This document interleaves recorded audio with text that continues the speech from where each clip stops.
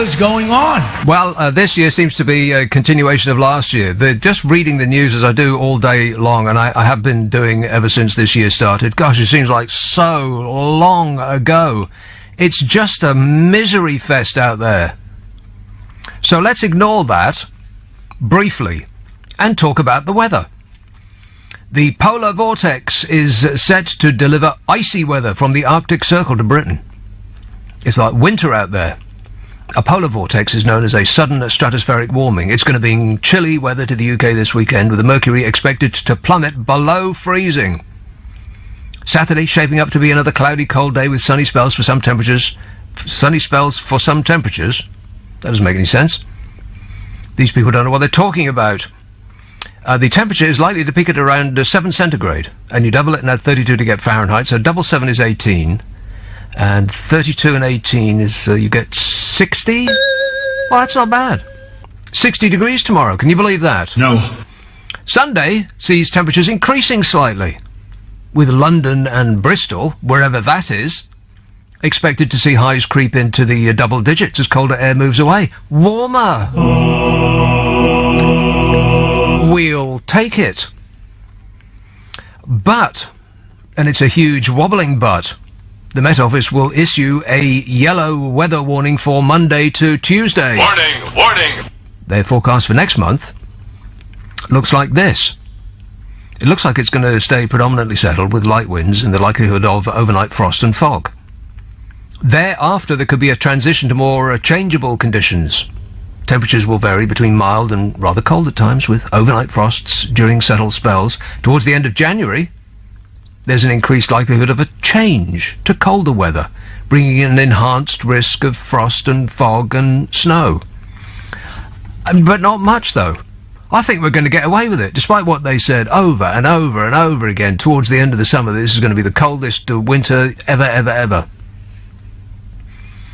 Exacta weather said January looks set to be a bit colder than average, and looking forward to February, they say it might be slightly less cold temperatures are expected in February. It might remain largely below average, slightly less cold, that's warmer, but likely below average, that's colder. These people have got no idea what they're talking about. You ask them what the weather's going to be like, and they say,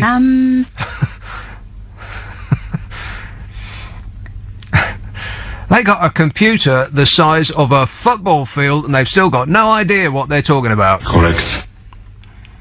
They said there's a likelihood of seeing some significant snow events during this period, as in through January and February. Some parts of the country could see above average snowfall. Snow! Oh, no! Yes. I didn't want to suggest that Exacta Weather don't know what they're talking about at all times, because I am certain that they do. So Donald Trump's had a shutdown. I was talking to a woman last night who was the New York something or other, I don't know. She was introduced to me as Donald Trump's friend.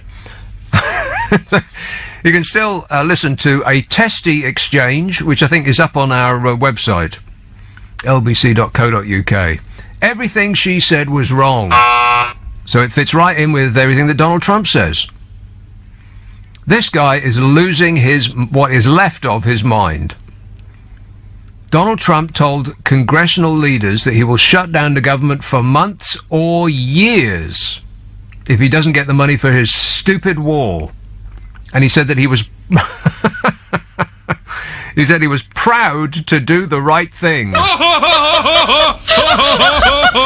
He wouldn't know the right thing if it punched him in the face. Like to punch him in the face. Chuck Schumer, the Democratic Senate minority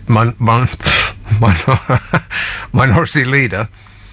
Who is he? Chuck Schumer, you know, the Democratic Senate minority leader. He accused the president of holding federal workers hostage for the wall. His stupid wall. It's going to be a great wall and a fantastic wall. And then this was confirmed by the president as he addressed the reporters in the Rose Garden, which has never smelt so bad. The Democratic Senate minority leader accused the president of holding federal workers hostage. And then Trump said, I did say that. Absolutely, I did say that. I don't think it will, but I'm prepared to shut the government for months or years. He said, I want a wall, I want a wall. Trump claimed the meeting was very, very productive between him and the Democratic Senate Minority Leader. It was a really tremendous, productive meeting. No one gives better meetings than me. It was a fantastic meeting, a huge meeting. Everybody says that, believe me. And this woman I was talking to last night, she gave some spurious poll that I think she just pulled out the air, that Americans are totally for the war. Oh, no, they're not. More than 2/3 of Americans don't think the wall should be a priority. This is according to a new poll by NPR and PBS NewsHour and Marist. 2/3. That's over 73%. Only 28% of those polled said that the border wall should be an immediate priority. But Trump is shutting down parts of the government and sending people home without pay just to get his stupid wall, which was just a thing that he dreamt off the top of his head during one of those insane safe space rallies, just to get a cheer from the drooling yeehaws in the Make America White Again hats. Ain't that right, Donny? Oh, shut up! And he got a cheer, which is all he's interested in. It's not America first, it's Donald Trump first. And now he's backed into a corner because everybody hates him, apart from the white evangelicals who are scared to death that white supremacy is on the wane, and so they want a wall to keep out the dark-skinned people.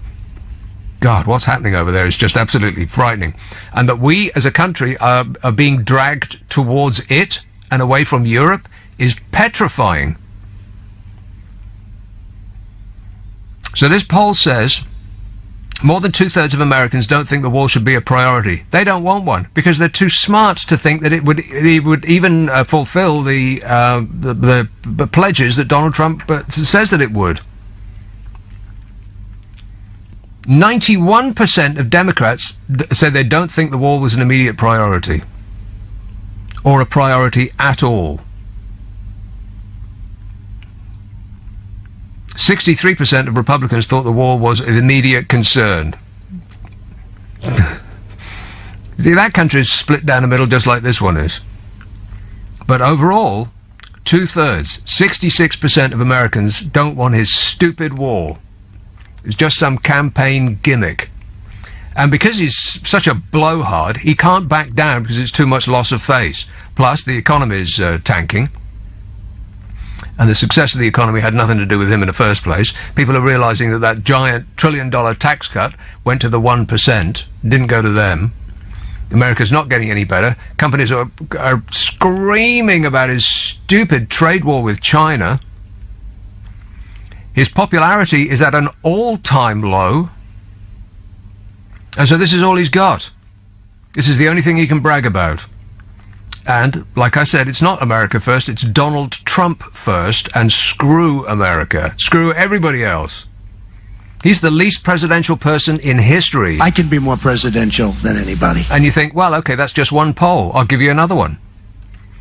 This took place on the 28th of December. Most voters oppose President Trump's demand for border wall funding, according to a Harvard-Harris poll. 56% of respondents do not support the president's proposal to construct a wall across the southern border. 56%. That sounds like more than half to me.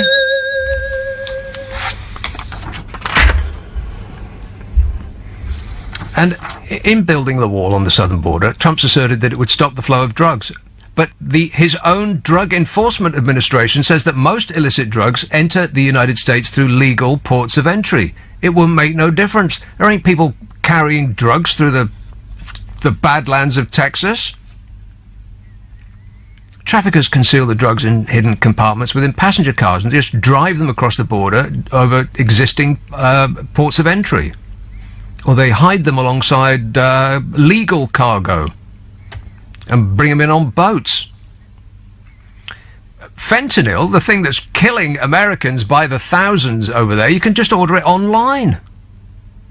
A wall. And he repeatedly claims that the United States has the loosest immigration laws in history. Nobody ever saw such loose laws. But that's another lie. Everything that he says is the opposite of the truth, and everything that he accuses other people of is what he himself is guilty of. It's classic displacement behaviour. I know you are, but what am I? That's what that is.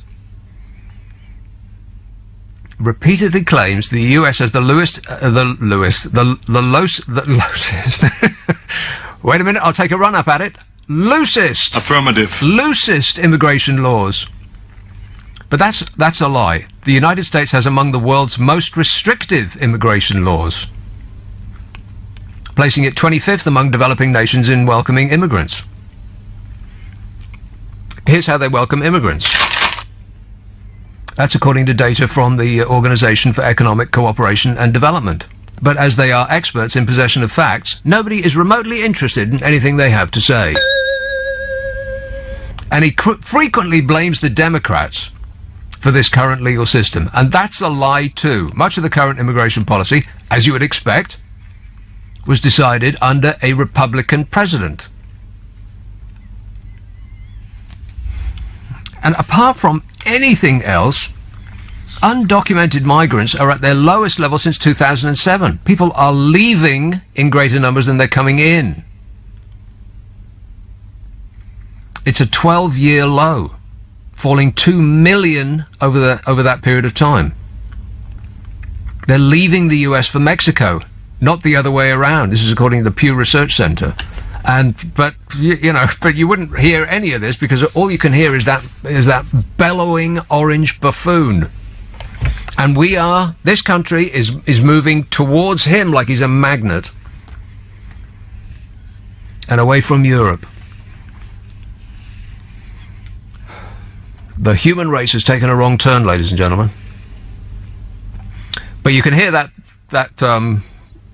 fight that I had with that woman last night. She slammed the phone down on me. I love you. I respect you. There's nobody I respect more. You're going to do a fantastic job. Oh, Donnie, you're just saying that. Anu says, how come the video of you talking to that woman who was a friend of Trump is audio only? If it was another presenter, it'd be a video. We want to see you, bro. Well, I don't want to be seen, sis. Or bro. Anu. Male or female? What do you reckon? I wouldn't know. Right, we're not guessing. Not these days. Can't drag me up that cul-de-sac. It's audio only because I drive my own desk. Shall I get technical for a moment? No. I drive my own desk. I do everybody else has 3 people through the glass, and I, by some miracle of technologicalness, have only 1. Because usually people just sit with the desk, and they have 3 experts who play everything in, and they fade up, and they do all that, while the presenter concentrates on what he or she, sexist, says. But I do everything. I do 4 jobs, me. And I'm the only one that does that. That's right, isn't it? I'm the only one that drives my own desk. Yes. So, because of these very, very important and highly educational sound effects, apparently it's impossible to play them in the presenter's area. So I have to do the production and the presenting at the same time. That's why. So, and by extension, the cameras are in the presenter area because nobody wants to see the producers, do they? No. Nobody really wants to see the presenters. I mean, let's face it. There's a good reason that we're all in radio. I mean, But that's the reason why. There's no cameras in the producer area, and that's where I am, where all the controls are. That's why, Anu. I bet you're glad you asked now, eh? Yvonne says, about Mr. Trump's wall, is his emergency stance like a Mexican standoff? Listeners with material. Ugh. I'll let that one pass, Yvonne. Stockton on Tees. Hello, Brian. Yeah, good evening, Nick. Yeah, good evening, Brian. Well, if I was an American, Nick, I would want the wall building. Really? I'll tell you why. Why? You can't have illegal immigration anywhere in the world. They're not vetted. You don't know if they're good people, bad people. There could be rapists or murderers, or some of them are nice people, I suppose. No, but the thing is, you don't know. You don't know. You had a woman on last night, and she said there was 500,000, I believe, come through from the border last year. Now, none of them people, you don't know who they are. There could be anybody, couldn't there? You're not going to solve a problem by building some stupid wall. No, you are. No, you aren't. You are. You aren't. Okay, Brian. What are you going to do with the Rio Grande? Because listen. You will deter people from even attempting it, coming across deserts. Do you know this desert, right, Nick? You haven't looked into this. Don't you think that a desert is deterrent enough? Most people come through by car through ports the ports of entry that already exist. If there was 500,000 last year, it's not deterring them, the desert. Now listen to this. I've seen a programme on the television. Oh God, here we go. A true programme. Was it a cartoon? No, it was a proper documentary on it, and you've got to listen. Because what channel was it? It was one of the Sky channels, I think. Oh. But anyway, was it the Comedy Channel? Well, look, see, you know, you can't talk to these Comedy That's Central. The way you go on. What's the matter with you? Shut up. God. Right. It was a proper programme. It was a fair programme. How do you know it was a fair programme? Listen, will you listen for once? Right? I don't know. People will come across the desert. Do you ever calm down, though? I mean, seriously, are you angry about everything all the time? Because every time you call, which is virtually on a daily basis, you're always furious about something. Right. How about decaffeinated coffee? Maybe you should try some of that. Right. Are you on cough syrup? Can I tell you about these people coming over the desert, can I please? They're murderers and they're rapists, and some of them are good people, I suppose. Yeah. It is not about that. Will you listen, will you, please, for once in your life? Well, right, they're coming across the desert. They said over half the women are raped. Because the gangs that bring them across, right, and they're in a gang, and nearly 2/3 of the women are raped. What has that got to do with the wall, Brian? Do you think that rape doesn't happen in America? Do you think that rape doesn't happen in this country? Yes, come on, Nick. 2/3 of women in America don't get raped. What are you on about? Right. Also, they need loads of water. They run out of water, a lot of them. They die in the desert. Right, okay, so you're just concerned about their health. Just a second. A lot die in the desert. They have to send coppers out, vans and that, to try and save them. This programme has shown you all about it, right?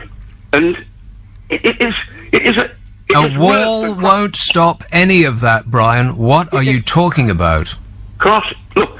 All right, you like illegal immigration, do you? You like illegal immigration, do you? No. Well, it sounds like you do. Why? Because I disagree with you. Well, I've heard you talking about the immigration. This country, you love that as well, don't you? You're not bothered about illegal immigration, are you? I think any immigration. No, illegal anything is wrong by definition. Well, why are you saying it's right? Not building a wall then? Because a wall wouldn't solve the problem, Brian. Why wouldn't it? The only reason that Donald Trump wants a wall is because he can't think of anything else to boost his base at those safe space rallies. All those people wearing those red hats. He just wants a whoop and a cheer. No wall, no matter how high or how expensive, is going to solve the problem. Of course it will. No, how can it? What would you do with the rivers? There's the Rio Grande for a start. Were you going to build on the American side or the Mexican side? Are you going to annex the river or are you going to give it to Mexico? Which one? Or are you going to build a wall down the middle of it? Nick, on everything that happens, on anything, you always look at the worst scenarios of everything. You don't never... Brian, the worst scenario is spending untold tens of billions of pounds on on a campaign gimmick just to get Donald Trump re-elected. He's not remotely interested in people coming into that country. Forget about Donald Trump wanting it or the others who don't want it. Me personally... How about most Americans don't want it? I think they do. I'm telling you, they don't. Well, all right then. I think they do, he said, sitting in Stockton on Tees. How the hell do you know, Brian? Nick, I could pick a thing where it says they do. All you do all the time on these these... Brian, you're sitting there in the squalor of your own front room telling me what 360 million Americans 3,000 miles away want and don't want. What are you talking about? I'm drawing a line under we all can have our own facts now. Let's leave that back in 2018. Alternative facts. I mean, it's a total embarrassment to the human race. If somebody says something that is factual that you don't agree with, then people just say, well, that's not true. It's absolutely excruciating. Nobody's going to get anywhere. What's the point of going to school? Forget school, kids. Nobody cares about facts anymore. You're totally wasting your time. Just sit around, smoke dope, watch daytime television, and make your own facts up. Everybody must get prizes. Otherwise, it would be an abuse of your human rights. Nobody can be wrong ever. You are wrong, Brian. I'll give you a sound effect for the benefit of those who are slow of understanding. Where is it? I tried it twice. Maybe that's a divine intervention. Maybe he is actually right. God reached down and stopped that sound effect. When will I learn my lesson? There it is. PC says, PC. APC or... Hearing that 56% of Americans are against the wall, you're so sure that it shouldn't happen, as the people have spoken. Yet when 52% support Brexit, you think there should be a second referendum. Yeah. Well, that has nothing to do with it. The second referendum would be what kind of Brexit we have. That would be more democracy, not less. He says, why did the Americans get to choose? Well, why do the Americans get to choose what happens in their own country? Different views on democracy across the pond. No, it's the same view. A second referendum would decide what kind of Brexit we have, not whether we have one or not. How could anybody complain about that? Well, people will find a way. If we've learned anything lately, it's that people will find a way. Thanks, Donnie, you are the best. Andy says, yes, but Donald Trump won an election, he says, as though that's a killer argument. Yes, but Donald Trump won an election, but I forgot the liberal elite don't respect democracy if it does not go their way. I'll give you Brexit as an example. Donald Trump won an election, yes, but he lost the vote by millions. Millions more people voted for Hillary than Donald Trump. But he won because of gerrymandering and the intervention of the Russians. The liberal elite. You mean people who don't agree with you, Andy? And that notion that the elite are in some way a group to be shunned or to be frightened of or concerned of or to be disagreed with just on principle. The elite. You know when you go to or you watch the Olympics, you know who you're watching? The elite. You know those people on University Challenge? Yeah, they're the elite. If you go to a gallery and you look at the paintings on the wall, you know who they were painted by? The elite. Or we could go to the Olympics and watch people wheezing old fat men run around. They wouldn't be the elite. Anybody want to watch that? No. Alan says the problem is the more you have a go at Trump, the more popular he becomes. The same happened with Farage. I'm a nutcase. No. The less popular Trump is becoming. His popularity is at an all-time low. Americans hate him. Apart from those drooling yeehaws in the Make America White Again hats at his safe space rallies, who think that he's given them a winning lottery ticket, who believe his snake oil salesman patter. When are they going to wake up? He is the opposite of everything they stand for. All the urban farmers from the flyover states in the middle who have been left behind. by globalization and the decimation of the manufacturing industry in America. Well, that ain't coming back. That's not coming back any more than coal mines are going to come back in this country. Or we're going to go back to the spinning jenny. None of that's coming back. It's all gone. And Trump is absolutely not going to revivify your fortunes, because he is the opposite of everything you stand for. He is, in fact, the epitome of everything you hate. He's a rich New Yorker who was given his money by his daddy and doesn't care about anybody but himself. But I think they've run out of options. That's why he's popular. They just they think that by some magic Donald Trump's going to wave his orange wand and conjure up some fantastic Norman Rockwell past that never existed. Same kind of thing is happening here, really. We're yearning for the good old days that never really existed except in our imagination. Painful. We're being dragged towards them. Oh, God, the lights have just gone out. There's another more divine intervention. God, I must be saying the wrong thing. Let's have Lewisham. Hannah. I'll try that again. Hannah. Good evening, Mr. Abbott. Hannah. Hello, Nick. I saw the impromptu appearance of Agent Orangutan. Ancient Orange, yeah. Yeah. Actually, his press secretary, Huckleberry Finn, introduced him as the great Donald Trump. He's now titling himself as if he's the great Saladin or something. He really wants to be emperor or king or something like that. I mean, that's how he sees himself. Talk about delusions of grandeur. Yeah. But anyway, I also noted immediately that he was flanked behind him with this line of thuggish eggheads with shiny pates. Clearly, he is trying to intimidate Nancy Pelosi into giving him the money, or else he'll send the boys round. Yeah, good luck with that, Donnie. And the other thing was that he also, you mentioned it yesterday, he thinks he has the greatest knowledge of drones. Well, where the hell was he when we needed him at Gatwick? Yeah, we could have positioned him on the roof at Gatwick Airport. Can you imagine the effect that would have had on the passengers?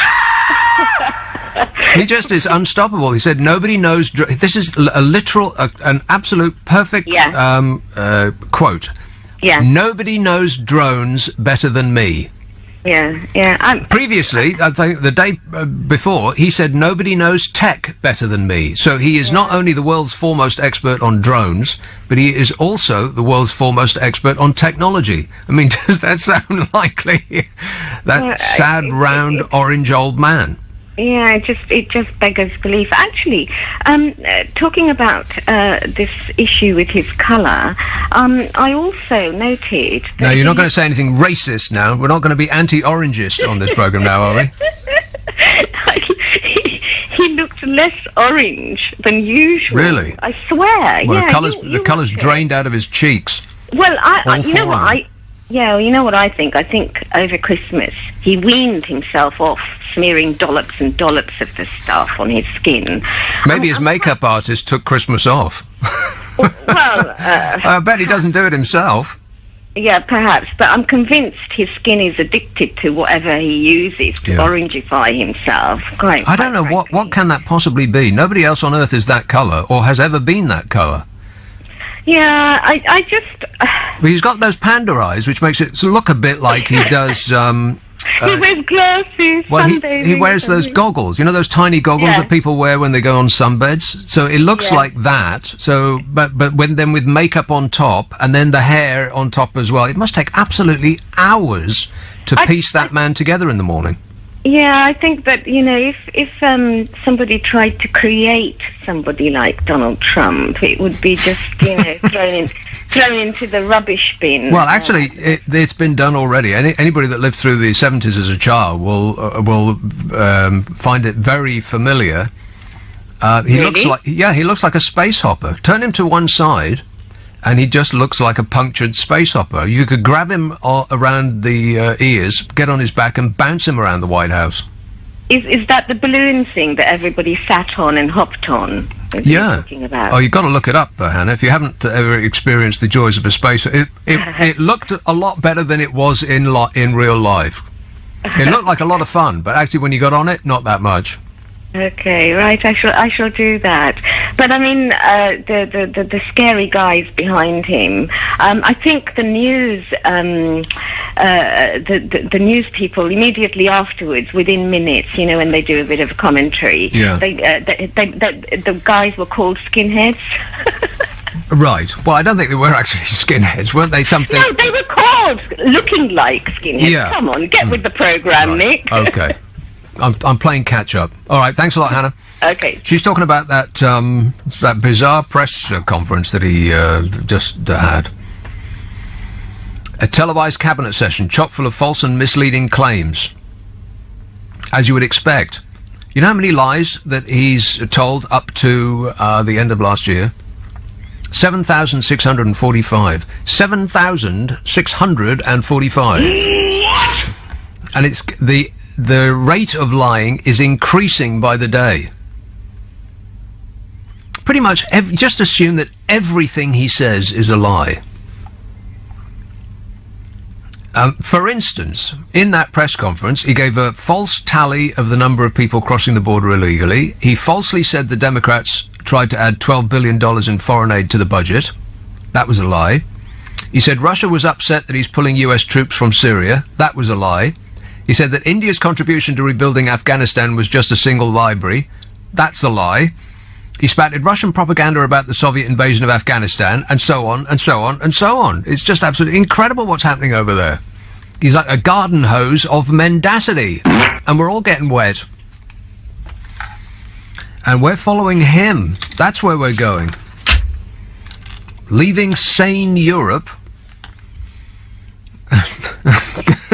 and being dragged over there to be a tiny star, satellite circling that giant ball of gas.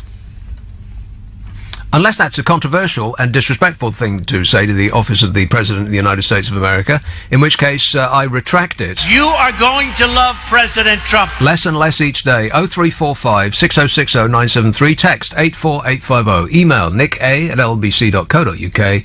And if you're on Twitter, it's @LBC. Let's go with Watford. Hello, Johnny. Hi. I guess it takes a garden hose to know a garden hose, right? Does it? Well, yeah. Look. Do garden hoses know each other? Well, look, you can be as facetious and as outlandish as you want, but the reality is that he is the president of that country, and if he wants to build that wall, then that's his executive decision. And if the Congress don't want to do it, well, then he will force their hand if that's what it takes. And the fact that you find that truly offensive, well, you're not American. That's not how America works, Johnny. That's not your problem. That's not how America works. Well, right now it's not working because it's shut down, isn't it? Because he shut it down. That's right. But you don't elect a king. You don't elect a king in America.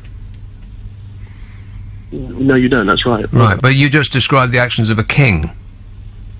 No, he wants... Or a dictator is what... Actually, you described the actions of a dictator, but they didn't elect a dictator. That's not how America works. But I'm guessing you know that. Well, I do know that. Yeah, I do. Okay. Well, then why did you just say what you just said then? It's his executive decision, and he can do what he wants. If he could do what he wants, then why isn't he doing it? Because he believes it's the right thing for America. No, but why isn't... If he can just do it, why isn't he doing it? Because he doesn't have the funding. That's a slight problem. So he can't do what he wants. So he can, but he can't. He can and he can't both at the same time. Yeah, exactly. You're sitting on the fence, Johnny. No, I'm not. I'll tell you what. Think about your argument and call me back if you can make sense of it. Because so far you seem to be arguing with yourself. An honest guy. Thanks, Donny. Chris from Sheffield says there have been numerous studies on immigration in the USA over the past 40 years, the largest of which show that a wall does not work. Latin Americans cross the border for work and return to Mexico sporadically over their working lives. A wall simply ensures that migrants stay in America. Thus, a wall will increase the issues relating to immigration. There's 2 million fewer illegal immigrants in America than there were in 2014. They're leaving. They're going the opposite direction. You put a wall up, you're going to keep them in. James from Henley-on-Thames says, that is just not true. What isn't? You are a disgrace. Oh, well, that's true. Trump won as a result of the American electoral system. However bad that is, he won. 1, 2, 3, 4 exclamation marks. What is it with these people? They're always shouting. It's all capital letters and exclamation marks. There's 4, 5, 6, there's 7. 1, 2, 3... No, 8 exclamation marks in like 3 lines. He says, as a result of the American electoral system, however bad that is, he won. I'm sure you won't read this out because it doesn't fit in with your twisted mind.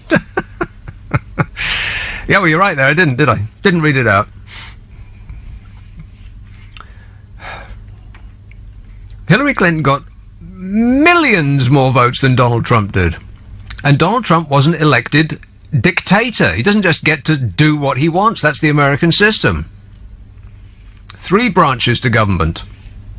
And he controlled all 3 of them, and he still couldn't get anything done the first 2 years of his presidency.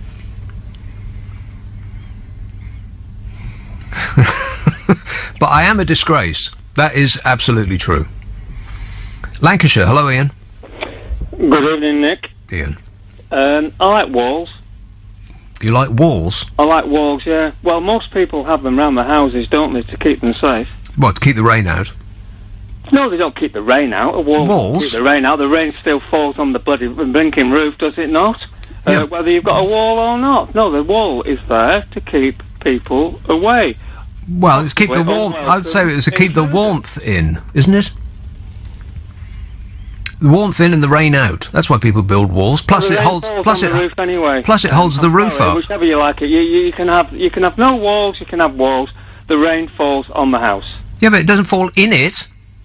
Oh, I never said it would. And at the end of the day, if you've got a wall, chances are you might be a little bit more secure. Which brings me on to the fact that the Western civilization that we've got left to us, and there aren't many people who want to go to. I don't see many people fleeing on a boat to China, funnily enough. I don't know why that is, but funnily enough, I don't see one. And I don't see them... what, you're out there with binoculars, are you? Checking on the coastline? Boat into Russia. It always seems to be the Western civilization. Yeah, why do you think that is? Well, we're only one that... Well, let's put this into factual content. Oh, God, we only represent less than 1/3 of the land. And we've got 65 or 66 million displaced people looking for somewhere to go. Yeah, and most of them end up in the third world, about 82%. Oh, really? Well, I'll tell you what, there'll become a point where the percentage points work in the other direction. Right, so now you just make... this is one of these these issues where you just start making facts up, is it, Ian? No, I don't believe your figures. You'd have to prove... See, again, you just can't win with these people. You tell them a fact, and if it goes against what they believe, whatever fantastical thing they believe, they just say, "Oh, well, that's not true. I don't believe that. Therefore, it's not true. I have my own facts that I just made up." 82% of people that are refugees stay in the third world. They stay in the country that's pretty much right next door to where they left. I mean, that just makes sense, doesn't it? Is your position, Ian, that we should build a wall around this country? Well, we've got one. We don't need one. We've got water, thankfully. But that's not a wall, though, is it? It's a pretty blinking good wall, unfortunately. No, but it isn't. It isn't, though. As we've just seen over Christmas, we've got gunboats out to stop people coming in on lilos. All right. And so, what's the problem with that? But it's not a wall. Well, they're making the best of getting over one via water that's choppy. So I'll tell you what, as a wall goes, it's better than the one that Donald Trump's going to build, isn't it? Well, no. Well, why not? And it's a blinking good wall because it stops people, 500,000 immigrants, working their way over into the USA that half of the population do not want. Now, don't come down to me with your polls about my facts. Yeah, I know. No one's interested. No one's interested in facts anymore, Ian. Well, I tell you what. You don't. You prove to me. You prove to me who. What's the point? The poll for the Americans that says that people actually don't want the wall. Who were there? Who conducted it? What was the question that was asked? And what was the question asked to whom? Because well, you want the names of people. Pardon? You want the names of people. I want you to tell me when you come to me. National NPR and NP. Listen to me. NP. Listen. Listen. NPR and PBS NewsHour. Who are they? Look it up. Look, like my dad used to say to me, don't ask with your mouth, Ian, ask with your eyes. Look it up, man. I'm not... You can't set me homework. NPR stands for... Unbiased? Huh? Are they unbiased? Do you know that? They're polling organisations. And they're unbiased, are they? And then you polling organisations are unbiased. That's what they do for a living. Who do they ask that might be skewed? And who do they ask the question to that gives you the answer to the poll and to the answer... Ian, there's absolutely no point in talking to you because it doesn't matter what I do. I could give you the names and addresses of every person that answered this perfectly simple question, do you think the wall should be a priority? That was the question that they were asked, and it still wouldn't convince you. You say, oh, well, they were bribed, or you've just made those names up, or you didn't define what the word wall means.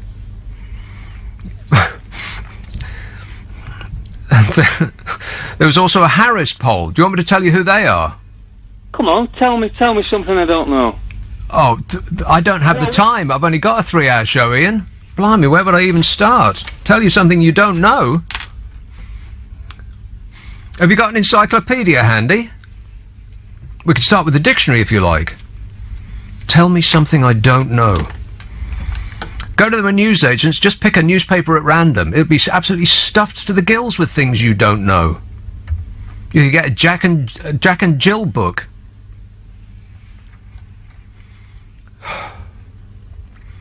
That is the kind of person that we are following in this country now. Whoever shouts the loudest and knows the least. Does anybody find that a little alarming? Painful. And there's so many of them. I blame the I blame the parents. I blame the parents in the educational system because that guy went through I don't know how long a formal educational career he's had, but he learnt nothing. Zero. And I recommend that nobody bothers learning anything from now on because as last year ended, this year continues. There's no such thing as facts anymore. Everybody has their own facts. And they just sit in a bubble of their own making and just hear people telling them that they're right, just agreeing with them. Ditto heads. Whatever that guy said, yeah, I agree with that. And they spend all evening long clacking away on Facebook, talking to other people that think just like them, which leads them to believe that everybody thinks just like them. The amount of times people call me and say, well, everybody thinks that. That's because they only talk to other people that think these bizarre things. If you just got out in the world and talked to other people that don't spend their entire life on Facebook, reinforcing each other's dopey opinions, then you would come to the conclusion that maybe, just maybe, you don't have all the facts at your disposal. And that, here's a shocker, you may be wrong about something. But you don't, do you, Ian? You just sit there getting your dumb ideas reinforced by other dumb people. I'm kind of through being polite. because we're at a real crossroads in this country now, and we're being blown along by the hot air of people like that. It's excruciating. And I'm too much of a... I love this country too much to not say anything. I mean, for crying out loud. It's as though there was foresight on behalf of the person who designed it, a space opera. The same colour, same profile. Like a punctured space opera.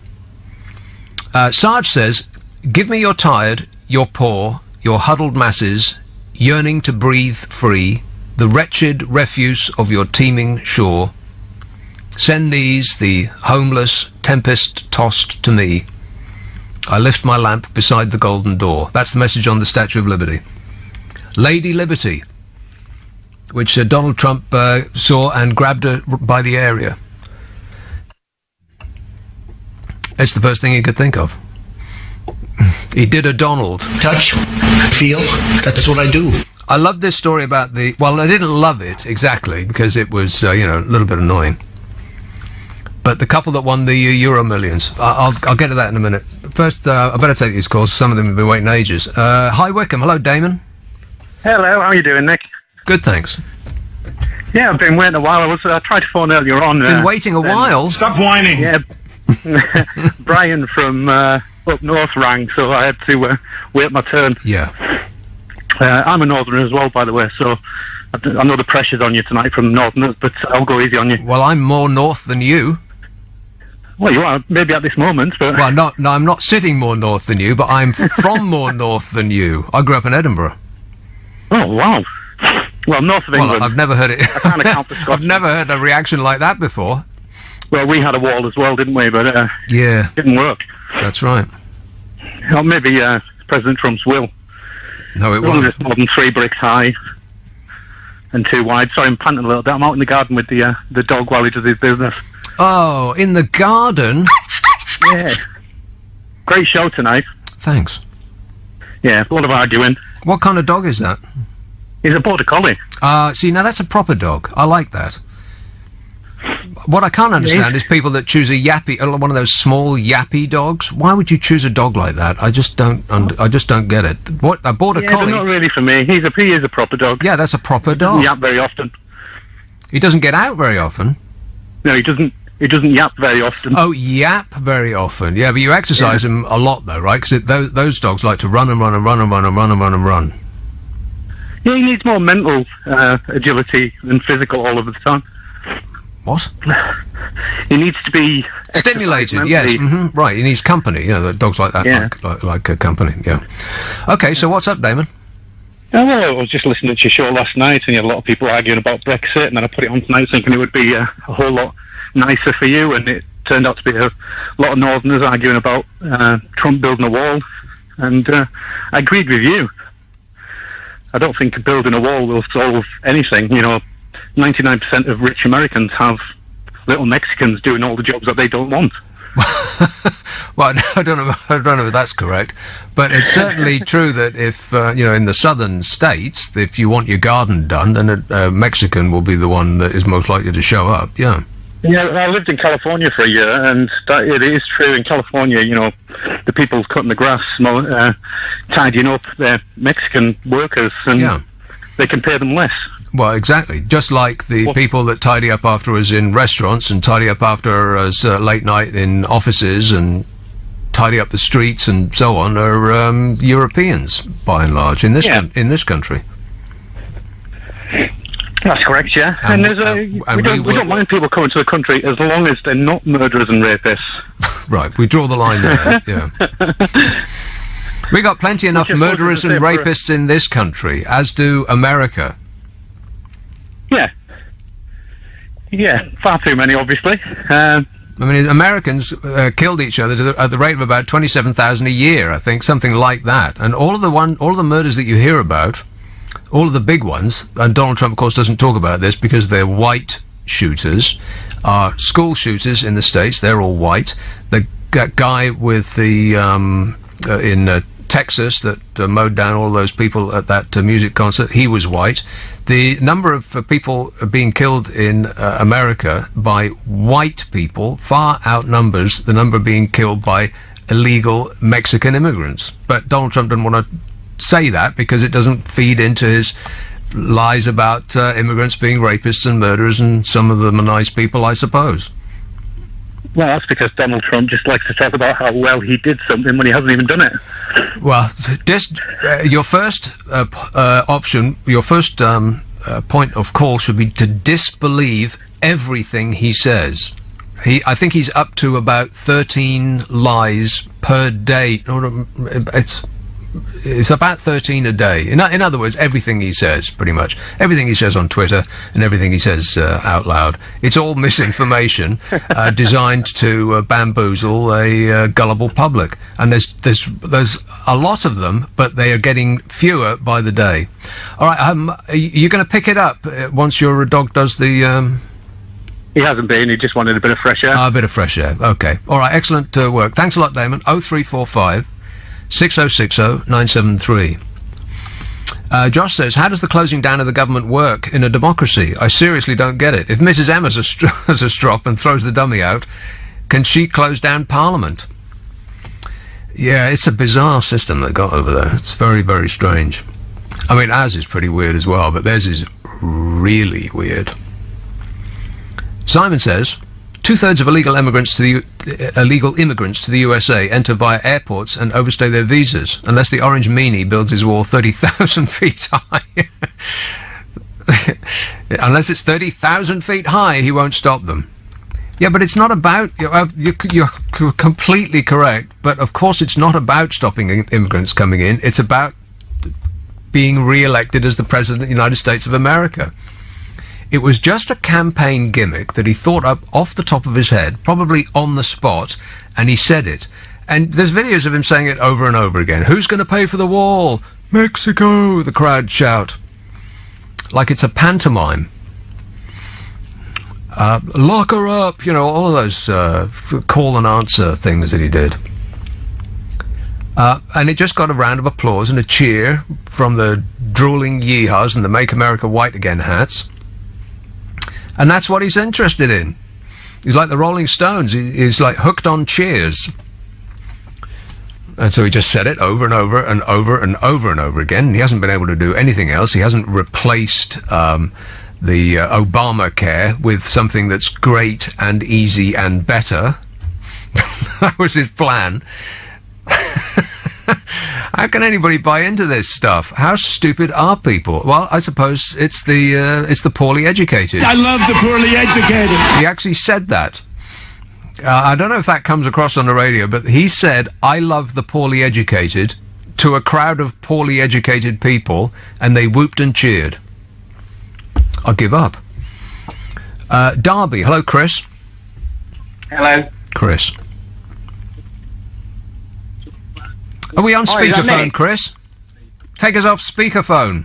Yes, it's off speakerphone. My apologies. Is that Nick? Yes, sir. Yes, sir. Hello. Yeah, I'd just like to put you on your...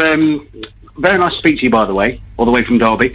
I'd like to speak to you about your figures, where you got them from earlier, because according to the United Nations, the immigration from Mexico in 2017 was 25.4, sir.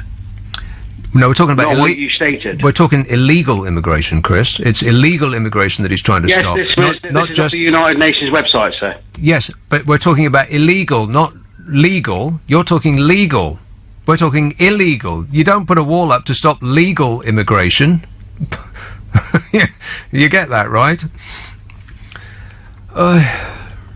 Simon says, oh no, we've read that one. Nick in Halifax says, what's the thing they have surrounding prisons stopping people getting out? Can't be a wall or fence because that wouldn't work. Oh, for crying out loud. The border between Mexico and America is 2,000 miles long. Some of it's river. I'll ask that question again. The Rio Grande, are you going to give it to Mexico by building the wall on the American side? Or are you going to annex it from Mexico by building the wall on the Mexican side? Or are you going to build a wall down the middle of the river? It's just so idiotic. This text says, I'm not sure I agree with you that Europe is sane. Did I say that? And also, I challenge your statement that no one is as orange as Trump. I live in Essex, and everyone under the age of 25 is as orange as Trump, and also as intelligent. God help us all. Well, unfortunately, there is no such thing as God. So he or she, sexist, won't be able to help us. I hate to be the one to break the news to you, unless that's a controversial thing for me to say, in which case I take it back. 0345 6060 973, text 84850, email nick@lbc.co.uk, and if you're on Twitter, it's @LBC. I do want to talk about this lotto win, because it is a tiny little bit of a good story, and we really are in want of that. I thought that Christmas would bring up all sorts of good stories, but it was just one horrific tale after the next. God, you read the... I don't know if they're deliberately searching them out these days, but you read the Daily Mail website, and it's just a litany of murder and mayhem. Which Johnny... I don't know if he actually wrote this, but he certainly sang it. A cheap holiday in other people's misery. Rock and roll! It's the sort of thing that would have gone unknown before the rise of the internet. You would have heard about these awful stories if they happened in your village, but not if they'd happened in the village 2 towns away. But now, of course, everybody hears about everything all the time. Even awful stories. They seem to be trawling other countries to find awful stories. Like we don't have enough of them here. But every now and again, I've got my my searchlights on just for some tiny bit of goodness, and I think I found it. So I'll just deal with that. It won't take a long time. I'll just go through it as I come back. Oh, Terry. Nick, we talk quite a lot, but I've noticed... Do we? You can't keep being beastly and then saying you didn't mean it. What? Yeah, you know... I do mean it, Terry. When did I ever say I didn't mean it? Well, you're leaning on all these stats. You've come out... Oh, I know, facts. In the new year. Well, you call them facts. Well, they are facts. And, 80 of this and 20 of that. I know, they're just numbers. Numbers don't mean anything. Like Einstein said, E equals mc squared or whatever. But, as a kid, we were all told, that famous cat thing, that 8 out of 10 cats prefer, I think it was Whiskers. And as a kid, I worked out... Without mentioning any brand names. Whiskers, you say? No. But you know why? Because they never told us what else was on offer, did they? And I worked that out as a kid. So all these stats are kind of pretty self-serving. Yeah. Depending on how it's presented. I know. Nobody need learn anything anymore because somebody else will say that it's not correct, and I have my own facts. And, many a true word is said in jest. But I think Which in this one? case, when calling the assembly, when Trump had this press conference to talk about the wall, and he had these people behind him, many of whom were border agents and representatives, and many of whom were kind of Latino, calling them all skinheads, I think it's got so many connotations. It does. And in this country, it has even more connotations. No, not really. Not really. I mean, I didn't call them skinheads, but other people call them skinheads because Donald Trump has a history with the KKK. But then you say that we're stupid because we voted for him or something, and so it's it's turning. You voted for him. How did you do that? Well, I did actually. When he first threw his name into the hat, I did reminisce about youthful playing cards with Trump towels on or something when I was a kid. Very famous guy, always in my. What are you talking about, Terry? How can you vote in America? Are you an American citizen? No, I didn't vote. Of course not. No, you just said you did. I did support the idea, thinking he was going to fix everything. But of course, well, how's that going? Politics. Well, 8 out of 10 cats still prefer whatever. Okay, you're making a lot of sense, Terry. Anything you say. 0345 6060 973. Is any of these callers making any sense yet? No. Or is it just me? Maybe. I take full responsibility. What is this? Jimmy in Colchester says, will we have the Euro Millions after Brexit? Note, yes, according to Euromillions.com, we will still be eligible. What does that mean? What does that mean? Oh, sorry, Jimmy asked about it, and I just wanted to put the note on there so that you knew that we will still be eligible. That was about the Euro Millions because you were going to talk about the lottery winners? Yeah. We will be eligible for what? Have we won? Oh, no, still be eligible to take part even after Brexit. We've won? How much? All right, you want to hear about this now or later? Well, let me take this call because he's been waiting ages. Battersea, hello, Patrick. How you doing, Nick? All right, thanks. And that's 8 out of 10 owners who expressed a preference. Yeah, that's right. Mm-hmm. Feed their cats pedigree chum. Yeah, delicious. The wall. Now, I was sitting in front of a television in Florida when the great Donald actually had agreed that he was going to pass the budget, and then everybody left. Was this that bizarre press conference that he had with Nancy Pelosi and Chuck Schumer? Was it that one? Yeah. Yeah. And Nancy Pelosi said, called it the Trump shutdown. And he said, he's going to call it the Pelosi shutdown. But yes, it's okay, it's the Trump shutdown. Yeah, I'll own it. Yeah, I'll own it. Yeah, it's mine. I'll own it. Yeah. And of course he doubles down on everything. He can't admit that he's wrong on anything. And so he, as soon as he'd said it, then okay, it's me. And as soon as everybody left the room, it wasn't him anymore. It had nothing to do with him, and we're all about security. What happened was, he then agreed on a budget that could get things done, and everyone could go home for Christmas and come back afterwards. Did he? Yeah. I don't think so. No, listen carefully. I'm listening very carefully, Patrick. And what happened was Sean Hannity and his Fox News gang started jumping up and down and screaming. Right. Because you know that pigeon-faced one who always looks like a frightened pigeon, Mitch McConnell? Yes. Yeah, he and the rest of them had already gone home, and he was furious with Donald Trump. He was absolutely furious because they had to come back and try and renegotiate to keep things going for the government. Yeah, I think you're right, actually. Donald Trump made a decision, and then he saw Fox News. He's actually he's actually being used like a puppet by Rupert Murdoch. Donald Trump it doesn't appear to be the president of the United States of America, only in physically. But I think Rupert Murdoch is actually the president of the United States of America, because Donald Trump just does whatever Fox News tells him to do. That's right. Sean Hannity and the boys and girls at Fox all started jumping up and down and saying, you're betraying your base. Yeah. You're not doing what you said. And then suddenly he switched. People were in mid-flight and had to get back on planes from Oregon and wherever and fly back to Washington to try and get an agreement through. And the Republicans were absolutely furious with him. But he's sticking to his guns, and he's saying, I'm not going to do this, and I'm not going to do anything. And bear in mind, the people guarding Mr. Trump and Melania and all the family are not being paid. Really? Those people aren't getting paid? No, is that true, though? Yeah, the Secret Service, a lot of them are not getting their money. They're not getting paid. They had no pay over Christmas, and they're not getting paid now. And a lot of people across America have actually been laid off.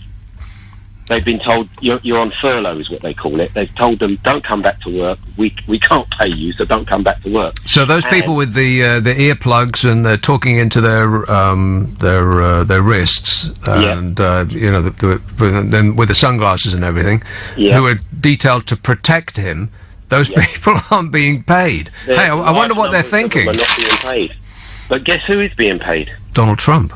Yeah, and the rest of the posse. Yeah. Didn't Donald Trump make a big deal about saying that he wasn't going to take a salary? No, Donald Trump made a big deal about clearing the swamp. Oh, well, yeah, apart from anything else, yeah. But I think, I won't take a salary. I'll show you my tax returns. All of that. All of that. Yeah, we're still waiting. We're still waiting. Yeah, we're still waiting. All right, thanks, Patrick. 0345 6060 973.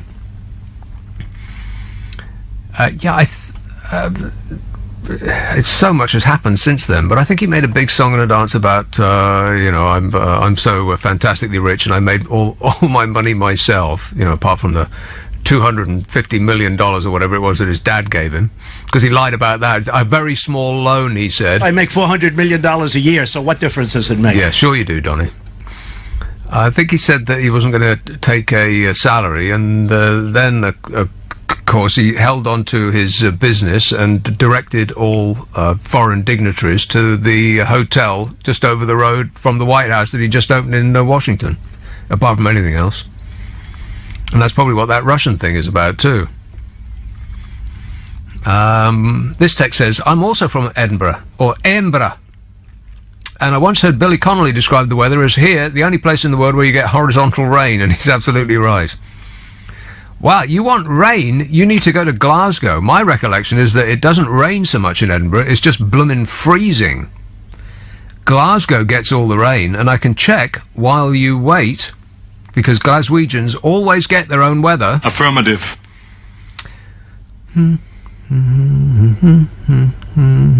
See, not very cold.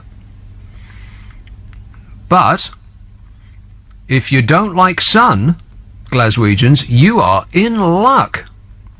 Because it's going to be cloudy tomorrow, and cloudy on Sunday, and cloudy on Monday, and cloudy on Tuesday, and cloudy on Wednesday, and cloudy on Thursday, and cloudy on Friday, and cloudy on Saturday, and cloudy on Sunday, and cloudy on next Monday, and Tuesday, and Wednesday, and Thursday. That's up to the 17th. No sun at all. Intermittent rain. But, you're used to that. I bet if I looked Edinburgh up, it would be less rain and more cold. This text says, I'm an American living in the UK now. I lived on the Mexican border for over 40 years. The majority of people living on the border don't want the wall, or don't want the useless wall, and know the wall won't stop anything.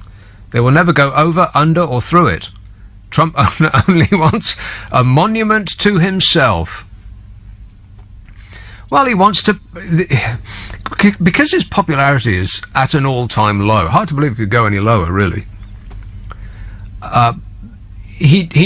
What he feels is that if he can only keep on side the drooling yeehaws that show up for his safe space rallies, then he could be okay for a second term, because that's all that he is really interested in.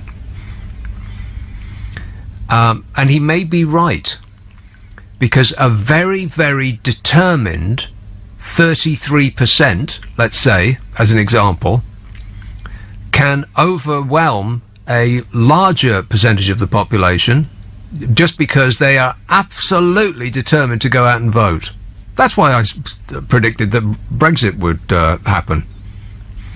Because, and I've said this many times before, and I think you'll find it's completely correct in every respect, that the people that wanted to leave the European Union were obsessed with the issue. And they would go out and vote no matter what. It could have been that horizontal rain. Could have been snow up to their eyeballs, and they would have dug a channel through to the voting booth. 100% of the people that wanted to leave went out and voted. But the people that didn't want to leave, they weren't that bothered. They weren't. They had other things on their minds. They didn't think that by leaving they would somehow win the lottery. Oh, speaking of which, I must do that story. So they didn't go out and vote in as great a percentage, and that's why I predicted that we would be leaving the European Union, and that's why. You just have to get a small percentage of obsessives to follow your chosen path, and you will be successful.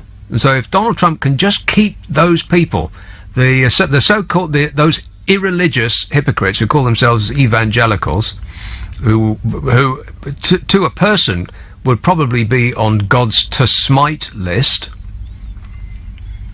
and seem to do the exact opposite of anything that Jesus would do in a similar circumstance. If If you could just keep them on side and keep them frightened about the dark-skinned people that are coming in on the hordes and they're going to rape and murder you, then he'll probably be okay for a second term. That's it. That's what is in his mind. And because everything else has failed so far, he's digging his heels in and insisting on this wall. It's absolutely ridiculous what's happening over there. And like I said, it's alarming because in this country, we seem to be following his lead. We are being dragged that way.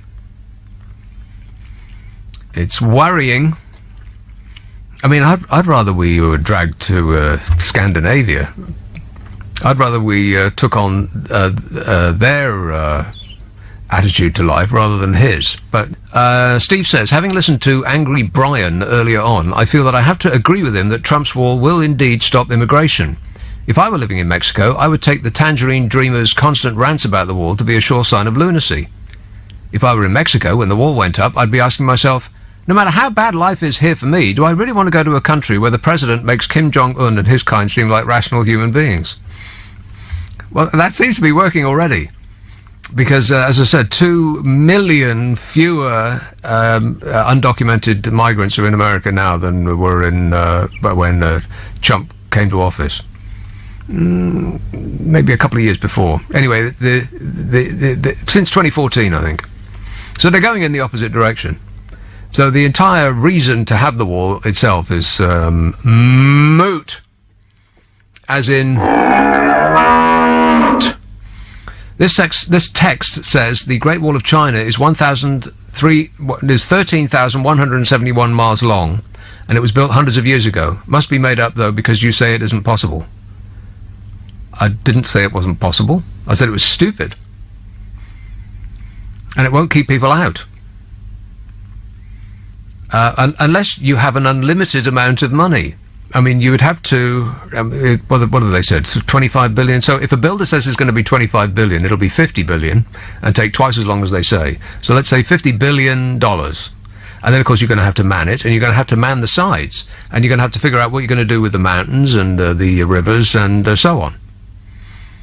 And you're going to have constant patrol. I mean, the Chinese, they didn't just build the Chinese wall and then leave it. They had millions of people. I don't know my history, but I'm guessing it was millions. If it was 13,000 miles long, it would be hundreds of thousands of people to man it constantly. So it would be the biggest drain on the economy in America than probably their nuclear program. Just so that Donald can get in front of a rally of yeehaws and say, yeah, see, I built the wall. That's what this is all about. It's just he just wants another brag. It's just amazing what's happening in the world. The entire human race has taken the wrong turn. Maybe this is maybe we're actually living in a video game. That would actually make sense, wouldn't it? Some alien teenager is controlling everything. That would actually be the only thing that makes any sense. Dal says, your Trump derangement syndrome is hilarious. Anyone would think he'd personally killed your dog. When the truth comes out and you realise all you've been spouting is false, I'll be able to hear your head explode here in Essex. What have I said that's false? Everything I've said is correct. Oh, I forgot. Everybody makes their own facts up now. There's no such thing as truth anymore. 2019 has started exactly the same as 2018. In fact, if anything, it's got a little weirder. If such a thing is even possible. I do want to do that lottery story in a minute, but hang on. These people that just keep calling and calling. Why can't you leave me alone? Oldham. Hello, Robert. Yeah, good evening, Nick. Robert. Yeah, I just wanted to say it's perfectly possible to build a wall. The Romans did it in this country 2,000 years ago, entirely by manual labour, of course, slave labour, but it's possible. In fact, I intend to write to Donald and give him details how it can be done at minimum cost, minimum materials, etc. But Robert, you forget that nobody knows building walls like he does. Believe me, everybody says so. Well, yeah, okay, but look at Donald Trump. Donald Trump's resources. He has all the engineers and universities. It's in his hand. Donald Trump can build the wall as big as he wants, can't he? Well, apparently not. Plus, what are they going to do for money? I mean, America is up to its eyeballs in debt. It's the most indebted country in the world. It's the most indebted country that the world has ever seen. I think they're in hock to the tune of $20 trillion. Where are they going to get the money from? But it's not stopping them doing anything else, is it? They're still sending rockets to the middle of nowhere. Well, that's absolutely true, yeah. They're sending rockets to the middle of nowhere and spending untold billions on nuclear weapons that they'll never use. And meanwhile, trying to get poor people off state medical care.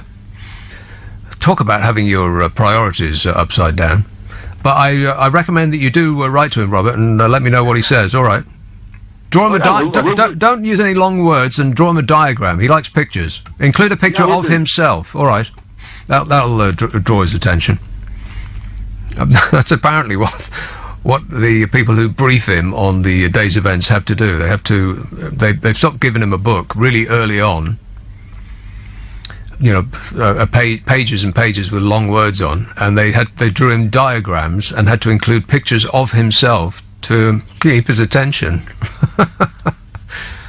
He is the world's most powerful man. He is our representative to other worlds. Now, if that doesn't tell you that we've taken a wrong turn somewhere, I don't know what does. I'll say it again. If aliens from space came down and asked to be taken to our leader, we'd have to introduce them to him. They'd think we were kidding and probably nuke the entire planet. Mal says, Trump is the great deceiver. Oh, yes.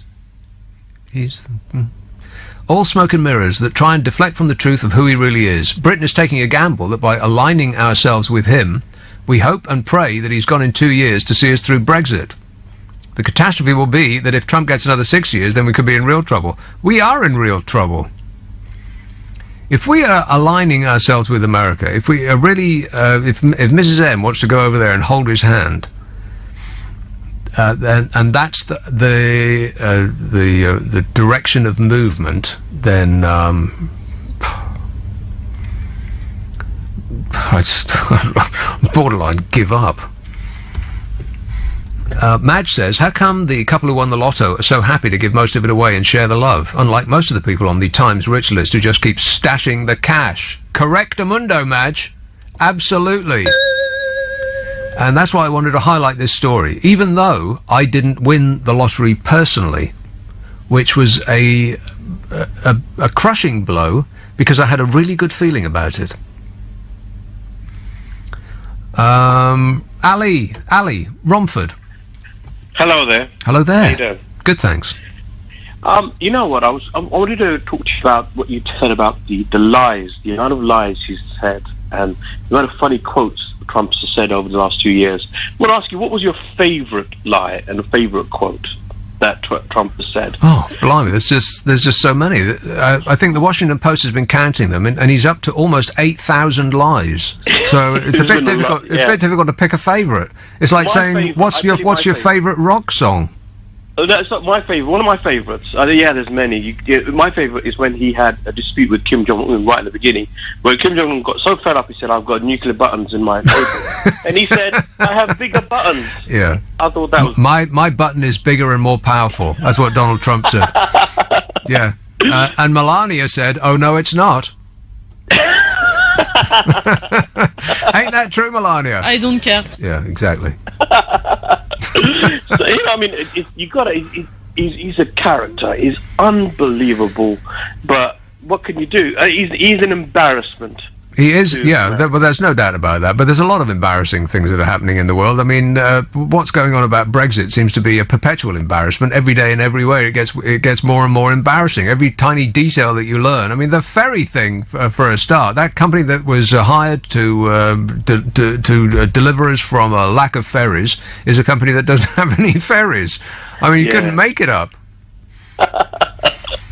It's unbelievable. But you know what? But Donald, the great negotiator. Brexit. Nobody knows negotiating better than him. Yeah. All right. Thanks a lot, Ali. Yeah, thank you. Oh, okay. Cheers, mate. I didn't think that there was more. I cut him off just a little bit too early. Oh, well, never mind. He'll have material for the next time he calls.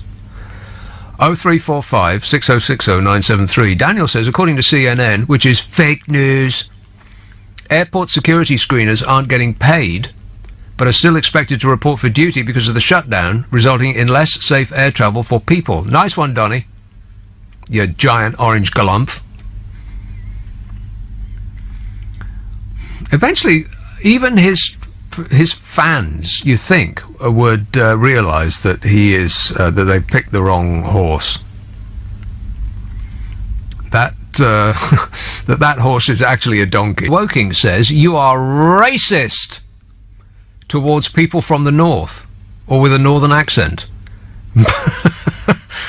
Saying your caller was in the squalor of his own living room. What's that got to do with being in the north? He could live in a mansion, says Pauline. Well, that's true. You are letting yourself down or showing your true colours. Well, don't bring colours into it, Pauline, because that is racist. What colour do you say I am? You don't like my colour? I'm calling the police. Yeah, I said he was in the squalor of his own living room. That's an amusing line. It has nothing to do with being in the north. What's that got to do with it? You are the racist to here, Pauline, if you think that only people in the north live in squalor. That's the most racist thing I've ever heard. I'm alerting the authorities. Should be ashamed of yourself. Here's a call in Gravesend. Hello, James. Is there anybody out there? Hello? Oh, there you are. Yes, James. Hello? Yes, James. I'm starting to wish I had voices. Yes, sir. Yeah, it's James here, mate. Yeah. Oh, good. Go ahead. Well, I just want to ask if people really know what the real reason is that he's, sorry? What the real reason is what? Well, the real reason is why we're getting these, immigrants coming into the country. So, to sum up, you want to know what the real reason is why we're getting immigrants coming into the country. Is that right? Illegal immigrants into the country, immigrants, right. Yeah. You're looking for one reason? I'm an immigrant myself, you know, my family's comes from immigrants, so it's not a racist question at all. Well, why did you come? I rang up to find out the real reason why they're coming in. No, here. but what was your reason? My reason? I was born here. No, you just said you were an immigrant. No, it's like for my family. My family was immigrants. Okay. Well, why did they come? They came once I came from Ireland after the 1945 starvation. No, not where did they come from. Why did they come? Well, that's what I just said. They came here because they were starving in Ireland. Right, to make a better life. That's right. Yeah. Bingo! Another satisfied customer. This text says, one fact you failed to mention. Oh, no, I haven't failed to mention a fact, have I? Oh, no. Is 312,000 was added to the US economy in December alone, above all forecasts. 312,000 what?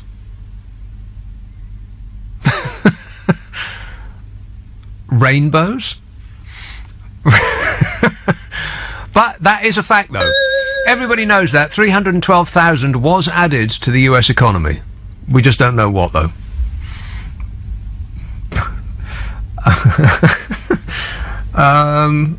Lewisham. Hello, Barry. Hi there. Good evening. Hello there. Hi. The Angry Brian earlier. Oh, no. Well, which one? I mean, I can't remember names, but every single caller these days is angry. Everybody's permanently furious all the time. The problem, I mean, I would like to agree with you very, very, very much. We are following these people. We are. These people, these mad obsessives, they don't even seem to be thinking about what's going on around them. We're following them wherever they're going. I'll give you an example. Right, the referendum. Right, they said in the referendum, right, you had the Leave side and you had the Remain side. The Leave side said, "Look, we can give you pie in the sky," right, and the Remain side said, there's no pie in the sky. There's a hole in the ground. All right. now we're at the point where we can see that there is no pie in the sky, and we say, well, we were warned by the side that lost, the ones that we didn't believe.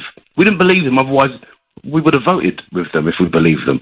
But we didn't believe them, and they said that there wasn't going to be pie in the sky. We believed that there was pie in the sky, but we now know that there's a hole in the ground, and we still don't care. You know what I want right now?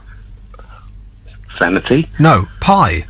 That's the power of advertising. I feel like a slice of pie right now. Okay, now we've got to pay someone for saying pie. You know? We said that a lot of times. We have, yeah. We didn't mention any names like Frei Bentos, because if we'd mentioned Frei Bentos in association with us, then we'd be in real trouble. I really did used to like Frei Bentos. I don't eat them so much anymore, but I was a big fan one time. But we are. I mean, look at Michael Gove. Here's another example. Michael Gove. All right, he said that we'll be fine. There's no issue with tariffs, right? But for a long time, people have been saying, "Oh, we can just come out on WTO rules. There's no issues. Everything's absolutely fine." So Michael Gove, I for one, have phoned up on numerous occasions and said, "But what about these WTO tariffs? They're going to break our industries."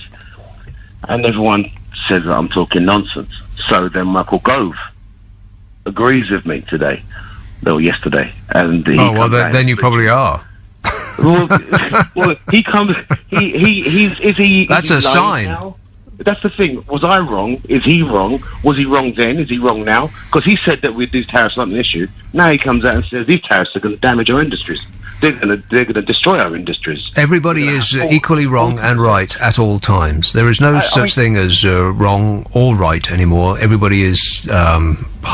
I don't know. I kind of give in. This is absolute lunacy. If the man is now saying that, look, all right, WTO tariffs are going to mess us up. Right, you're going to have 40% added to our exports. That will some of our exports. Yeah, I think beef.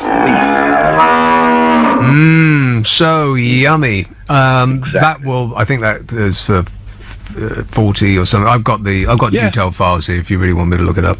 I actually, on that day, I was on Twitter and I was arguing with somebody. I don't often go on Twitter anymore because I listen to your advice and I stopped looking at it because it sends you mad, right? So I decided to dip in on that day, and someone had posted a graph, a schedule of the tariffs, and it went from small to huge, right? And at the bottom was beef, and that was 40%. Yeah. And there was a scale. There's loads of them on there, but everything's got a tariff attached to it. Basically, if we crash out with no deal and we go on WTO rules, then the farming industry in this country is sunk.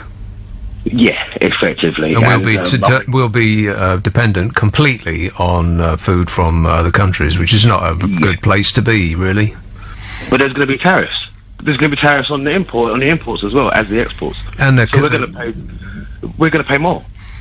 This is coming to a head just now. It's like a 24-hour-a-day newsgasm, and it's about to get even more, because people haven't really, in any great numbers, got back from work yet. We're still all on holiday, and look at the chaos that surrounds us. Just wait till our parliamentarians all get their knees back under the table on Monday.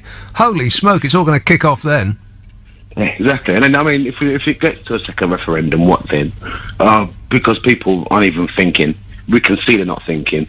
So how are we going to now put the decision back in their hands when they've proven that they're not thinking? I think that Mrs M is going to get her deal through. I bet you. I've said it all along. I said that she was going to lose the first vote, but she didn't have the first vote, so that was essentially her losing it. But I said that she'd get it through on the second vote, which is what's coming up. That I bet you she does. Yeah, and Brexit lovers will just be happy because it says Brexit on the tin. No, they won't. No, they will not be happy. Permanent anger is their defining characteristic. They're going to be they're going to blow their tops because they think that if they don't get to, I don't know what it is they're expecting, that we never talk or deal with Europe again, and we hate them, and you return our backs. And that will constitute winning the lottery. Oh, I must do the lottery story. Oh, yeah. So they will forever have something to blame for their misfortune in life. Because at the moment they're blaming the European Union is holding them back. That's why they don't live the life like the Kardashians or whatever it is they're expecting their life to be like. But actually, in truth, it's just luck. Whether you are fortunate in life or not, it's almost all down to luck. But as I've said many times before, you can't blame luck because what is it? It's amorphous. You can't touch it, smell it, squeeze it, or hit it. And so people like to blame a small identifiable minority or institution. It's worked throughout history. All dictators pull this trick, and people will gladly go along with it because it gives them the notion that it's out of their control. It's not their fault. It's somebody else's fault. Yeah. And so when we leave, but it's not their kind of leave, then they'll be able to say, "Oh, well, that's because we were duped and we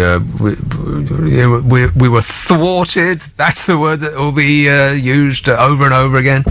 Wait a minute, the lights have gone out. I'm sitting here in the complete blooming darkness, which is difficult to think in. Good for sleeping, difficult for thinking. So they won't be happy. Of course they won't, which is why we're going to be talking about Brexit from now until the end of time. But it will be a sort of Brexit. I think that Mrs. M is fashioning the best possible outcome without displeasing by displeasing everybody, but not pleasing either wing, because there doesn't seem to be any middle ground anymore, which is why it will be unpopular to tread the middle ground. But it's the only thing that really makes any sense. I mean, the people that are most keen to get out with a hard Brexit are the money people who are betting against the pound. I mean, if you read the financial pages, you've seen that these people, these hedge funders, and the financial finaglers that they associate with, they've already made a ton of money from the pound crashing. That's why they want us out, because they've made a bet that the economy will go down, and when the economy goes down, they make money. When the pound goes down, they cash in. When we suffer, they profit. I mean, I'll say it again. Did you ever wonder why all of the chief Brexiteers... did people not watch The Great Escape over Christmas? It is possible to tunnel under a wall. Was that on over Christmas? Oh, missed it. I love that film. Did Steve McQueen still not jump his bike over the barbed wire? How many times does he have to try that jump? Brian in the US says, "It's always amazing to me how so many Brits who should know better know nothing about the Mango Mussolini, even though he's been thoroughly and factually documented for ages, or decades rather. The bumpkinification of the UK rivals that of the US. Yes, it does. But there's just so many gullible people. It's just a lot. Didn't Stalin call them useful idiots? People who are prepared to vote against their own best interests. And once you've made that choice, then it's too much loss of faith to admit that you've made a mistake, and so you just double down. And Donald Trump does that all the time. Even on the slightest little thing, he cannot admit that he got anything wrong. You remember when he went to the place called Paradise in California that had burnt down? And he went there and told them that it's total disgrace. You don't rake your forests like they do in Finland. I was talking to the king of Finland, and he says they rake their forests. It's total disgrace to our country that we don't do that here. Blaming the people there for their own misfortune. And the president of Finland had to go on record just afterwards and say, I didn't tell him that. What's he talking about? We don't rake our forests. What's he on about? He just made that up off the top of his head. But he was standing there in the charred remains of what used to be a place called the Paradise, California, and he said, it's terrible here in Pleasure. And the people around him sort of looked at him like, what did he just say? And then he just drones on as he does. He just fills the air with verbiage. because if he's talking, nobody else can. That's why he talks so much, so no one can disagree with him. And that's why he waves his arms around. It's like he's playing an accordion all the time. He's always got his hands going like this, so that people pay attention to him all the time. You know, like a child. And he said it again. He said, it's really terrible here in Pleasure. And somebody next to him said, we're in it's called Paradise. And Donald Trump, rather than correct himself, he said Pleasure or Paradise, as though the place has two names. That he wasn't wrong. It can be referred to by either name. The President of the United States of America is a 2-year-old. Somebody should yank his shorts down and slap his legs. David says, if anyone has missed the news over the Christmas holiday period, there wasn't the promised meaningful vote on Brexit in Parliament. There wasn't a vote for a new Tory leader. We haven't got any closer to sorting out the backstop. We've employed a ferry company with no ships. MPs didn't come back to sort out the mess they've caused. Chris Grayling didn't resign. Javid didn't get a holiday because of 10 men in a boat. Chris Grayling hasn't been sacked. Train fares have gone up, and there probably wasn't any drones. That's about spot on. Correct. 10 men in a boat. It's more like 3 men in a boat. It's a comedy. Get Jerome on the phone and he'll explain it to us. 0345 6060 973. I don't know what that message was before. It wasn't clear, but, that fits right in. What it was that they were saying. I think they were boasting on behalf of Donald Trump about his economic miracle. 312,000, I don't know what that was. But anyway, they were saying, essentially, like I'm reading between the line, that Donald Trump is doing great things for America. Everybody says so. Just look at you want to talk about facts? No. Nobody does. But here are some. You won't like them because they probably don't agree with what you think. But you can make up your own facts and they will be equally as valid. Just look at GDP growth. Gross domestic product. In 2000, GDP growth in America under Bill Clinton was 7.8%.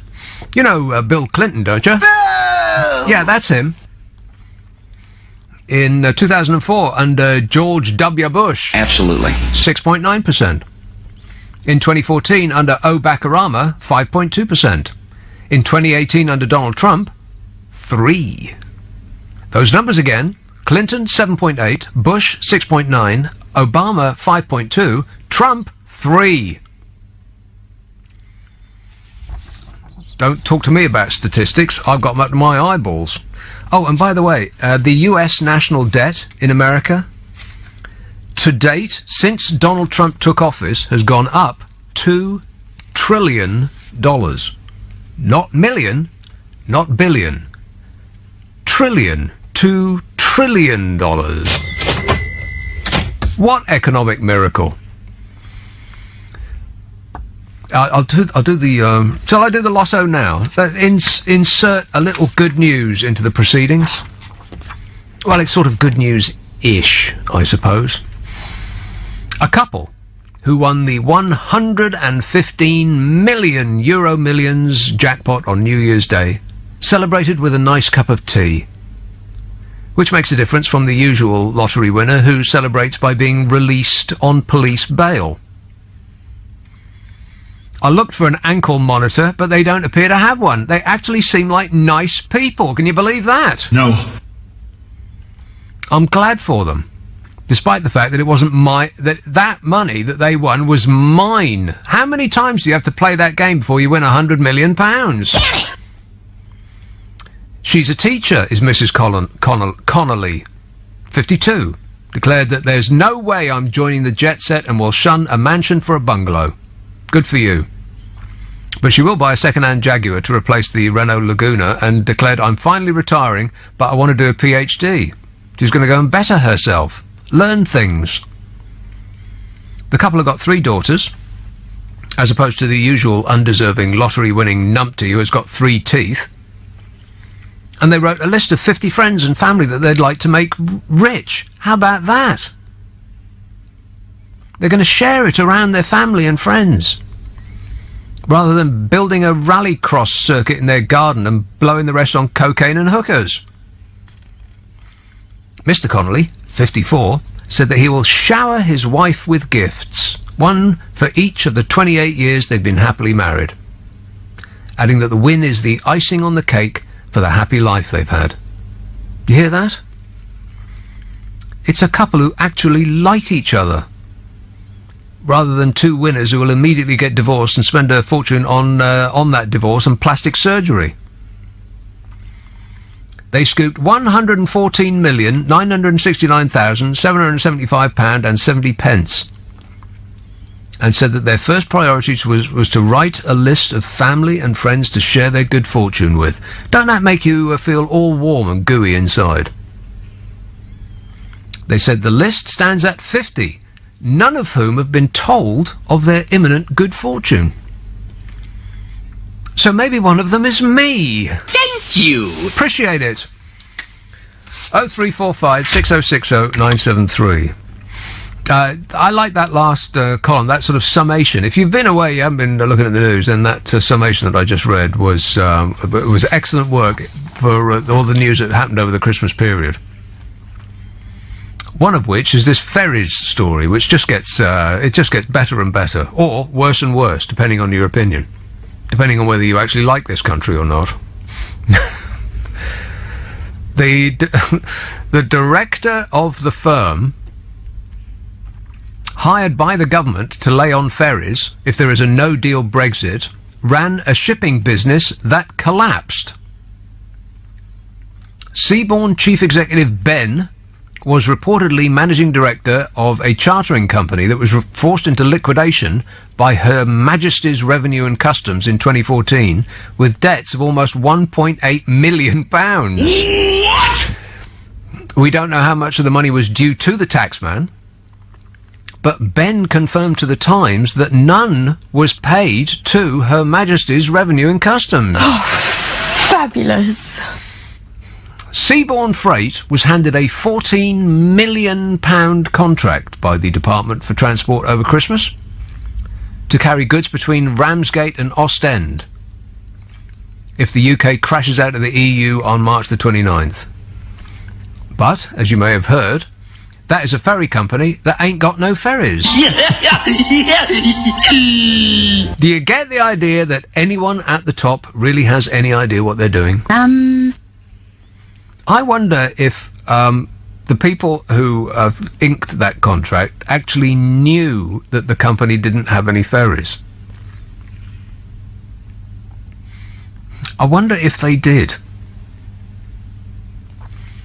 Because it was Chris Grayling, wasn't it, who went on the news and said, you know, I'm not apologising for using this as a British company and where British government is supporting British business, and I'm not apologising. Nobody was asking you to apologise. Just explain yourself. It's just comical.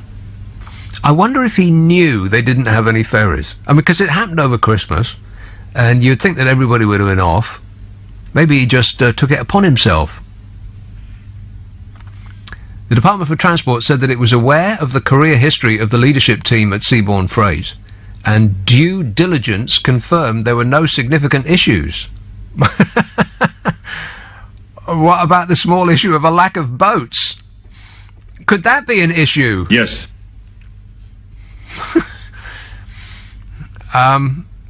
And of course there was this thing about the terms and conditions. A member of the public spotted clauses in Seabourn's terms and conditions which looked like they'd been written for a pizza firm, not a Channel ferry company. Oh, James in Clapham. Hi, Nick. James. How are you? I am great, mate. Nick, as long as you can have a sensible conversation without you being ripping me to bits. Well, let's see. Right, I'll do my best. Nick, I live in Clapham. I work in Clapham. Look, I voted to leave. Now, I voted to leave the European Union because I didn't want to become a member of a European superstate.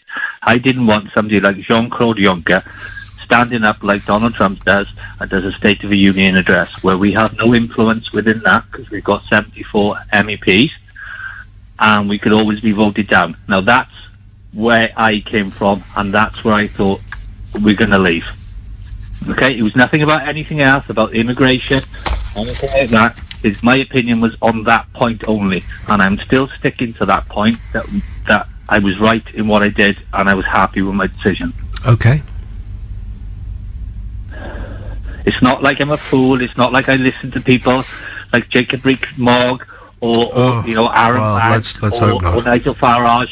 I made my own mind up by looking at it, and I didn't. Well, what did you look at, though? What did you look at? I've been looking at it since 1994. But what do you mean it? What did you look at, though?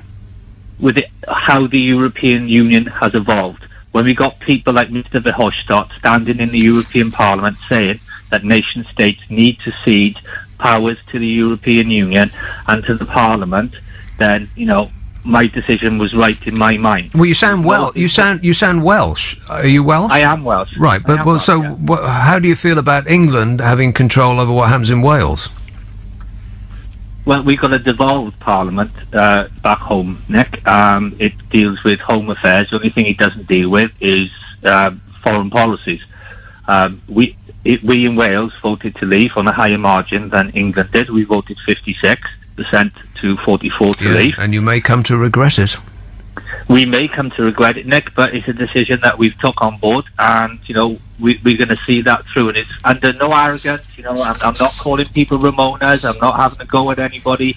That was my choice, and I don't appreciate. I know what you're saying with some of the Brexiteers. They are mental, but my choice is on that point. Though. Is that you not being insulting? They are mental. Did you just say that?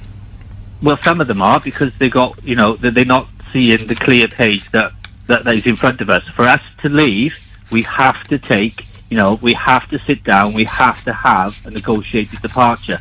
I've got no problems paying the money, but we need to leave, and that is my point. Right, but what is it that the European Union is preventing us from doing that grieves you so much? What aggrieves me is that the council is not elected by the Parliament. The Parliament cannot supersede anything the council passes. They can pass bills that the council pass down to them, that they'll have to ratify the Brexit deal, but that's laid down by the council. We've got no control over it. We've got no election upon it.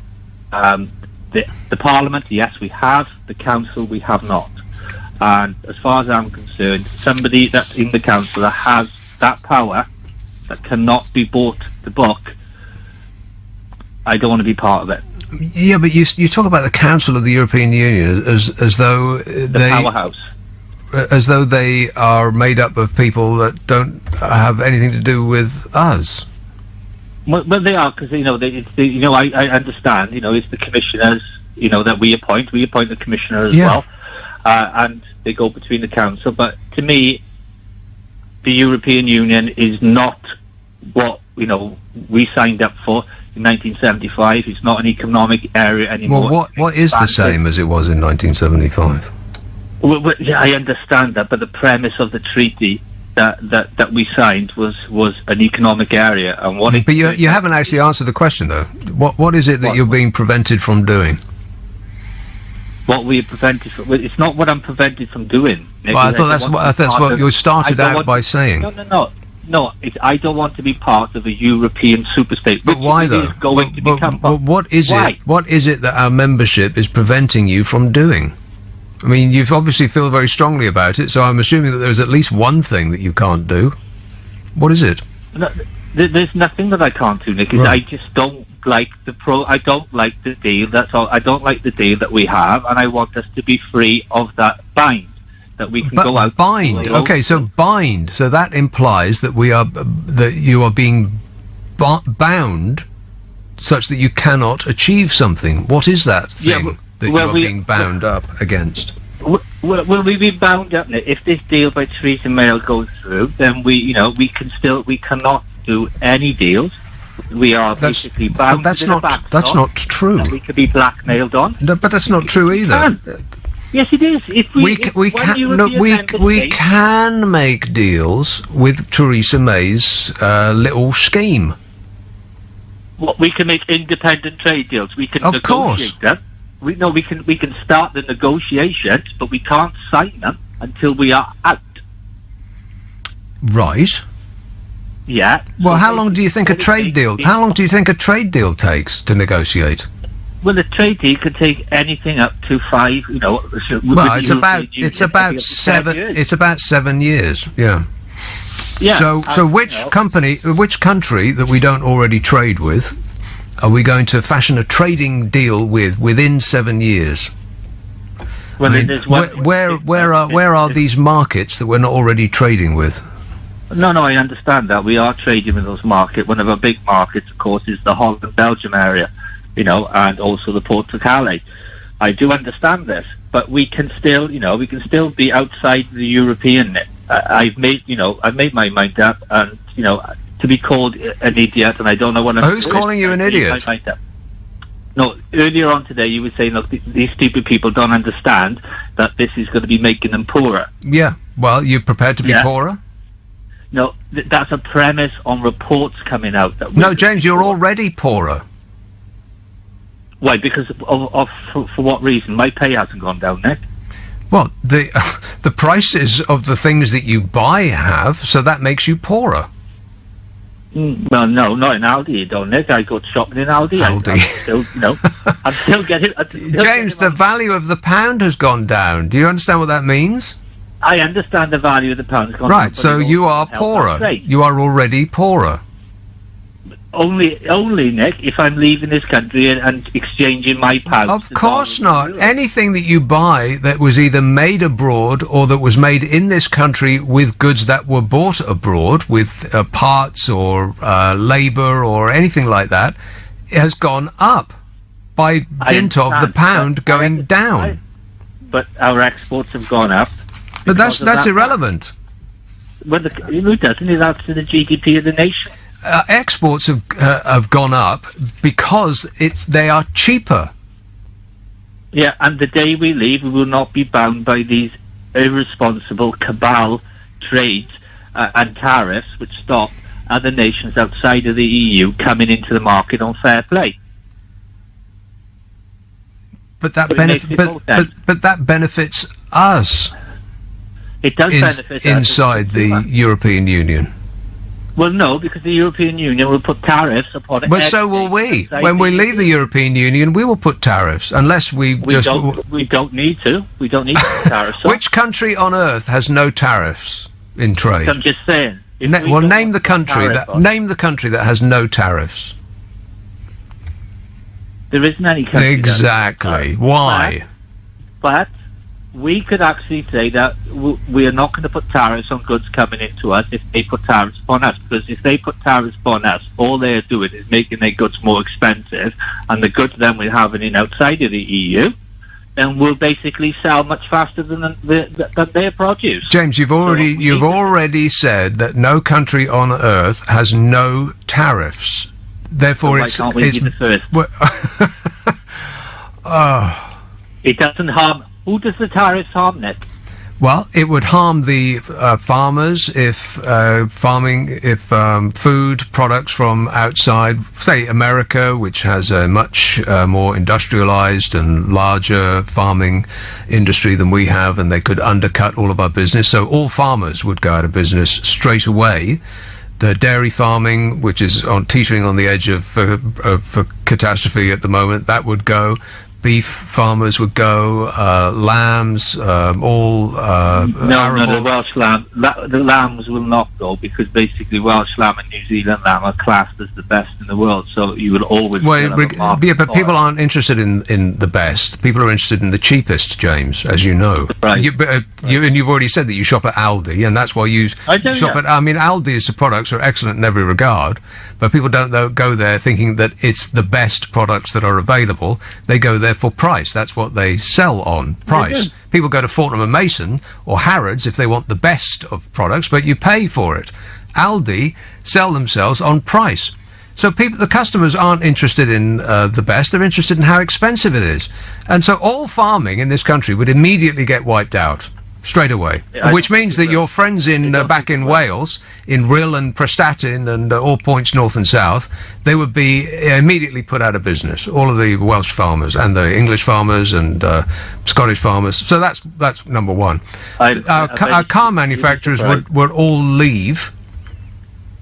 So they would leave, taking all their products outside of the country immediately. And then what will we do then? Exactly, precisely. What would we do then? What would we do is when they then import those cars back to us, we won't put a tariff on them. So when they're selling their cars in the European Union for €25,000, they'll only have to sell them here for 12,000. We see how long that takes them to strike a deal with us. I don't know. It's about money, Nick. It's about money, Nick, and at the end of the day, I'm happy I'm leaving on the 29th. Yeah, but James, okay, I understand that you're happy, that you've convinced yourself that you've made the right decision, but just think for a second. No economist in the world agrees with what you're saying, and the proof of that is that no country on earth has zero taxes on all goods with every other country. So why do you think, I mean, does it occur to you that you are out of step with every other country and economist on earth, and yet they're all wrong and you're right? No, because we just have basically a deal with that country. No, wait a minute. Wait a minute. You're just repeating yourself. Just answer my question. Just stop a second and think. You alone on earth are of this opinion. Every other expert and country is against you on this. Why are they all wrong and you're right? I mean, does it occur to you that perhaps it might be that you're wrong? It hasn't been done before. So it doesn't occur to you that you alone are right and everybody else on earth is wrong? I'm not saying I'm right at all. But does it occur to you that you may be wrong? No. No? Okay. Okay. Well, there's a man with strong self-belief. But, he's read a lot about it, and he's convinced himself that he's right. Again, I referred back to the answer I gave some moments ago. People with almost no knowledge of what it is that they're talking about have convinced themselves by thinking about the issue for brief moments and to admit that they're wrong. I mean, that guy can't admit that he's wrong, even though he alone on earth thinks the way he does. And he still can't conceive that he's wrong and anybody else is right. It's astonishing, isn't it? 2.5 years of this, and still no one's learnt anything. It's just amazing. And only with doing a show like this do you actually get to talk to people like that, because ordinarily I would never have met that guy in my entire life. No, I would have gone my entire life and nobody would have expressed that opinion to me. So it's kind of educational, ain't it? No. It's a little window on the world. It is.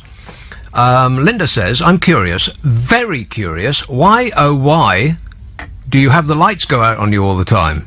It makes me laugh, but I just don't get why it always happens to you. Why does it always happen to me? It's because I sit in where the production part is normally. There's normally 3 people sitting in here. But because I do all these very educational sound effects, correct, they can only be done in the production part, not the presenter part. In the presenter part, the lights never go out. But in the production part, it's normally stuffed full of people, so somebody is always moving, and there's a motion detector in the ceiling to detect when there's nobody here, so the lights go out in order to save the planet. We're doing our bit. Groovy. But because I sit stock still, and the motion detector is over the other end of the room, it doesn't know that anyone's in here. So I have to get up and move around, which I've just forgotten to do. Excellent. Thank you, Linda. So I have to move around every half an hour and walk up and down to tell it that there is actually somebody in here and not to plunge me into gloom. That's why it only happens to me, because I'm the only one that broadcasts from the production side. David says Carney, on the orders of the establishment, made the pound drop. Well, that's a fact, that is, that I just made up, said David. This text says, why would a shipless ferry company be a surprise to a country with 2 new aircraft carriers without a plane between them? There's stuff that's going on. Maybe this is a carry-on Brexit. Maybe we're all part of a film. Maybe it's like the Matrix. And we've all taken the blue tablet instead of the red one. Oh, no. Here is Chester. Hello, Terry. Hello. Terry. I'm not calling to defend the ferry company or Chris Greeley, but I thought it might be worth putting some meat on the bones in regards to how this can have happened and how it probably would have happened no matter what happened. It's a fairly normal thing for a logistics company not to control the assets that they're using. So a ferry company without any ferries is fairly common around the world, actually. Really? I've never heard of one. It's called an NVOCC, so essentially it means it's a non-vessel operating company. In essence, they lease the vessels. I think the bigger story that everyone's missing is it is a drop in the ocean for what is actually needed. That ferry company is a bit like taking a Band-Aid after you've had your leg chopped off. and that's not an exaggeration, because if you do the basic maths of how many vehicles cross between that stretch of water, and you work out how many each ferry can carry and how much disruption it's going to cause, then it really is literally a drop in the ocean. Right, so they are. He just did that to make us feel better about their cack-handed ineptitude. He done that because he doesn't know what he's doing. Oh, right. Well, perhaps it was just a publicity stunt, like I said, to make us feel as though, the government's in charge and don't worry about a thing. Yeah, it's very difficult.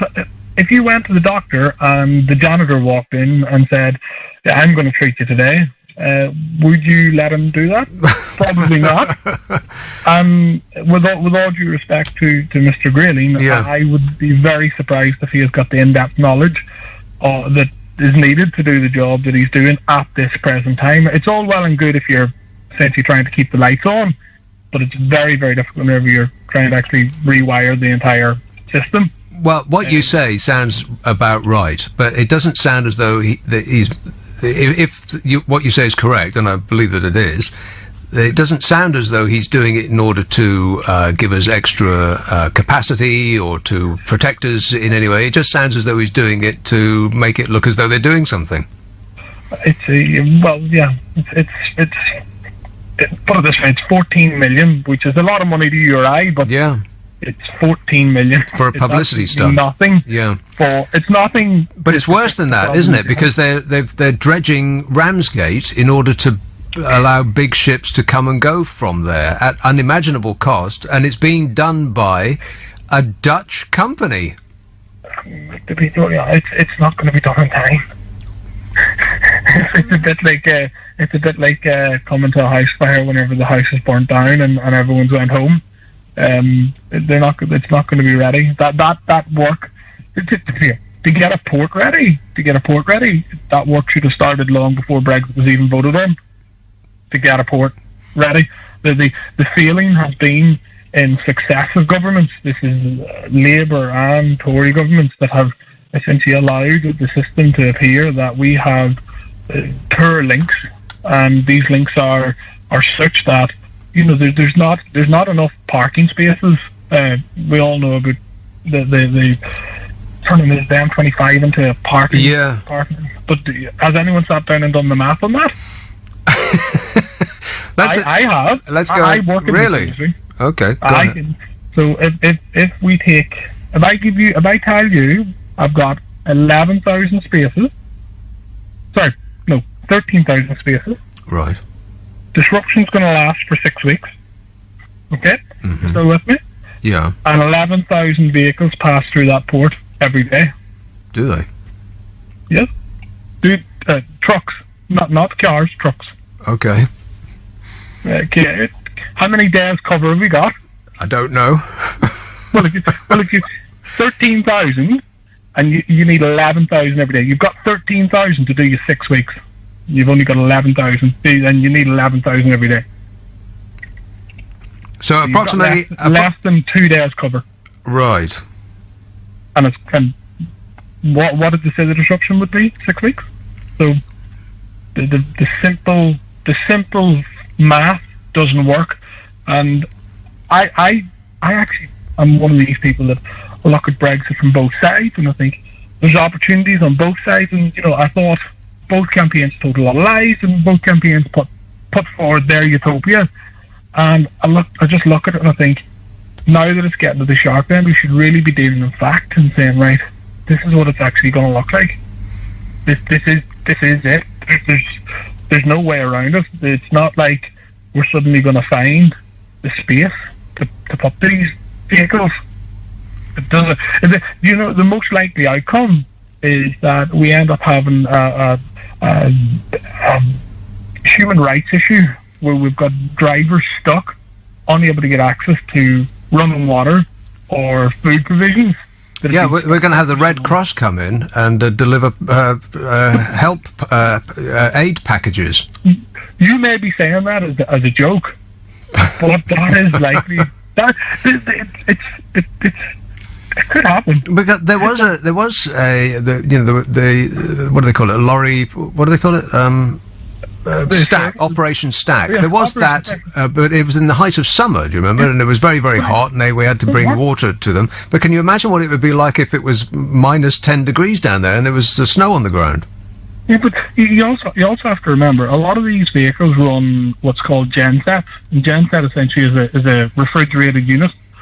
So if you've got food products, that's to keep it from rotting.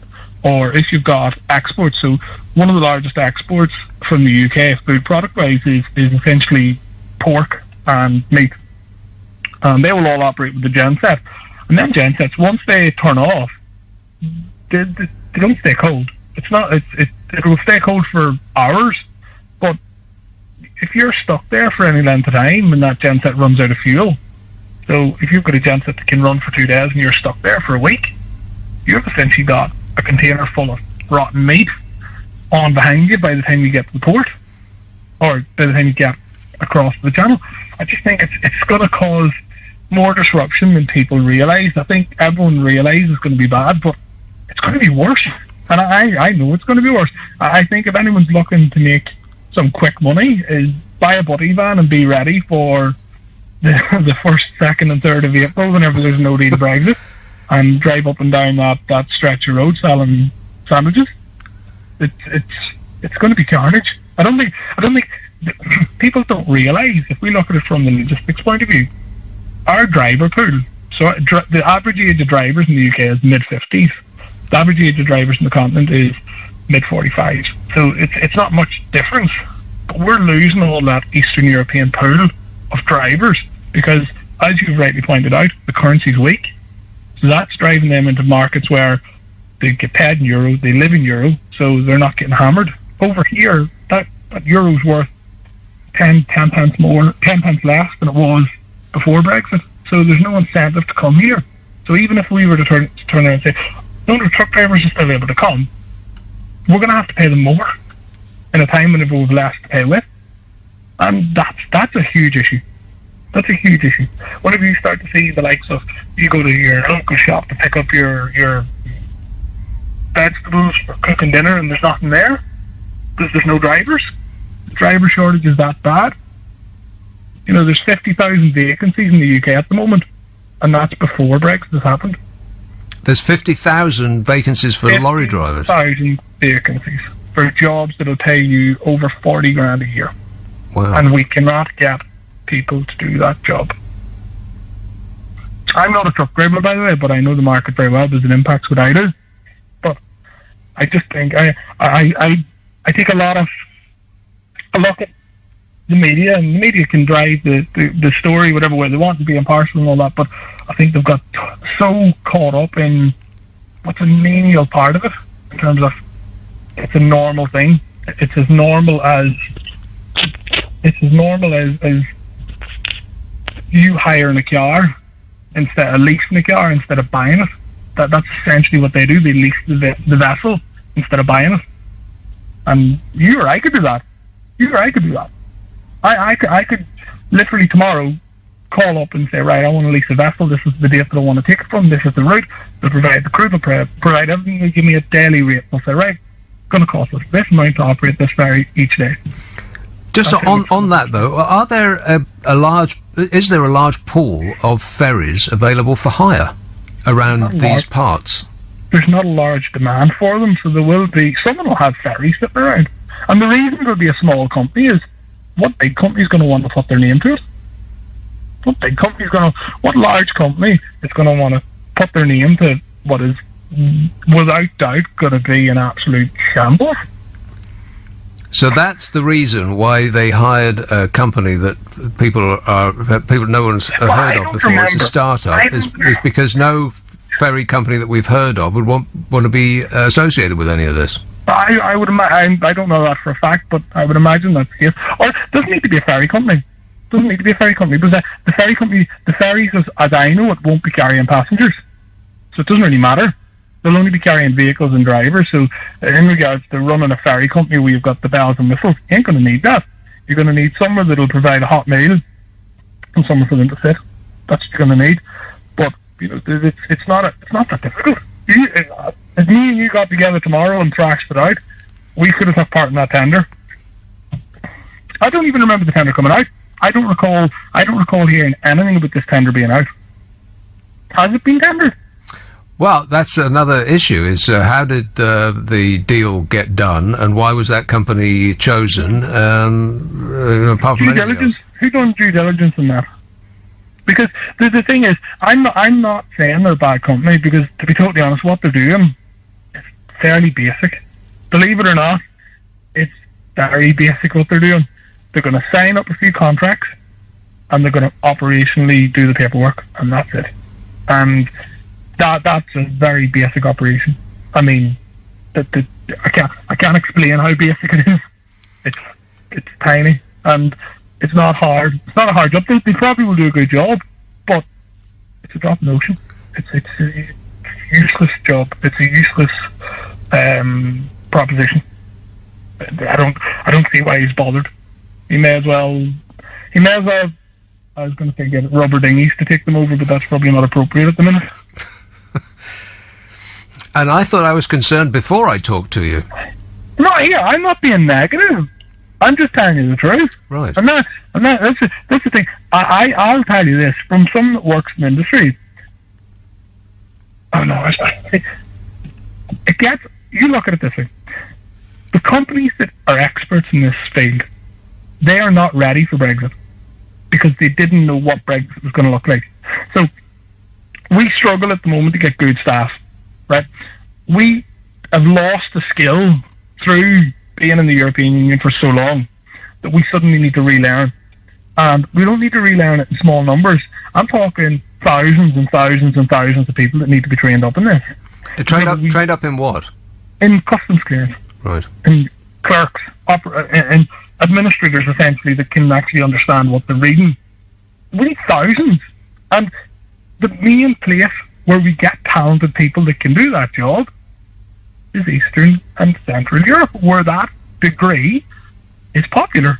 In the UK, you've got maybe 50 or 60 graduates coming out a year that are qualified to do that job. You've got thousands coming from the continent, and they won't be able to apply for their jobs. Or, because most logistics companies in the UK are international, they will offshore that function to Europe. So someone in Europe will do your customs entry for your product that's leaving the UK going to Europe. So the money that generates and the money that Brexit generates goes into someone else's pocket. In another country. But I'm not against Brexit. As you're picking up from my accent, I'm Irish. I will deal with what is left. Whatever's left, I'll deal with it. We'll survive, but I just look at it and I think, it ain't going to be comfortable. It ain't going to be comfortable at all.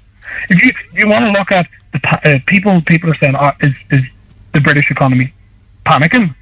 I can tell you it is, because we can see probably the strongest Q1 we've seen in years. Strong Q1, for what reason? Stockpiling. If you stockpile now, and whenever the consumer isn't buying, you've had a weak Christmas, most of the retailers, you're holding stock, so you're going to have an extremely weak Q2 and Q3. So in essence, the import rates to get cargo on a boat at the moment from Asia, sky high. This is essentially what's happened in America with Trump, isn't it? The companies, when he announced his trade war with China, companies decided to buy in bulk to try to beat the tariffs, which made the economy seem very, very healthy and vibrant. But that was a false impression, because they were just buying what they would have bought in the future now to avoid the tariffs later. Correct. And you know something? Brexit could have been a good opportunity for us. It really could have been. But it's just been made an absolute dog's dinner. And it couldn't... I genuinely believe that if we had just had proper negotiations from the start and let out the red lines and said, we ain't going to go anywhere near this if we can't get this agreed. If we can't agree it, then let's just start focusing on going out on a no-deal scenario. I think we'd be a lot further on with either a deal or, goodness, it just seems like just mismanaged this whole process. And it's frustrating. It's frustrating because there was, no matter what anyone says, there was opportunities out there with Brexit. The same way there was opportunities with staying in. But there's no opportunities now. Well, this is one of the most interesting and alarming phone calls I've ever received, and it was really good to talk to you, Terry. Thanks very much for that. We're running late! Come on, we're going down. This texter says, why doesn't your glamorous assistant switch on your room lights once they go out? After all, what's the point of having a glamorous assistant? That's an excellent question. What are you actually for? Don't ask me. Andrew says, I am in despair listening to Brexiteers. I know we will all suffer, but perhaps a hard Brexit is the only way to teach them a lesson.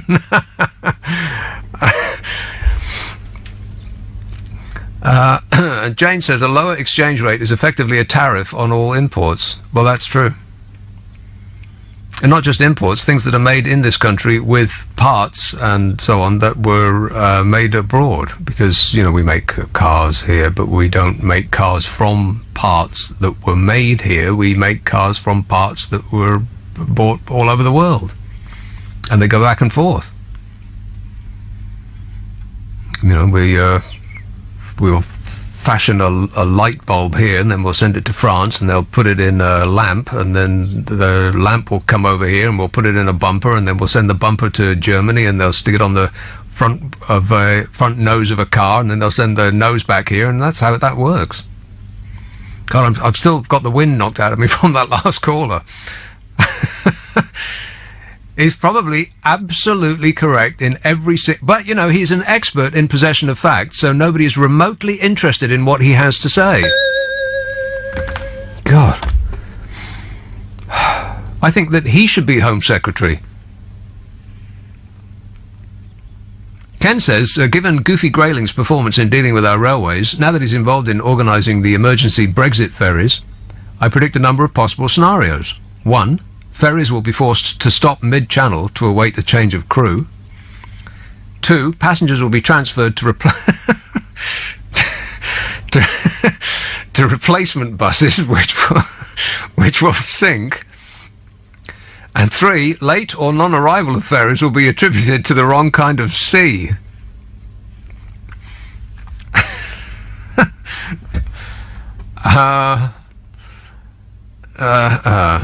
Let's, I don't know if I want to take another call after that. It was so good. Do I want to take another call after that? Well, is it going to be a downer after that? Well, I mean, that wasn't the most uplifting. No, it wasn't uplifting. It was just superb. I mean, it really just gave us a snapshot of where we are right now. And he's right. We are concentrating probably on the wrong thing. making a big song and a dance about they took their terms and conditions from Pizza Hut. Maybe, actually, here's a conspiracy theory for you. Maybe Chris Grayling and the government actually inserted those terms and conditions on their website just to distract us. Or maybe Vladimir Putin did it. The stuff that's going on, it's just mind-bending. And I think overall, what he was saying about we're concentrating on the wrong thing is probably totally right about everything. We're all so wrapped up with hard Brexit or soft Brexit or medium soft, like we're boiling an egg.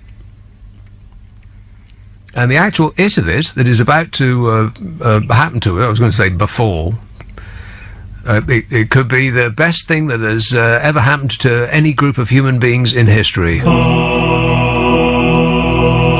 But then again, it might not be. Probably not. Let's assume not.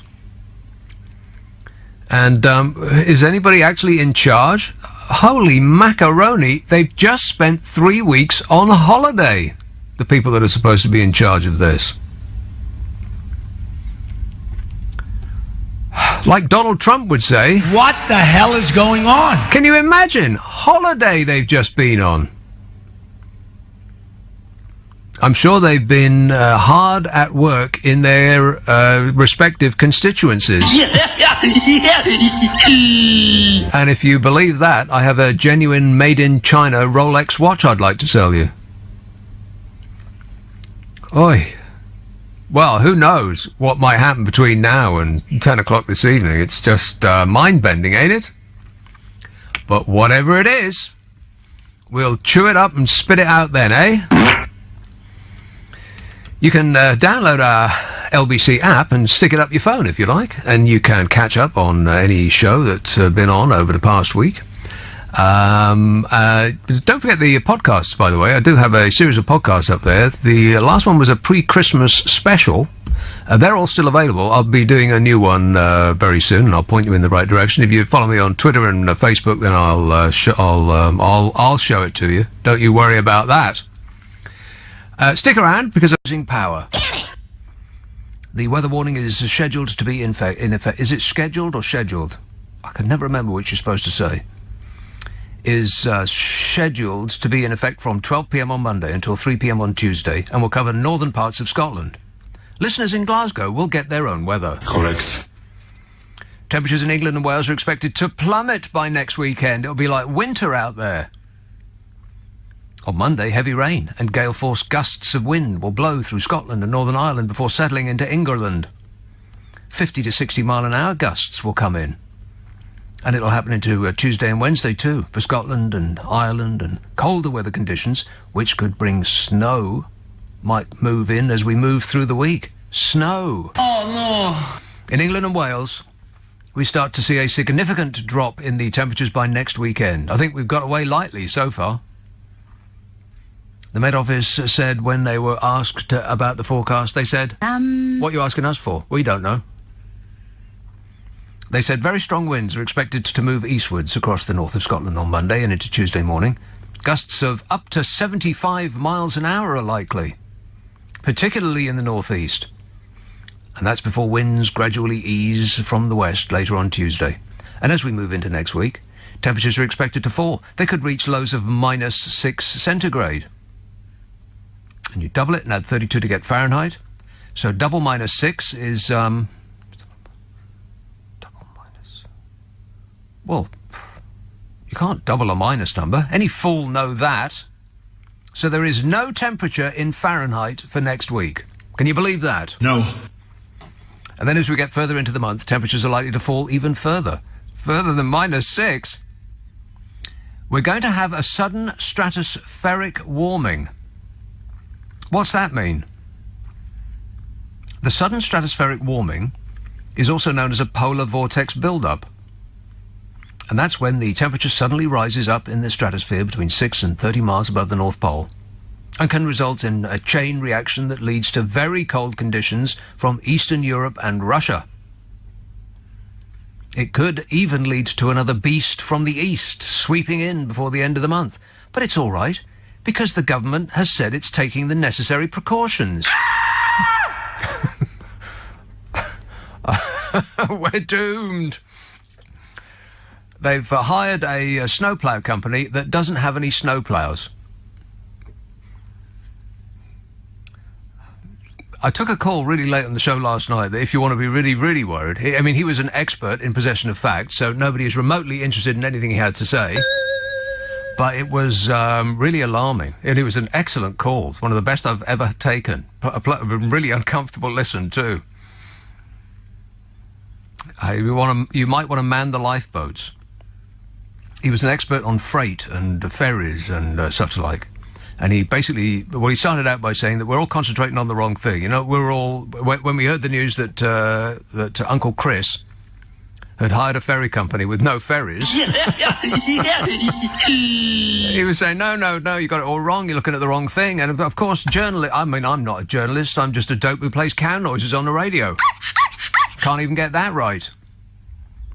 But journalists are all concentrating on the wrong thing. They often do. They just go the easiest way, like sheep. And he said, no, don't concentrate on the part where they haven't got any ships. That's easy. You can just hire ships. He said it's much worse than that. And then he set it all out over quite a long call. But it was chilling. It was like a horror movie unfolding. You might want to listen to that. It's on our website. My glamorous assistant, you cut it out, didn't you? Yes, I did. You cut it out and you stuck it up there. And you'll be able to listen to it on the World Wide Web for nothing. And furthermore, it's free. If you go to lbc.co.uk, then you'll see it positioned there. You can listen to that in your left ear and this one in your right ear, thereby creating something of a noise in your mind. So that's the weather, and talking about a weather warning, there's a giant orange tempest causing massive destruction in America. Because 2 weeks into a partial government shutdown, triggered by an impasse over the money that President Donald Trump... That still sounds weird, doesn't it? You are going to love President Trump. President Donald Trump. It's like President Mickey Mouse. You'll never get used to it. Anyway, President Donald Trump... I can be more presidential than anybody. Than anybody. I know tech better than anybody. I know drones better than anybody. Nobody knows finance better than me. Anyway, Trump said that he could declare a state of emergency. A lot of people have declared that already. Like the moment you got sworn in. He said he could declare a state of emergency and build his wall without congressional approval. He released a statement. It said...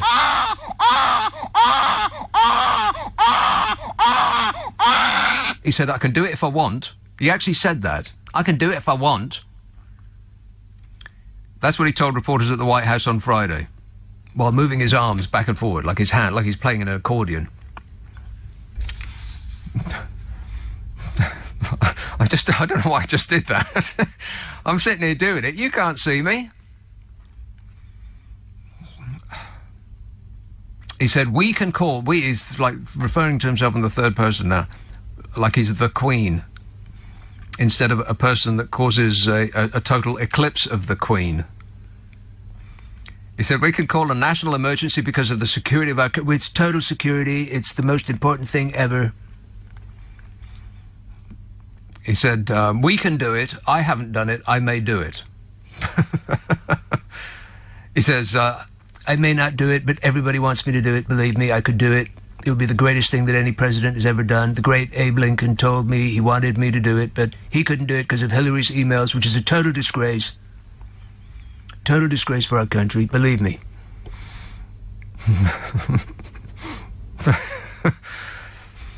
Legal experts said that it might not be as simple as Donald Trump is. It might not be as simple as Donald Trump. Oh, shut up! That's what he said.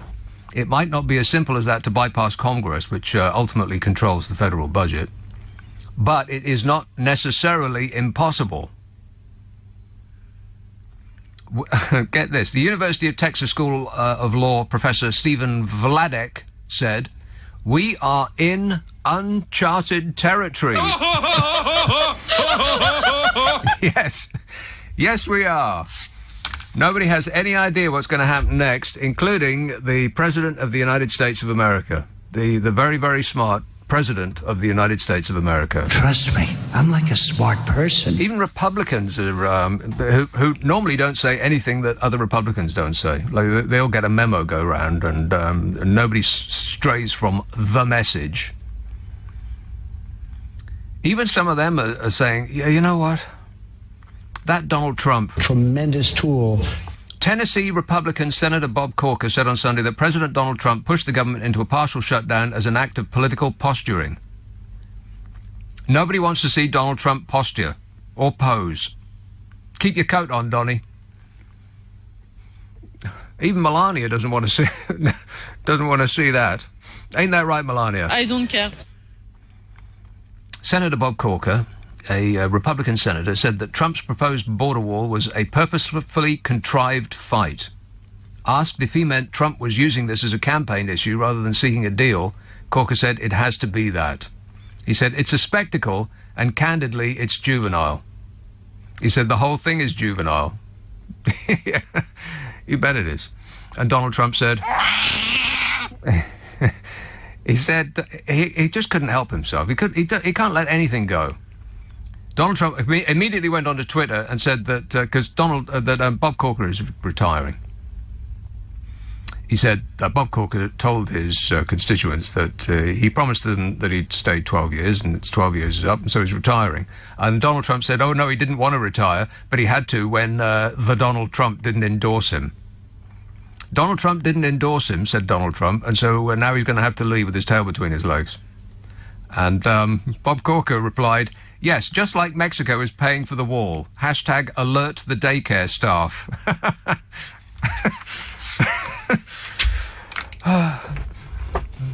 Mal in Belfast says, why doesn't Trump realise that the terrorists are already within America and it is themselves? After all, the tens of thousands each year who are murdered are done so with their own guns against each other. Yeah, we don't talk about that. Chris says, this country has become such a dull, bland place. This country? He says, we have become so politically correct, sterile, risk-averse, humorless, and health and safety obsessed that life has become completely boring, and this country has lost all sense of fun and joy that once made life here so brilliant and worth living. Holy moly, Chris. Cheer up, mate. It might never happen. Oh, no, that's right. It already has. What's he talking about? Where do you live, Chris? It might be time to pack your bags and move to somewhere more interesting. You live in Reading, don't you? Is that a good guess? Oh, the first one I do wrong. There it is. Tottenham. Happy New Year. Yes, John. Yeah, I love you dearly. You're a great professional. You do a great show. But, can we get to the but? The last 6 weeks, all you've done is Donald Trump. It's very, very incessant. Have you actually listened? Have you listened to this show? The last 6 weeks. Most of it was the A to Z of 2018. What are you talking about? Listen, Nick, I know you're going to chew me up with words and rhetoric. Words. That's your job. I do words. I know the best words. I'm very highly educated. I know words. I have the best words. Yeah. You're much more clever than that. You're much more educated than that. But every week it's Donald Trump. Last night... Well, let me ask you about this, John. You listen every week. No, but look... Well, no, do you listen every week? I mean, you say that you listened the last 6 weeks. Why did you listen to something you don't like? No, I mean, don't you have anything better to do? Do they have books in Tottenham? Read a book, John, or look out the window. Buy yourself a television. Treat yourself. You're worth it. Ugh.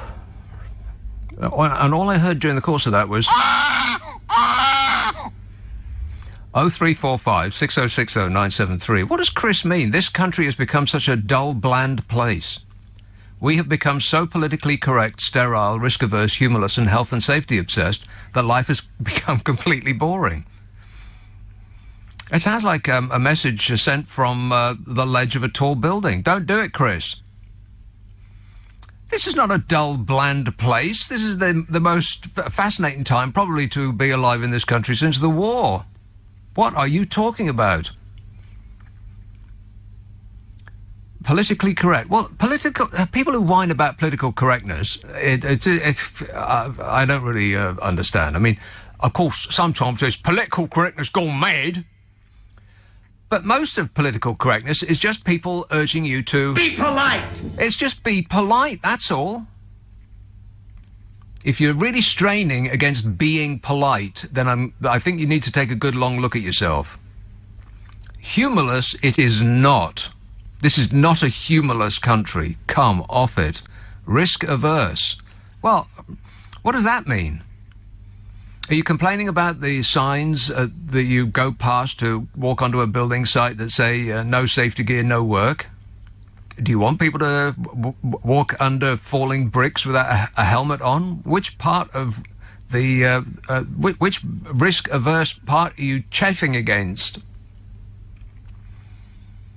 Health and safety obsessed. Do you not appreciate your own health? Do you not appreciate being safe? That's one of the daftest emails I've ever read. It's lost all the sense of fun and joy that once made life here so brilliant and worth living. And much of it is in, as you would expect, in capital letters, and there's exclamation marks peppered through it, like he wrote it with a shotgun.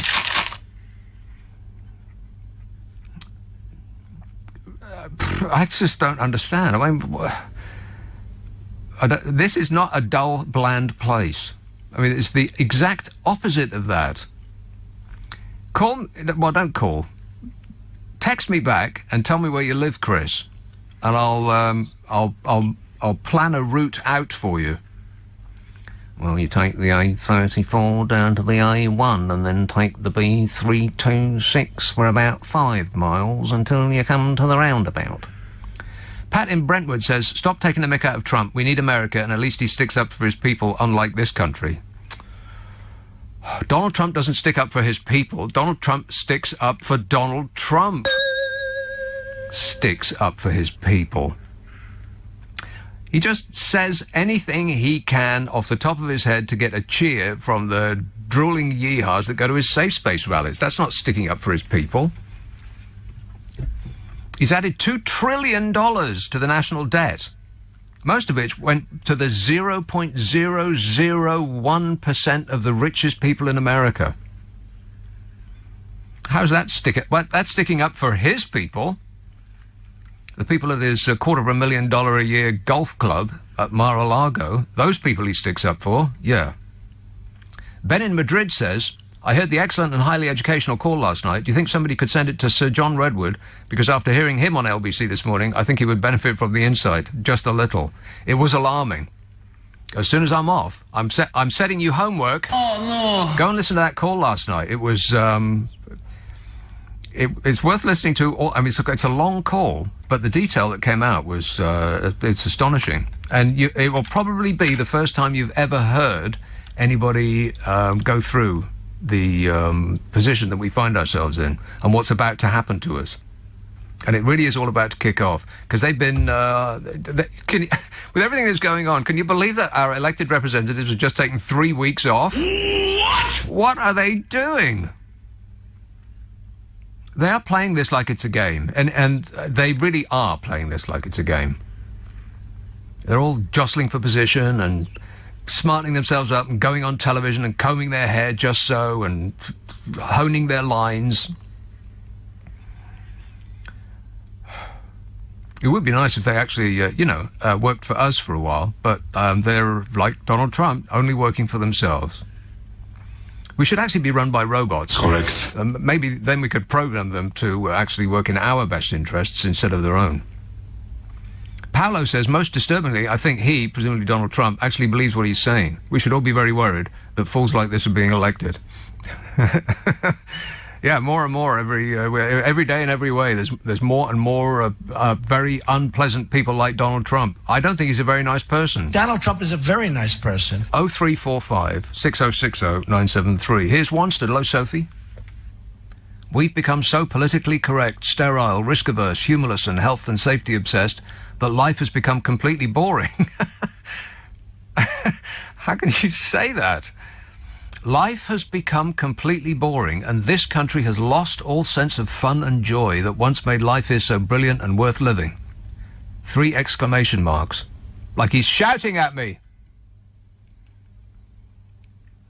Do you recognise any of that? Here's a call in Hampstead. Hello, Peter. Good evening, Luke. Peter. Yes, I think Brexit is going to be the best thing that's ever happened to this country, and I'm sick of people running this country down, and I'm afraid you're one of those people. Oh, no. Oh, an ecstasy of fumbling. What are you doing there, Peter? Hands on the table. Well, I'm just saying that I think it's going to be the best thing ever, that Theresa May is the new Mrs. Thatcher, and Europe are ghastly, and we're going to be very successful when we pull out of Europe. OK, well, I'm glad to hear that, Peter. 0345 606 973. Back under your bridge, troll. That was such a naked attempt to rile me up. Oh, please. Don't you belong on the comment section of the Daily Mail? I think Mrs. May is the new Margaret Thatcher. Adam says, political correctness is about being polite, yes, but it is also about putting politeness ahead of all other moral and social values, including the more important and vital ones. That is why people have a problem with extreme PC. It is, however, a good thing in moderation. Everything in moderation. Crack, heroin, prostitution, that sort of thing. And that is the official position of LBC. Well, it depends what you mean about moderation. I mean, everybody's got their own opinion about what is being too polite. Political correctness is about being polite, yes, but it's also about putting politeness ahead of all other moral and social values. I'm not sure that's right. Is it? Is it? Be more specific, Adam. I'm talking to an inanimate object. It's a text. Maybe you'll try again. 0345 6060 973. That guy who just called needs to talk in another accent, because I wasn't fooled by that voice at all. I think he only had one line, and when I didn't take the bait, he just repeated it. I think it's going to be the most fantastic thing ever. Let's have... am I being polite? No. Here is Kingston. Hello, Christopher. Oh, Chris, excellent. We spoke last night about Singapore. I'll give you some comments about Trump rather than the question of political correctness. In defence of the president, whom I don't like his personality at all, let's look at some of his achievements. Corporation... Oh, wait, the lights have gone out. I keep forgetting to... hang on a minute. There it is. Go ahead, sorry. Sorry, I don't know if you heard me. In defence of Trump, who I don't like personally at all, I don't like his personality at all, let's give some of his achievements. Yes. Corporation tax has been cut from 35%. A lot of money has that's not an achievement. Well, I think so. There's been a lot of money... Well, if you run a corporation, perhaps it is. He's changed the tilt of the Supreme Court. Oh, well, that's really not an achievement. I think it is. Because how is it an achievement? I disagree with you. How is it an achievement? It's an achievement because there's been a liberal bias for many years in the Supreme Court with Gorsuch's appointment and Kavanaugh. Listen, you only get to appoint a Chief Justice when another one either resigns or dies. How was he personally responsible for that? Because he appointed Yes, but you only get to appoint one when one dies or leaves by their own accord. How is it his achievement if somebody dies? Well, he's appointed 2 Conservatives to the Supreme Court. Yes, but of course he was going to do that. He's a Conservative, or pretends to be. Well, I hope so, because when Antonia Scalia died, who's a religionist, he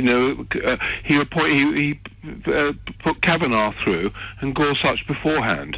Well, the Kavanaugh, the guy who... I like beer. Allegedly. I like beer. That guy.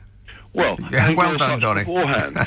and let's look at some of the situations pulling the United States out of the Paris climate Another change. very bad idea, unless you aren't interested in science. Science hasn't been proven. Oh, my God. No, not at all. No, I of course disagree. not. It's an 99% of all scientists who have looked at this issue They're all not. have come to They're the... not Yes, they have. climatologists. Yes, they have. Or they've all Not- come to... not climatologists. Yes, they have. They've all come to the same conclusion. You're talking about scientists, not climatologists. A climatologist surely is a scientist. No, because you had the... Aren't climatologists scientists? They are, but you're talking about all scientists. Look at the University of East Anglia, who tried to doctor the evidence. Again, okay. You take one thing that one person did and then and then dismiss an entire group of people because of one thing. It's like the Hillary Clinton emails thing. Is that probably next on your list, isn't it? What's that? What you mean, climate change you're talking about? No, not really.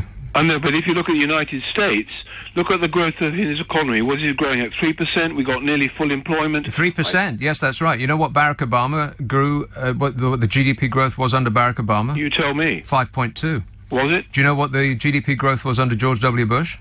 Tell me. 6.9. Do you know No, what? I didn't know, but that was coming Do you know out. what the GDP growth was under Bill Clinton? You tell me. 7.8. Right, let's talk about... No, I think I won that one. 0345 6060 973. I just can't. I've got absolutely zero patience with people who say, "Oh, well, because one scientist got one figure wrong once, then all climate change is just a hoax." I mean, that's just. Some people are utterly delusional. They make their mind up based on no information of any kind whatsoever, and then refuse to take on board any information that would dissuade them from that initial opinion, which isn't based on, it's not actually based on anything other than bias. I mean, that guy, if it was done by a right-wing person, it is correct. Anybody else does anything else, it is by definition wrong for him. And pointless talking to him. I could have talked to him from now until the end of time, and he would have just said, "Oh, no, it isn't." He was exactly the same the other night when he called about Singapore. Ruth in West Hampstead said, "Does the PC-hating texter get offended by vegan sausage rolls?" Well, yes, I would imagine yes.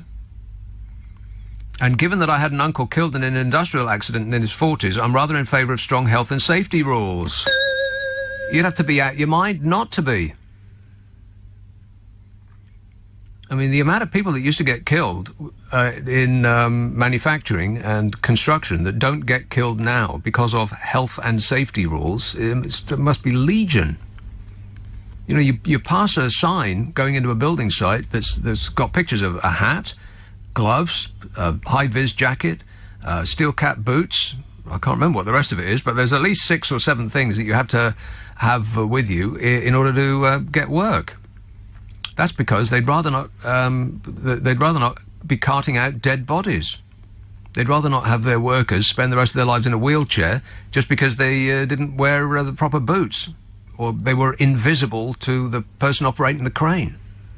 Complaining about health and safety is just absolutely delusional. What are people talking about? Mike in Greenford says, the text sounds as though it comes from someone who has recently been sent to have a serious talk with health and safety. Yeah, maybe.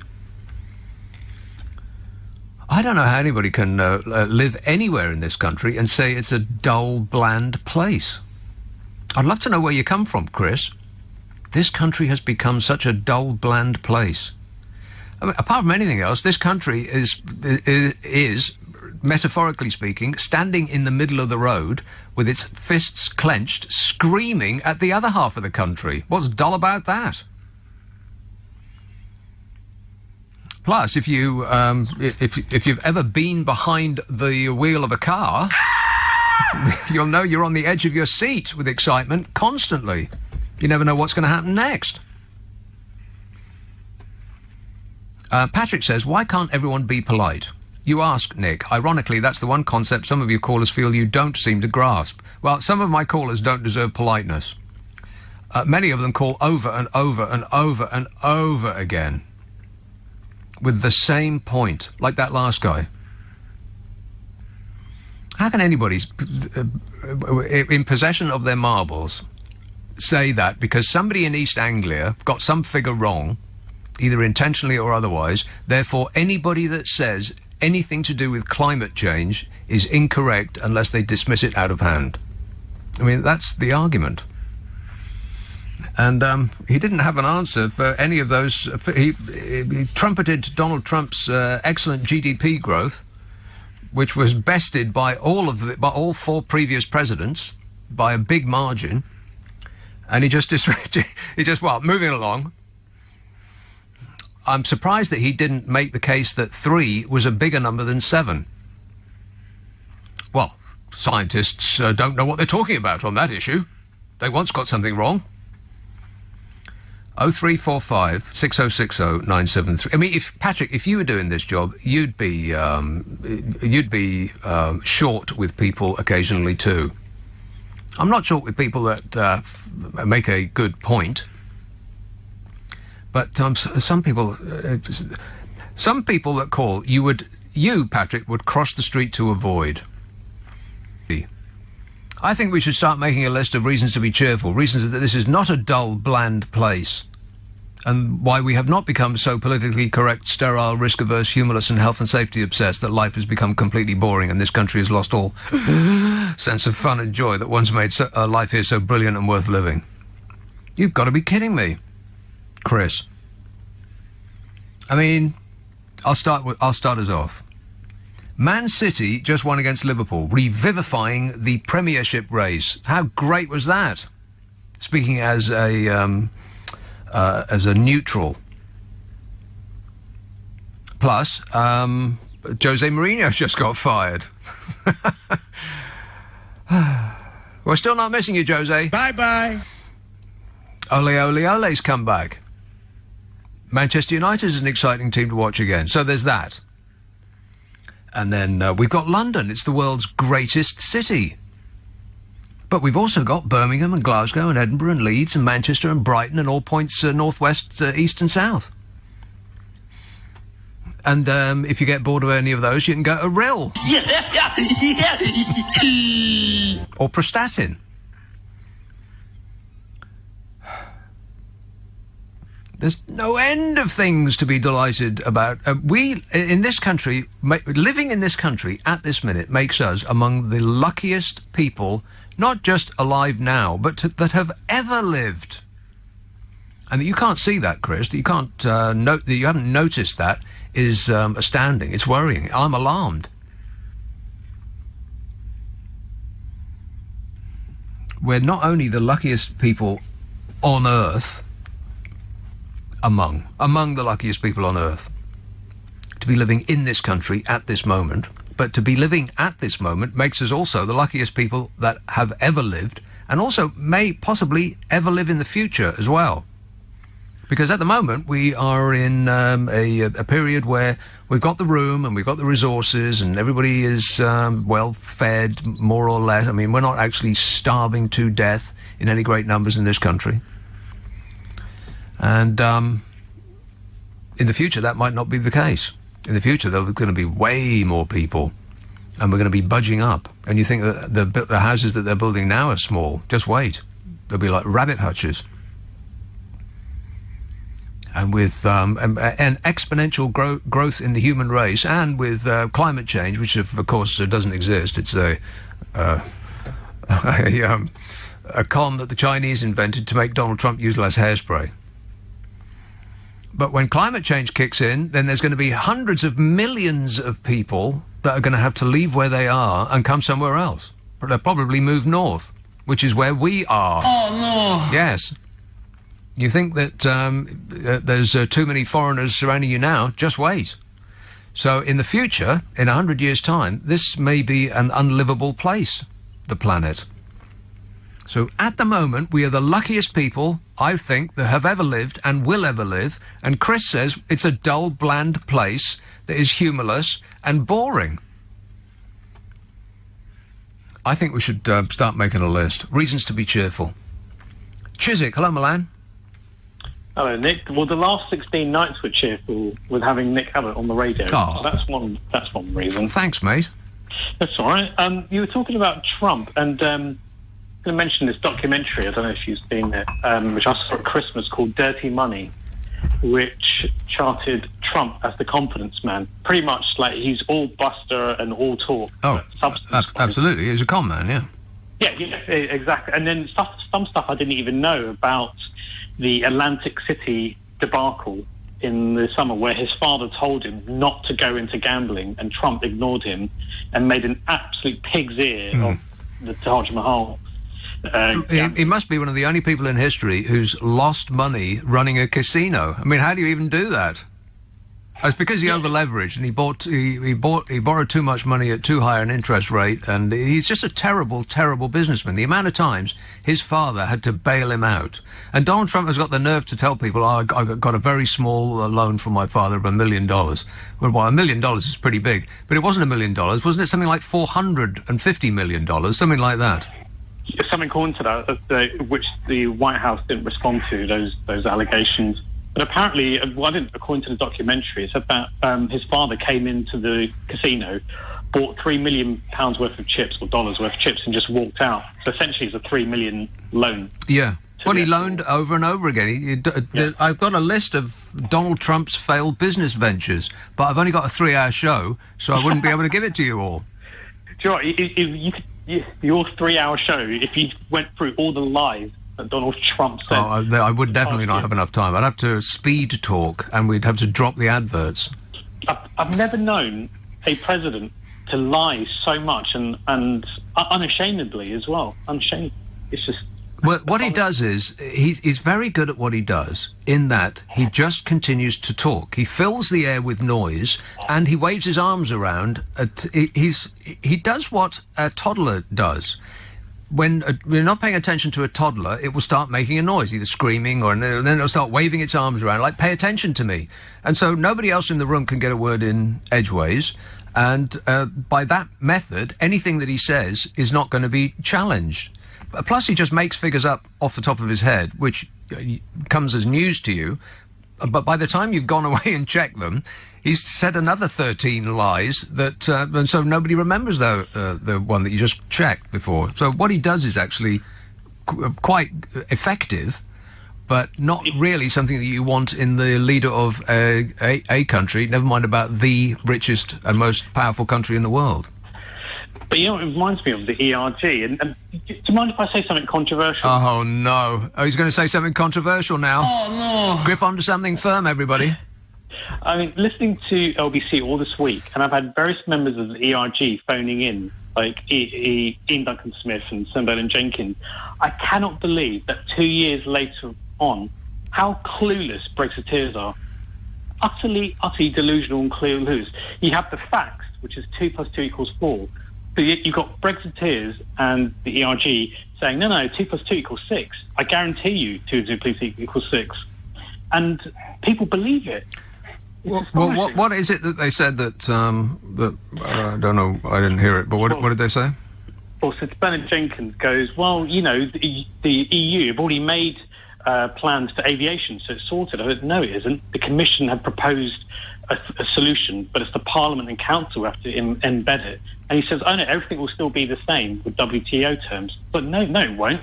We'll be out of the single market. There'll be restrictions, border checks, tariffs. It won't be the same.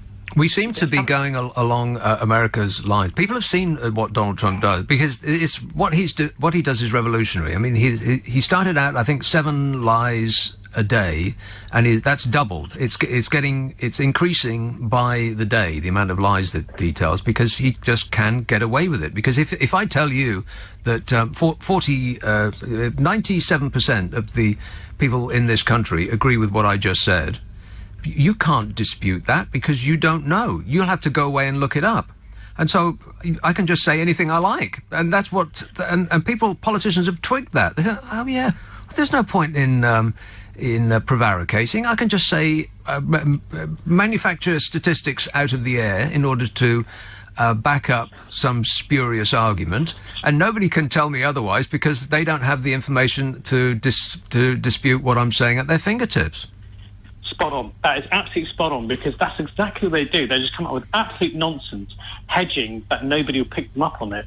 And they'll say absolute rubbish, like, oh, no deal, we'll be totally fine with a no deal. I was like, well, the National Audit Office report says we're too late to start with a no deal. But they'll just say whatever, and astonishingly, Brexiteers will get angry at Remainers for pointing out that they're wrong. Well, I tell you what, I'll repeat again.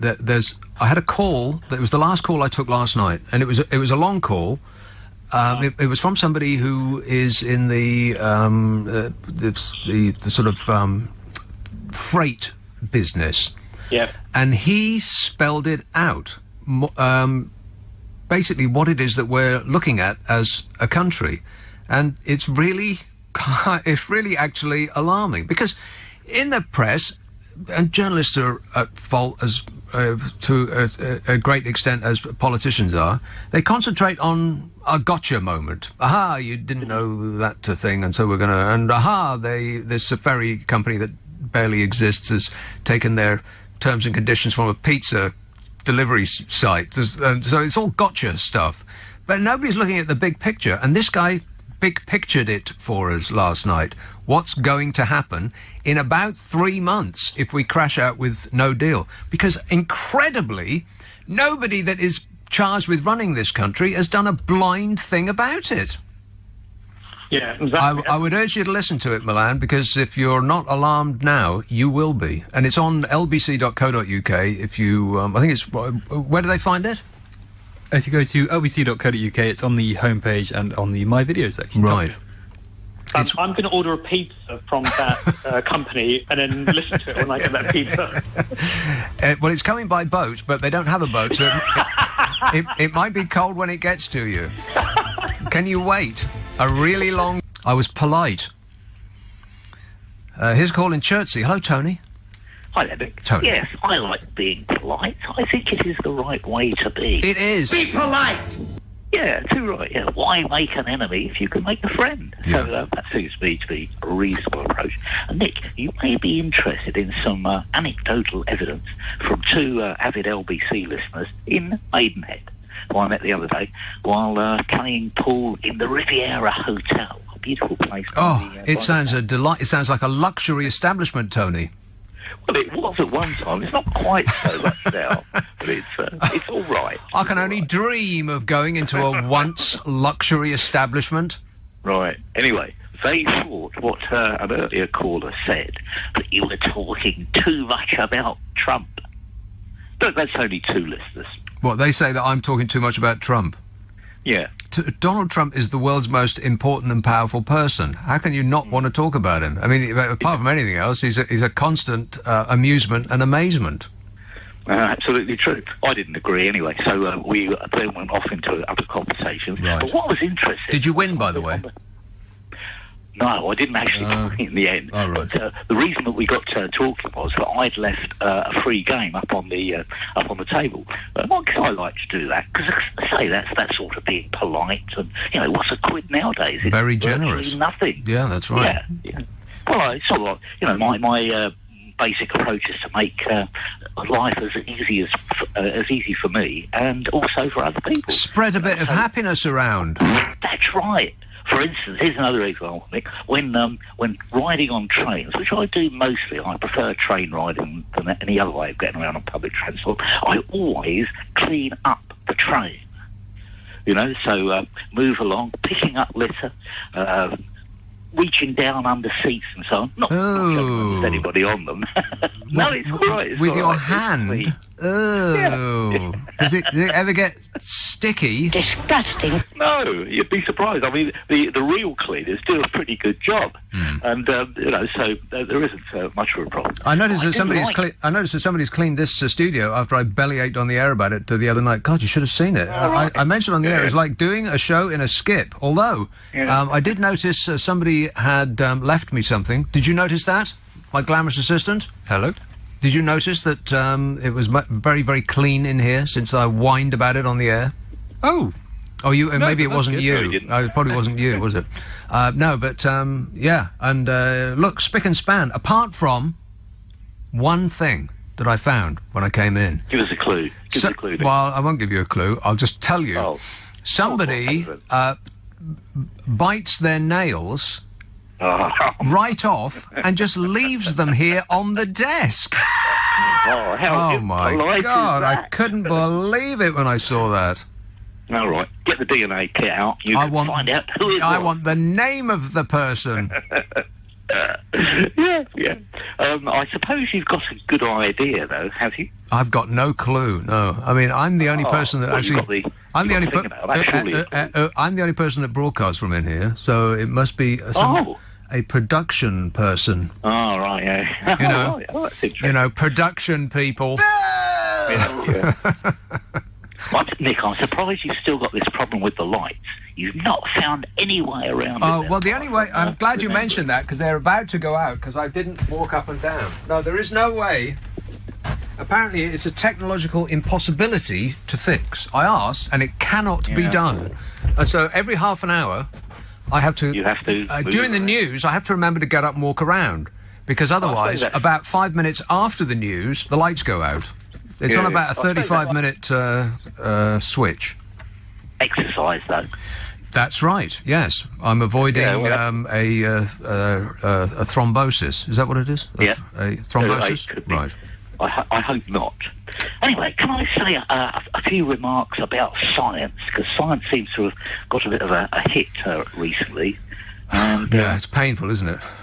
Yeah, it is. Yeah. Because the one thing about science is that it's generally not wrong, because a very important part of the scientific method, peer review. Yes. So other scientists do exactly the same thing as you have published in a notable scientific journal, correct, like Nature or others, and.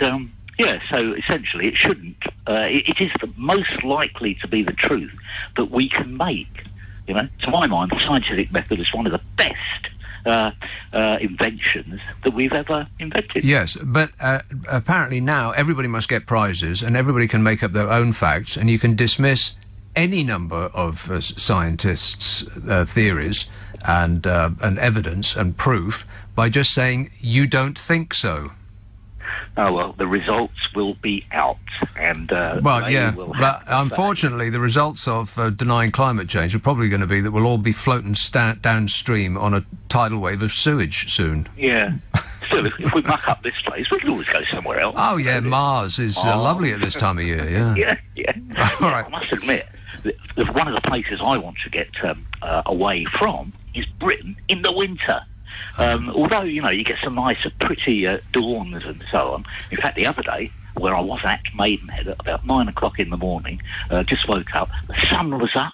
It's a bit chilly, about 0 degrees. Yeah. But that's not something you can't cope with. And, it was beautiful. The sunrise. Yeah, and the sunsets. Yeah, that's right. Mm-hmm. Yeah, we've had some fabulous sunsets just That's lately. right. It is a pity they go so quickly. But I suppose I'd be interested in your opinion on this, Nick. I suppose what's inspired painters in the past is trying to capture that.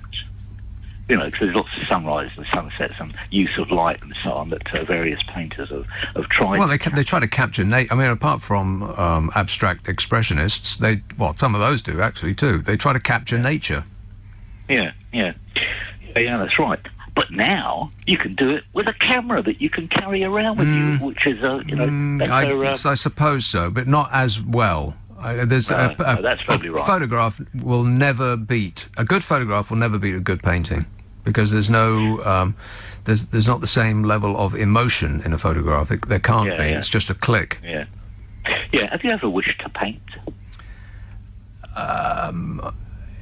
Not really. No, I don't. I like looking at paintings, but I don't aspire to be one. I mean, to be a painter. I mean, not a painting. Yeah. I sort of felt that I would like to, but it seems such a tedious, dull. Well, not necessarily. Well, it depends who you are. I mean, if you're one of those painters that takes 6 months over a painting, then it might seem that way. If you're a person that doesn't have much patience, but on the other hand, Jackson Pollock just waved brushes around, didn't he, while he was smoking a fag? Yeah. I saw films of him doing it, so I thought, wow, what an amazing skill. Damien Hirst just gets on the phone and tells somebody to make something, and then goes back to counting his money. Yeah. Nothing to it. What an amazing thing reputation is. Yeah, so, I was going to talk about robots and artificial intelligence, because I don't share your somewhat pessimistic view about what will happen when robots and artificial intelligence come much to the fore, much more to the fore than we are now. I mean, I agree with you that we are definitely on the crux of it. Nothing's happened yet. No, almost nothing has happened yet. Well, there's quite a lot. No, not by comparison with what is going to happen, is what I mean. Yeah, quite right. I'm pretty sure of that. I see it as an inevitable consequence of the way things are going. I mean, all we got so far is a smartphone, which is just a toy, and the internet. We haven't really got above the foothills of what's possible with the internet yet. Absolutely. I mean, we're just riveted by pussycat and puppy dog videos. There's plenty more that can be done with the internet. Yeah, I mean, I think Google is quite a good sort of invention and way to use the internet, but it's still linked with the money side of things. It's not necessarily just disseminate knowledge. But what seems to me to be likely to happen is that whereas sort of the Industrial Revolution released us from the need to work so hard with our muscles, then I think the sort of revolution that we're in at the moment will release us just to be able to do less boring thinking work that involves that's right, let the machines do. There's so many texts and emails, so I better start going through them, and they're mostly in response to this email that I got right at the beginning of the show from a fellow called Chris. So if you come in late, I'll just read it. This country has become such a dull, bland place. We've become so politically correct, sterile, risk-averse, humorless and health and safety obsessed that life has become completely boring. And this country has lost all sense of fun and joy that once made life here so brilliant and worth living, says Chris. I say no. I say no, it hasn't. No, I say. And furthermore... No. And some of you do too. Bell says, how can we be humorless when we voted to call a vessel Boaty McBoatface? That's right. This one says, Morris dancing, bingo, train spotting, stamp collecting, marbles. How much more excitement can we Brits need?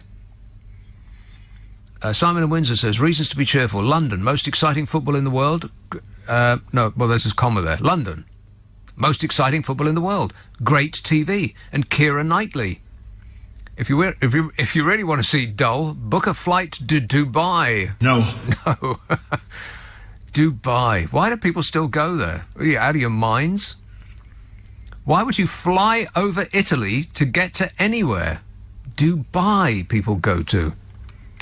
I imagine all those footballers and soap stars that you see in the sidebar of shame on the Daily Mail, whipping their bits out on the beach of Dubai. I imagine they're given freebies. It's just an advert. Stop going there. Unless they're advertising with us, in which case I think you'll find it is an excellent holiday destination for the whole family. Shooters Hill, Chris. Nick, hello, Dave. Chris.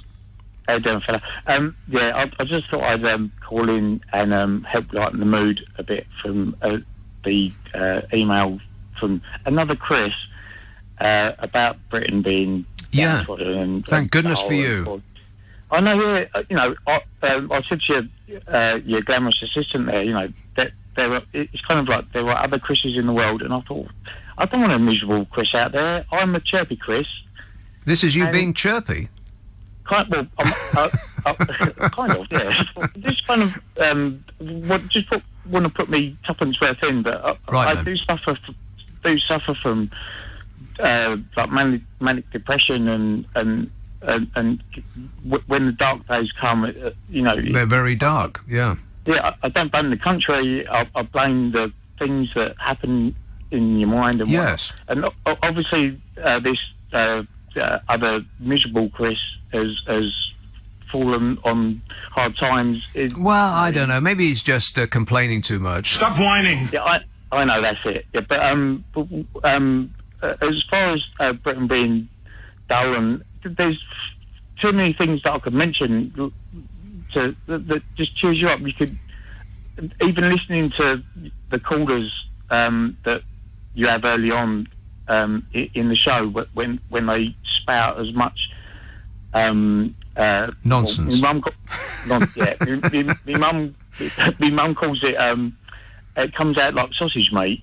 Yes, that's a good way of putting it. Yeah, it does. Yeah, it comes out like sausage. Like sausage meat.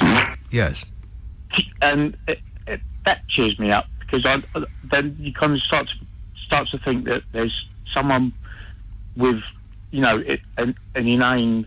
Who's more inane than... well, that's what I think. It cheers me right up. I love it. There's somebody who's even more inane than me. Can you believe that? No.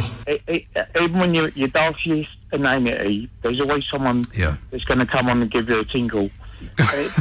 Now, wait a minute. Hang on. A phone call. Oh, well, yeah.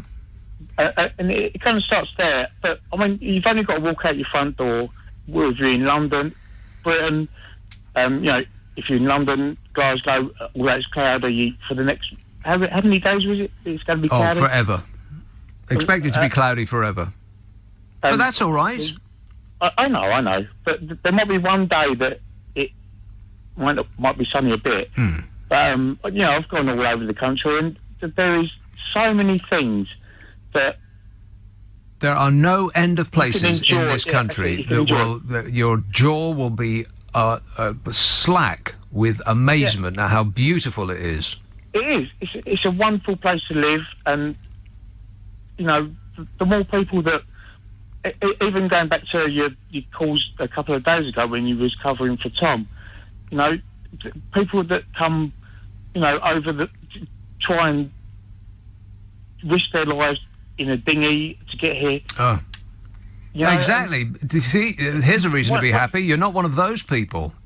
I know. You're not so desperate that you risk your life to get to a place where people are screaming at you from the beach and wanting to push you back out to sea to drown. I know, that's what's frustrating, and it's kind of hard to fathom, because I voted in. I'm not going to say how I voted, and let's not get into that. But I think the point that you're making is a valid one. People should count their blessings, essentially. And I'll restate my case, Chris, that we are living in this country at this minute, not only among the luckiest people on earth at this moment, but we are also among the luckiest people that have ever lived or will ever live.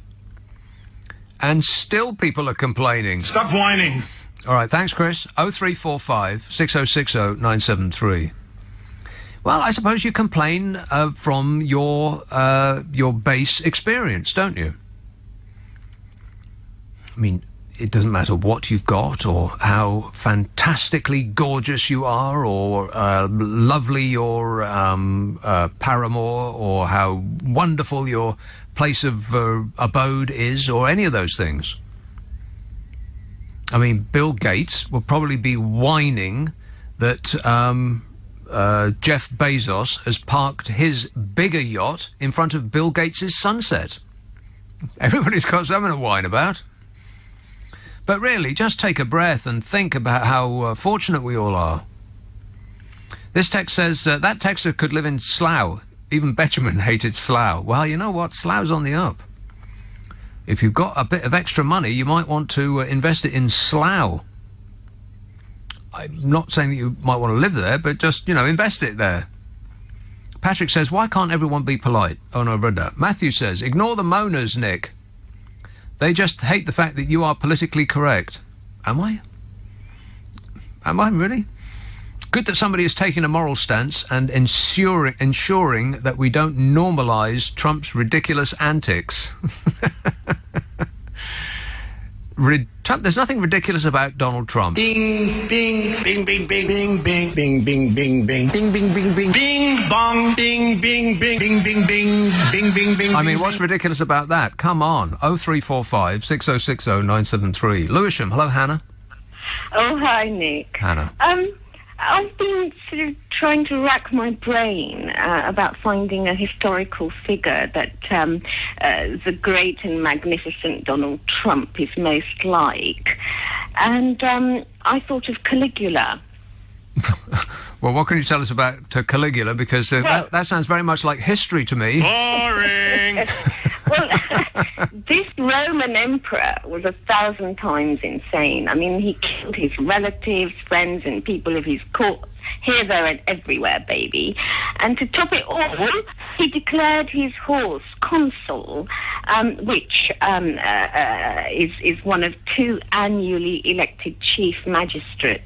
Well, Donald Trump has elected Jared Kushner to do almost every job of the American government. So I suppose, you took a horse, I took an ass. Well, I'm actually... It's about the same. I'm actually expecting Donald Trump to declare a horse of his something or other important in the country. But, to back up, I ask you to consider the chaos and mayhem he generates in the White House, that his staff have to swipe briefings and important papers off his desk. Just in case he kills us all. Yeah, to prevent him making some insane decision or another. And then also, his staff turnover is prodigious, either by resignations or clapped into prison or sacked by him or embroiled in... Nobody with any reputation to protect wants to work with him anymore. I mean, it's just a clown show over there now. I know. All the grown-ups have left the building. It's just him. Absolutely, and then further proof of his insanity, akin to Caligula, is he'll make a decision on something vital 1 minute, and then a diametrically opposite one the next. Never mind about 1 minute to the next. It's from the beginning of a sentence to the end of it, he changes his mind. I know. So, thanks a lot for letting me do a bit more Donald Trump bashing. Okay. Nick. All right, Hannah. I'm really grateful. All right, thanks a lot. Cheers, my dear. 0345 6060 973. John says, I believe in moderation, but only in moderation, which means I can lead a truly decadent life for most of the time. I love moderation, says John. Leslie says, as your best friend Donny has so much money, why can't he pay for the wall? Yeah, why can't he pay for the wall? That's right. How much money you got, Donny? I make $400 million a year, so what difference does it make? Yeah, sure you do. He says, at the same time, he could pay for the electricity bill for LBC, and then you wouldn't have to keep waving your arms around when the lights go out. Excellent idea, Leslie. What do you say, Donny? Oh, shut up! This text says Trump hails accidents and half-truths as achievements, and then uses those facts to advocate his own genius. Yeah. Well, he's like a very smart person, remember? Trust me, I'm like a smart person.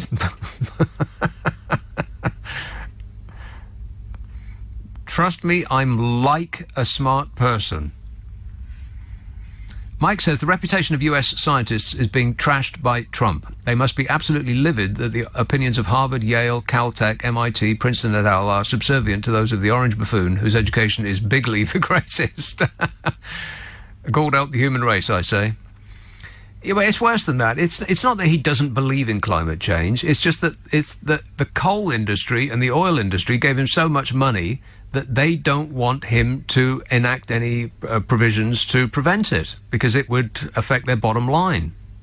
It's just naked self-interest. And that people can't see that. Well, it's difficult to see through the bluster, which is what he's very, very good at. Just keeping that barrage of words coming at you. I'm very highly educated. I know words. I have the best words. And he just speaks and speaks and talks and waves his arms around, and nobody can get a word in edgeways.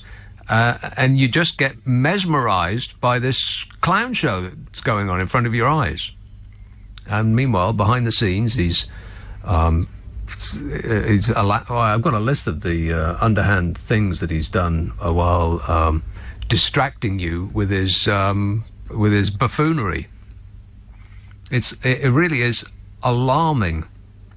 You know, things like removing the requirement of car manufacturers to make their vehicles less polluting. What would he do that for? Removing the requirement of coal mining companies to clean their effluent before they let it into rivers. They can just pour any poison they like. What would you do that for? Other than to please the very few people at the very top of a very few number of companies that can make more money by not having to clean up their industry. You just give him a lot of money and he'll do anything you want. And he, excuse me. And people say, well, what do you care about that? What's it got to do with you? Well, pollution doesn't stay in one place. Smoke goes into the air. Even if you have a big, beautiful wall, it's not going to stay within the confines of that wall. He's polluting the planet. I mean, if somebody in the high street where you live drops they're eating a burger and they get halfway through and they've finished with it and they just drop it out of their hands onto the floor. I mean, you must have seen that. It drives me up the wall. Or somebody drives by your place and they just throw their rubbish out the car window. It's not in your garden. What do you care? Well, we live here. That's why I care. Plus, any consequence of America the biggest polluting country on earth, polluting more than they could do by by this fantasy that he's got of revivifying the coal industry, for crying out loud. It affects all of us. That's why I care. Because I live here. So should you. 0345 6060 973. I'm still looking for reasons to be cheerful. I've got lots of them. I will start reading them. I will. I promise. 0345 6060 973. Nick Abbott, Friday and Saturday night on LBC from 10, where it's now 11. Trump is like Hyacinth Bucket. Goes around in a big, loud explosion of false pride, bragging about his excellence and superiority, and doesn't listen to anything anyone says to him and is never wrong. You forgot about the whining. I'm a whiner, and I keep whining and whining. This text says, Trump doesn't deny that 4 of his businesses have filed for bankruptcy. He argues, however, that filing for bankruptcy is a common business decision, and he was smart to make the moves when he did. I think it's 5, isn't it? He's a terrible businessman. Do you want an actual list of the businesses that he started that folded? Because I've got it. It's a really long list. I've only got an hour and 25 minutes to go. Hi, Wickham. Hello, Ian. Hi, Nick. How's it going? Good, thanks. Welcome along. Cheers. Oh, sorry. Yeah, just reasons to be cheerful. And it's made me laugh this summer, sort of, but it's a miserable twist at the end, I'm afraid. I was in a... Can I say Asda? It was a shopping... Well, as long as you don't say Asda, yes. Then I won't. It was a supermarket that I was in a month or two ago. Well, now, wait a minute. You're not about to say anything bad about it, are you? No. Okay, then. Not. Carry on. Not a thing, honestly. And a surreal moment, a bus sort of pulled up into the car park, and in it was loads of Buddhist monks in full robes, okay? Just a surreal moment. I mean, it was High Wycombe, so it's just something you're not going to see every day. Yeah. Anyway, as I'm walking around the shop, I go to there's one stood by the pizza counter. And of course, pizza.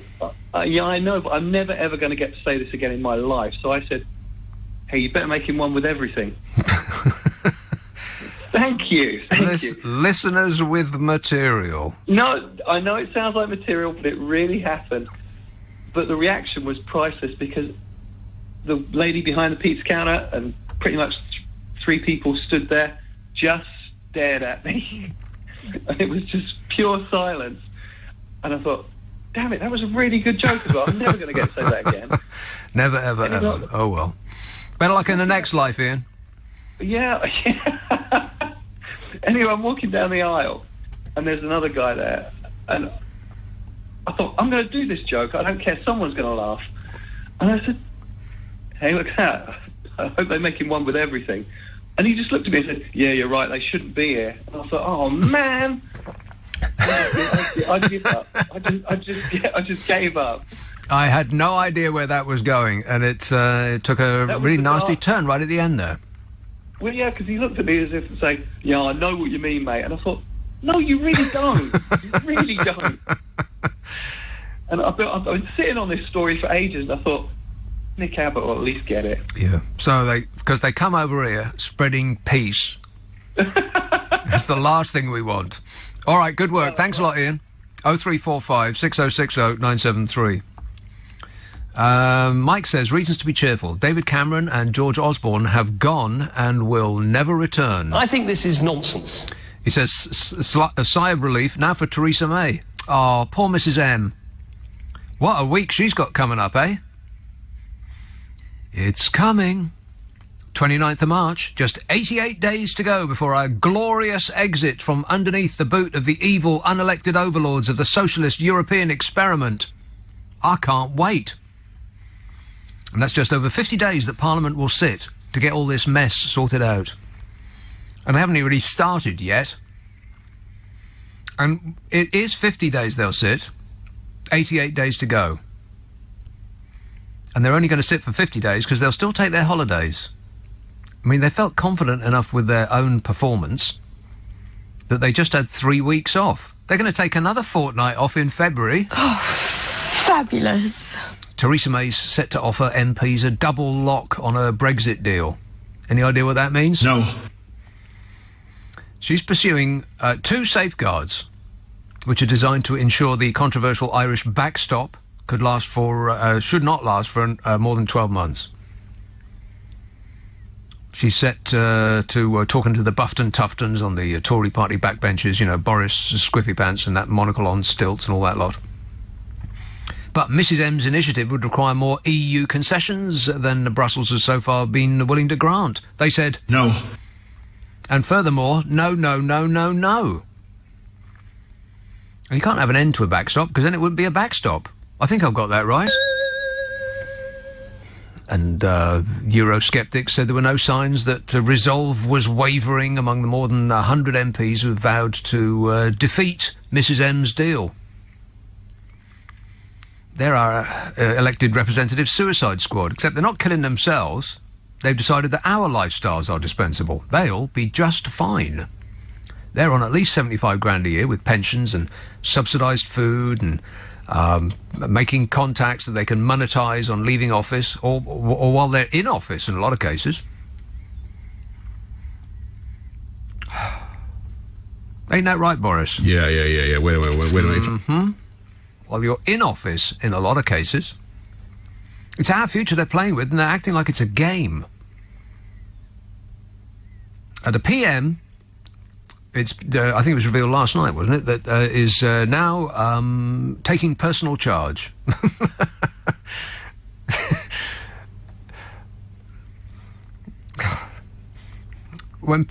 I suppose people are writing books for this now, but, you know, when you get one removed, give it about a decade, people are going to be looking at what's happening now going, what?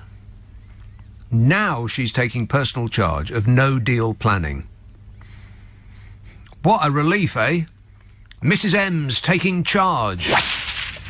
From Monday, we're going to get a new committee known as EUXT Preparedness.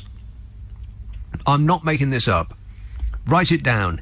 EUXT brackets preparedness.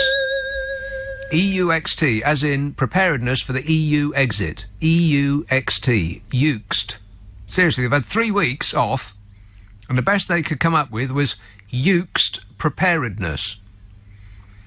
Imagine being a switchboard operator at that department. Hello, EUXT preparedness. I know it's silly, but what can I do with it? I only work here. How am I going to make your call?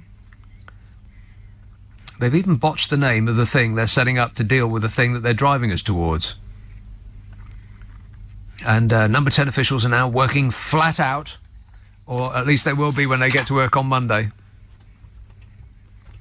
on an amendment to the Brexit vote after the negotiations. God, I hope I never hear those 2 words again.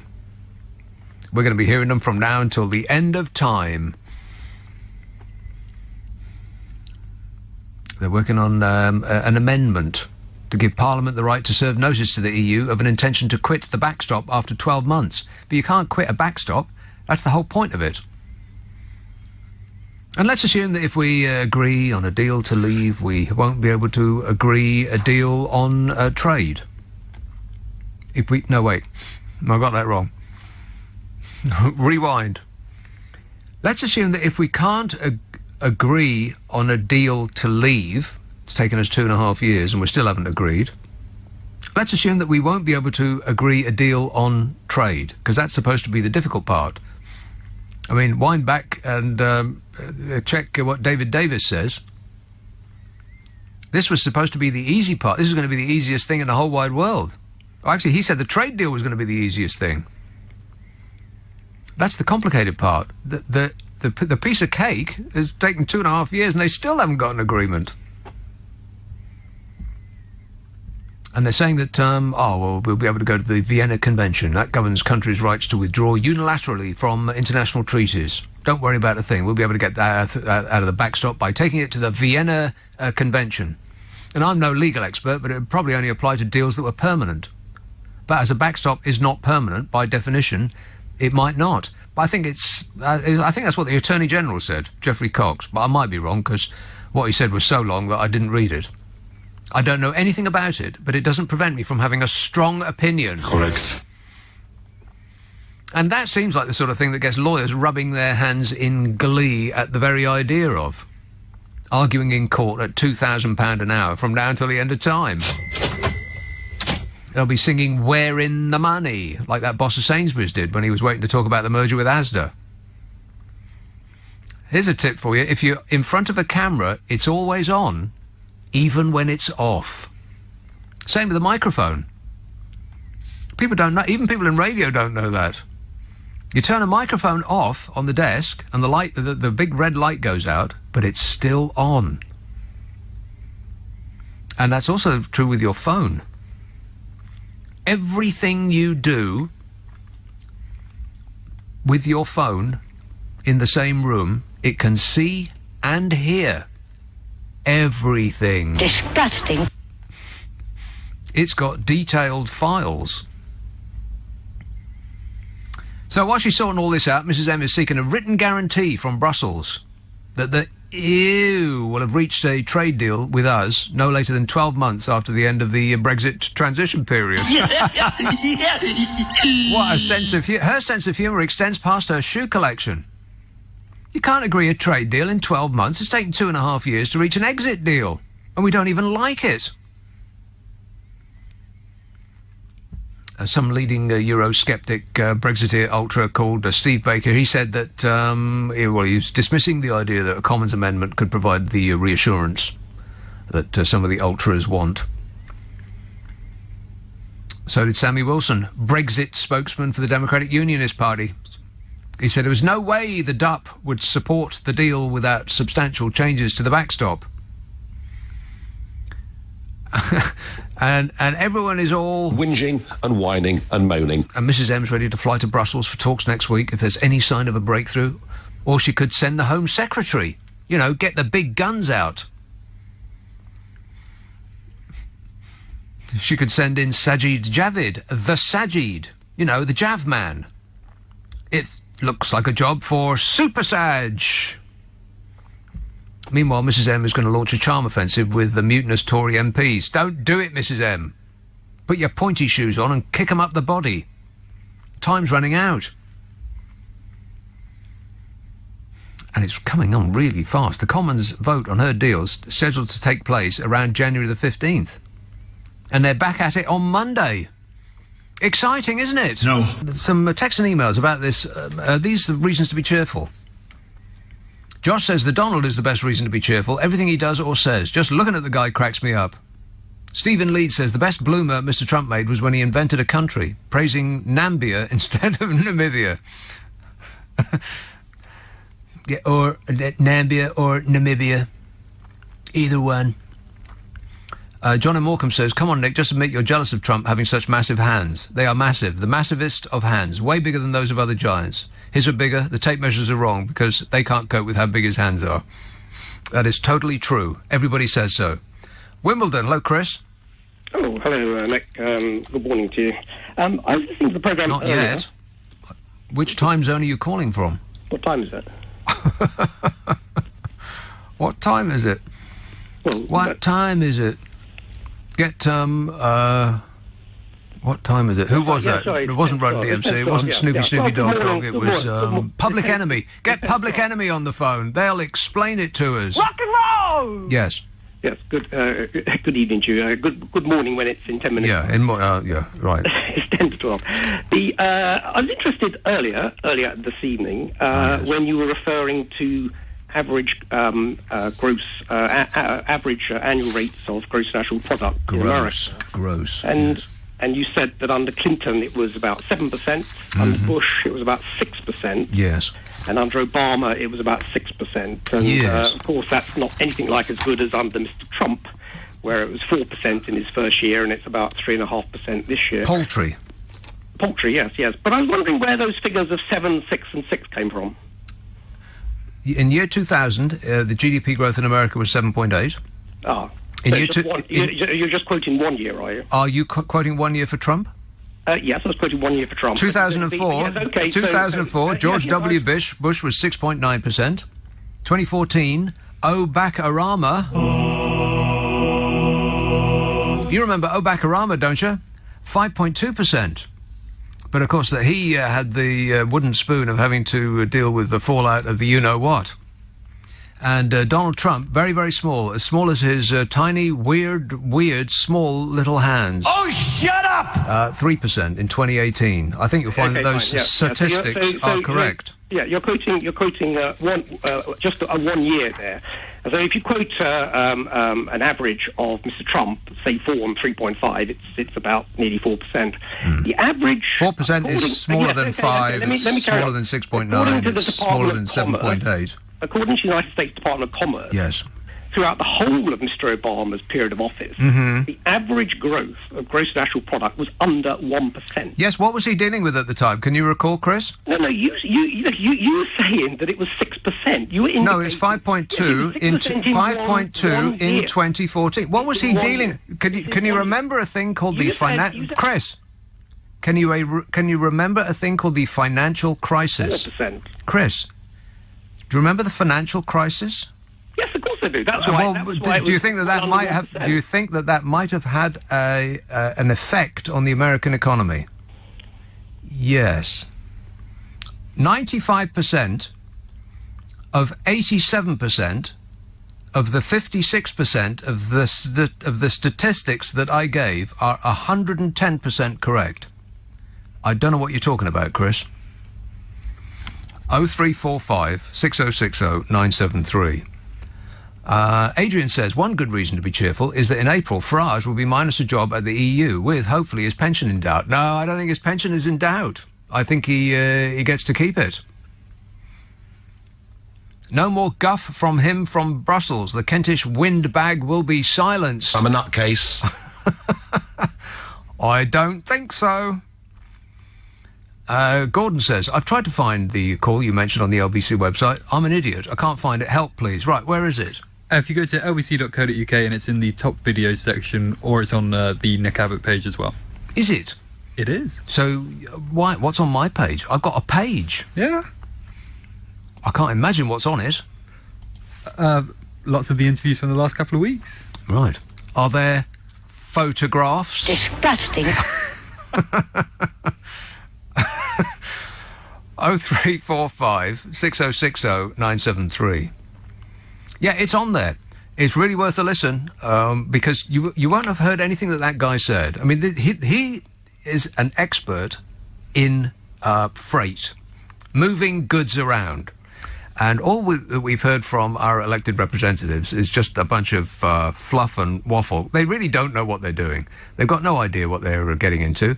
They've got no planning. I mean, just now, I think this next week, they're going to have a trial run of sending 100 lorries down a motorway to see what that's like. Do you think that they might have thought about doing that maybe 2 years ago? And, you heard a big song and a dance about them doing a deal with a ferry company that hasn't got any ferries, and all the press was making fun of that. Well, this guy said that you're all looking in the wrong direction. It doesn't really matter that they don't have any ferries. You can rent a ferry. There's not really a problem. It's that what the plans that have been put forward are, his phrase was a drop in the ocean. It won't make any difference. They're just saying these things to make it appear as though they know what they're doing, our elected representatives. They don't appear to have a clue. It's taken 2.5 years, and they're all standing around with their mouths opening and closing like a stunned mullet, wondering what to do next. It's worth a listen. It's a long call, but it really does paint a pretty vivid picture of what's about to befall us. Be prepared. Gordon says, oh no, I've read that. Ian says, would you share how you managed to play the clips at short notice and always so perfect? I'm always so perfect. It's science, Ian. I think you'll find that science does it. Affirmative. Steve says, why don't you and James O'Brien link hands with London Mayor Khan, put Khan in the middle, lift his legs and skip all the way to the EU? We won't miss you. Bye-bye. You're all so arrogant, says Steve. In capital letters with an exclamation mark. Like he's really angry. The amount of times that I've heard that phrase, God, you and James O'Brien. As though it's compulsory to listen.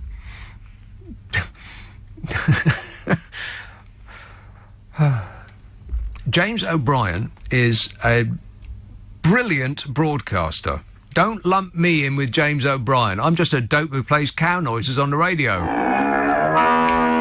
0345 6060 973. Let's have Charlton. Mahmood. Hello, you all right? Ecstasy of fumbling. Yes, Mahmood. How you doing? Good, thanks. Yeah, I was listening to Hannah. Please speak directly into the phone. Pardon? Please speak directly into the phone. Yes, can you hear me now? I can now. Yes, no, I was just saying that I was listening to Hannah on your show just a little while ago. Oh, yeah. Remind me? Bashing Donald Trump. Oh, yes. Yes, and I thought, you know what, I want to give him a little bashing myself. So, now, I was going to say, they've got the Senate, the Republicans, and Congress obviously has just been taken over by the Democrats. Now, if you've got a president that's obviously not doing his job properly, surely, you know, someone should stand up to this person and say, listen, mate, you're not doing a great job. And obviously, a lot of the policies that he's putting in are obviously not right. So therefore, why would they let someone like him run the country? Why would they let Donald Trump run the country? Yeah. Because the people, by the twisted system that they have in America, they voted. Well, they didn't vote for him. Millions fewer people voted for Donald than Hillary, but they got this bizarre system, and he won. Yeah, that's what I mean. So now, of course, I mean, he's won it. But a lot of the things, a lot of the like the travel ban, for example, the trade deals, this current ongoing government shutdown itself. Yeah. These are things that obviously is shocking, because surely you're putting the country first, and you know, he's not leading by example. And I've been following it for a while now. Apart from 3 senators that I can think of, Jeff Flake of Arizona, who's retired. Yeah. Bob Coker from Tennessee as well, who's retired, and they've got one called Ben Sass from Nebraska.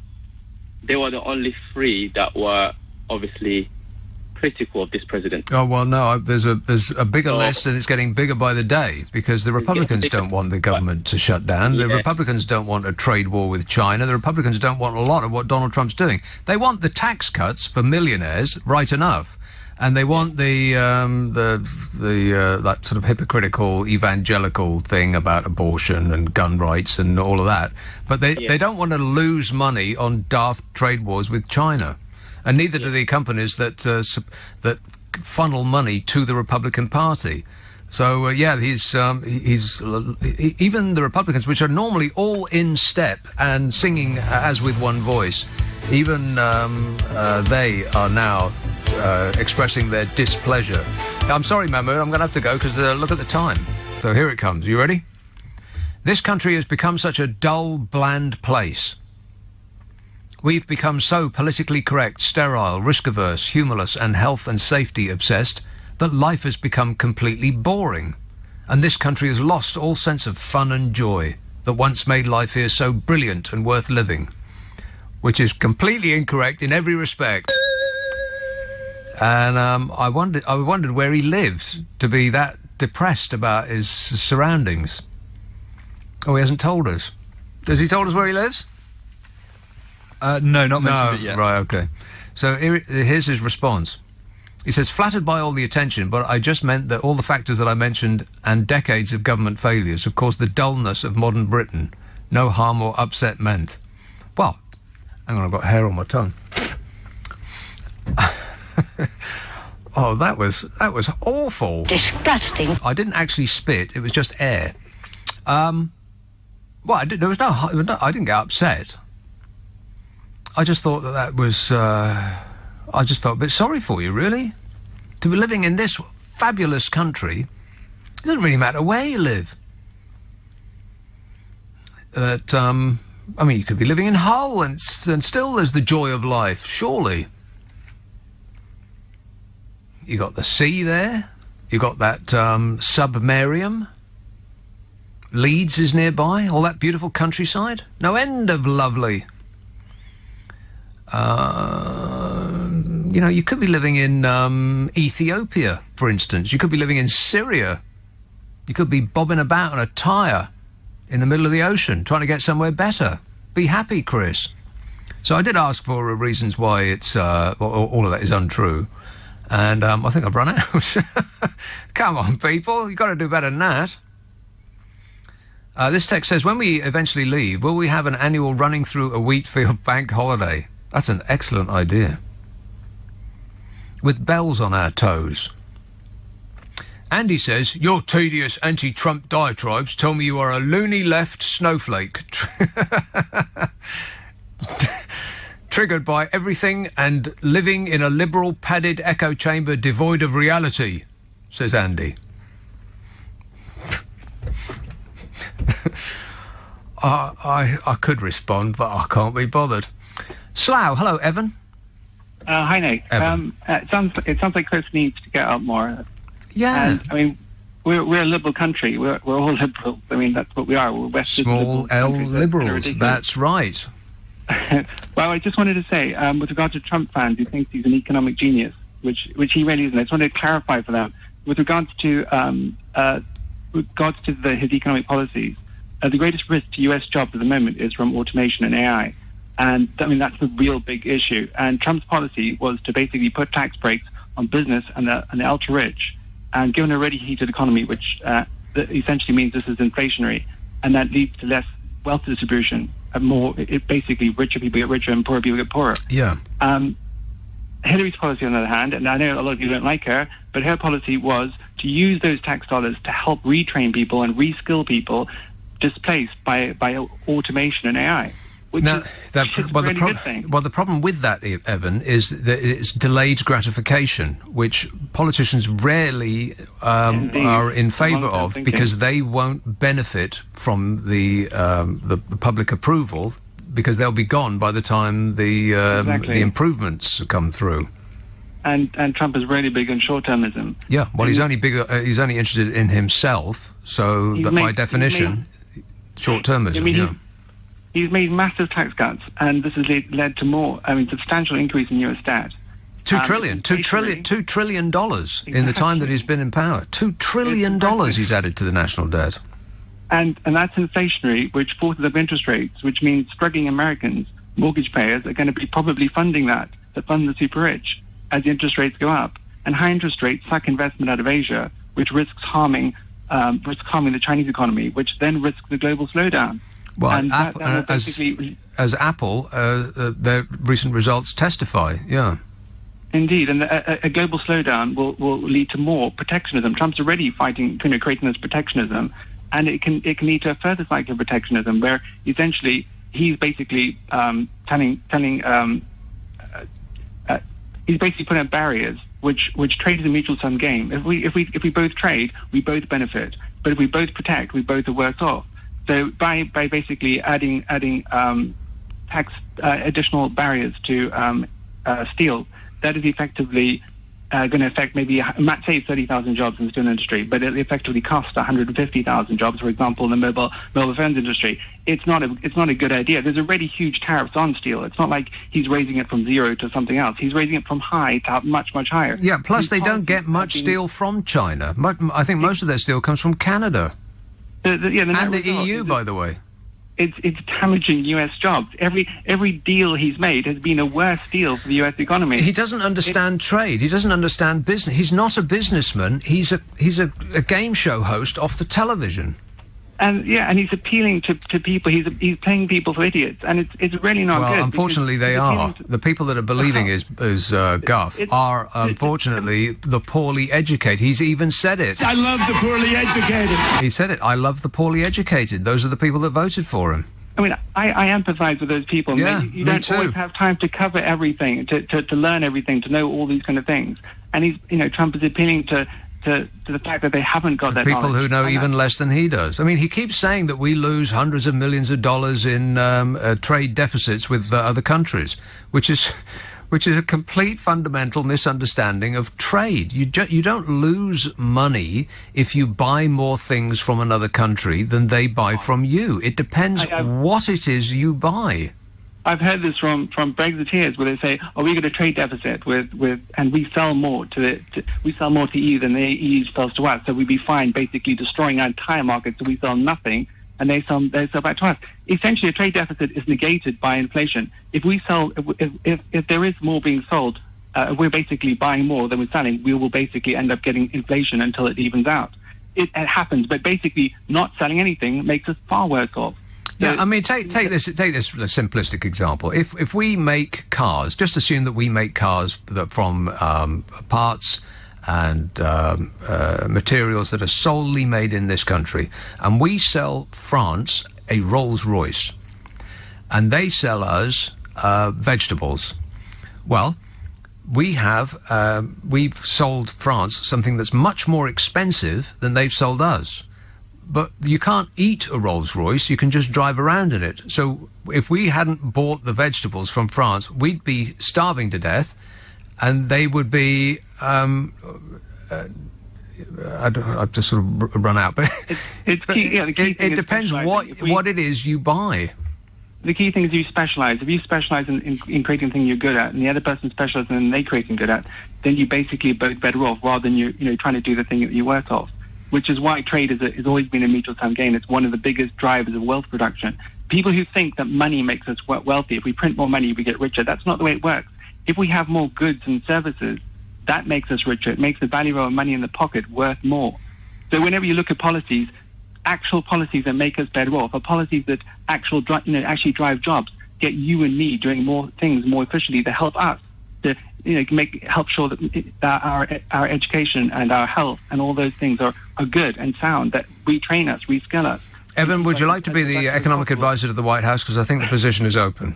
Give him a ring. All right, thanks a lot, mate. Cheers. Too busy? 0345. Don't want to damage your reputation by being employed there? I understand. 0345 6060 973. He keeps saying that over and over again, that we're losing money to China because we buy less from... Wait a minute, because we buy more from them than they buy from us. But that's not how... That's not what a trade deficit means. That nobody's explained... Well, maybe he does know, but he knows that the people that he's trying to impress don't know. I mean, those yeehaws in the Make America White Again hats who holler and cheer at every stupid pronouncement. Lock her up, they go. Who's going to pay for the wall? Mexico! All of that. That pantomime that he has. He knows those people don't understand economics. Maybe Donald Trump actually does. I kind of doubt it. But he knows absolutely that the people he's talking to don't. Alistair from Glasgow says, another reason to be cheerful. Thank goodness for you, Alistair. Another reason to be cheerful, according to a recent report in The Independent, is that the High Court could very shortly rule whether Brexit should be declared void due to the criminal investigation into Leave funder Aaron Banks. Wishful thinking, perhaps, but that thought cheers me up anyway.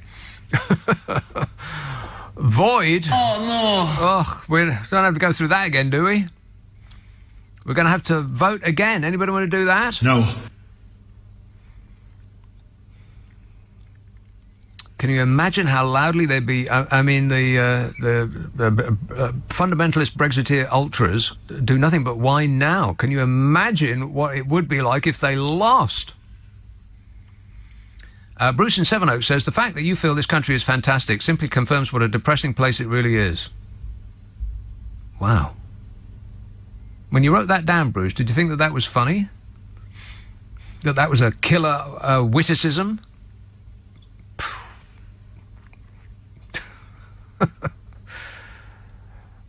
0345 6060 973. Try again, Bruce. You never know. You might come up with something next time. Write 10 things down on a piece of paper and pick the best one.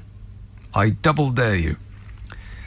Friday and Saturday night at 10, Nick Abbott, LBC. This is LBC. Introducing the BT January sale with up to £450 of savings. Magic. Our superfast fibre is now $29.99 a month on an 18-month contract with $9.99 delivery. Plus, there's half-price BT Sport and great savings on the latest smartphones. This £450 saving ends 10th of January, so bag it now. Search BT Broadband and join today. Save up to £450 over 18 months with superfast fibre BT Sport on Sky. Selected handset offers. Prices may change. New customers £52.49 from month 19. Terms apply. So I still remember the feeling of walking into my GCSEs. I think the weeks before, I kind of thought good was going to be good enough. But then I remember in the final lesson before the exams, our teacher left notes on our desks. Mine said, if you're going to think at all, think big. And if you're going to think big, think bigger.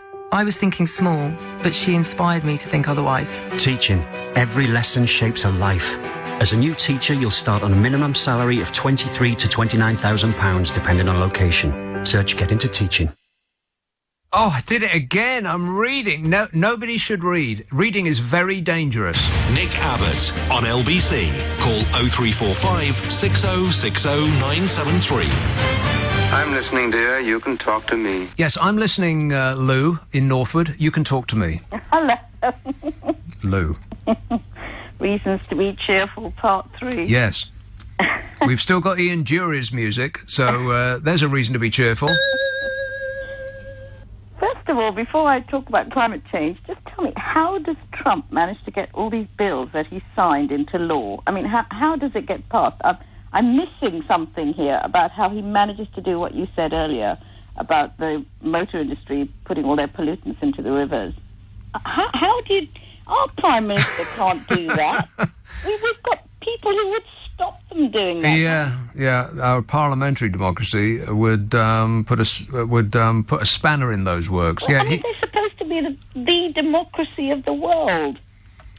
Yes, no, it's a very weird system they've got there, and some of the things that a president can do, that's when he makes a big show of signing what looks like the menu in a steak restaurant at his desk, and he does his big boy squiggle. Not anything, no, but he has certain powers that he can just think them up and do them, like starting World War III, for instance. I'll bring us into war. Yeah, he could do that. Reasons to be cheerful, part 4. Okay. Climate change. I've had this argument with other people so many times, I cannot tell you. They confuse the climate change that happens in geologic time, naturally, and will come round again, with what is... They confuse climate with weather. Oh, well, they do that anyway, but they say, oh, well, this has all happened before, and it's all going to happen again. We've had ice ages before, and we've had... But quite honestly, they just forget that the oceans, for instance, are acidifying faster than they have ever done so. Mm-hmm. We have more aerosols going into the air, and therefore, I mean, the ice is melting faster than it's ever melted before in geologic time. But these are only facts, Lou, and yes, everybody I forgot myself. Everyone can have their own facts now. Have you heard? Only because you educate me. You don't need no education. You just make stuff up now, and it immediately becomes true if you believe it. But oh my God. We have the IPCC, the climate change panel for all the governments. And oh my God, yes, I hear myself. I've just heard myself, Nick. I'm going to take myself off the air and go and stand in the corner. And scream. Just try screaming, Lou. Just let it all out. All right. Oh, no. 0345 6060 973. Let's have Cape Town. Hello, Robert. Hey, has it rained lately? Actually, this year there's been a little bit of rain, which they need because they've had droughts. Yeah, I mean, we heard it on the news for quite a while, several months ago now, and it looked like it was possible that you might have to actually abandon the city. So what's happened lately? Well, I mean, I'm on holiday here, but I come fairly regularly. Such a well, then forget it. No, but I've got links to the place because my in-laws spend the summer here. But they have had problems. They had, like, for 3 years, they had a drought, and in Cape Town itself, they were 3 months away from standpipes. But the problem they've got is they've got this government which is so corrupt, the previous administration anyway.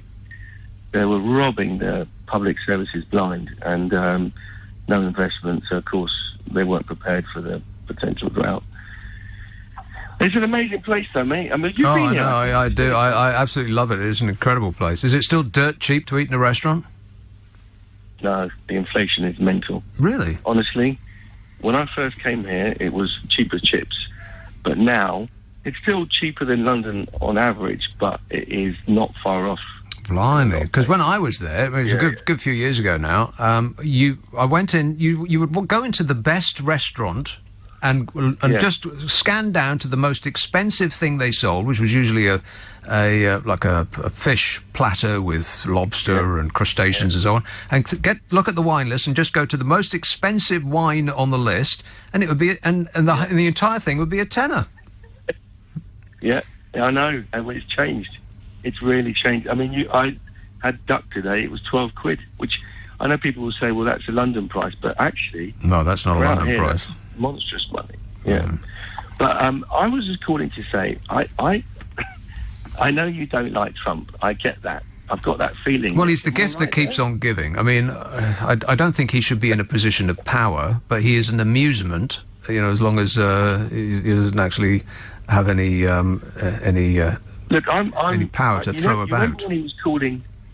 Remember when he was calling countries S-holes? Yes. He called a few countries S-holes. I was from one of those countries. I am from one of those countries. What am I talking about? I'm from one of the poorest countries in the world, and I got lucky. But I got to say, there's a real dislike of Trump in a lot of the media in the world, and I don't think he's as bad as everyone's making out to be. Really? I really don't. Well, what makes you say that? I think he's a frustrated man. Oh, yeah. Definitely. He's inherited a lot of money and privilege, and he's very confident and cocksure. No, I think the opposite of that. I don't think he is. I think all this is just bluster to cover up the fact that he isn't confident, and I mean, it's just classic displacement behaviour.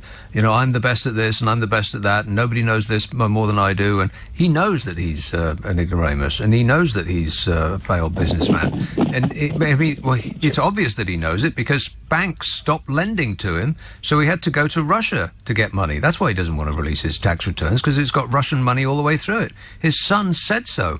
His son actually said, we are disproportionately reliant on Russian money. Years before Donald Trump became the President of the United States. They've admitted it already. Yeah. Well, what's wrong with that? What's wrong with taking Russian funding? Well, it depends what Russian money you're taking. I mean, if legal banks don't want to lend to you, where do you go next? Well, banks don't want to lend to anyone. That's completely untrue. I've worked in finance for 25 years. That's completely untrue. Of course banks lend.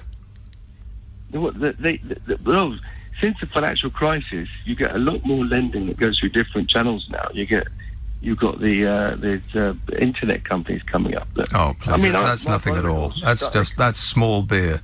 No, when you particularly if you're in the kind of business that he is in. I mean, think about it: construction, casinos. Yeah.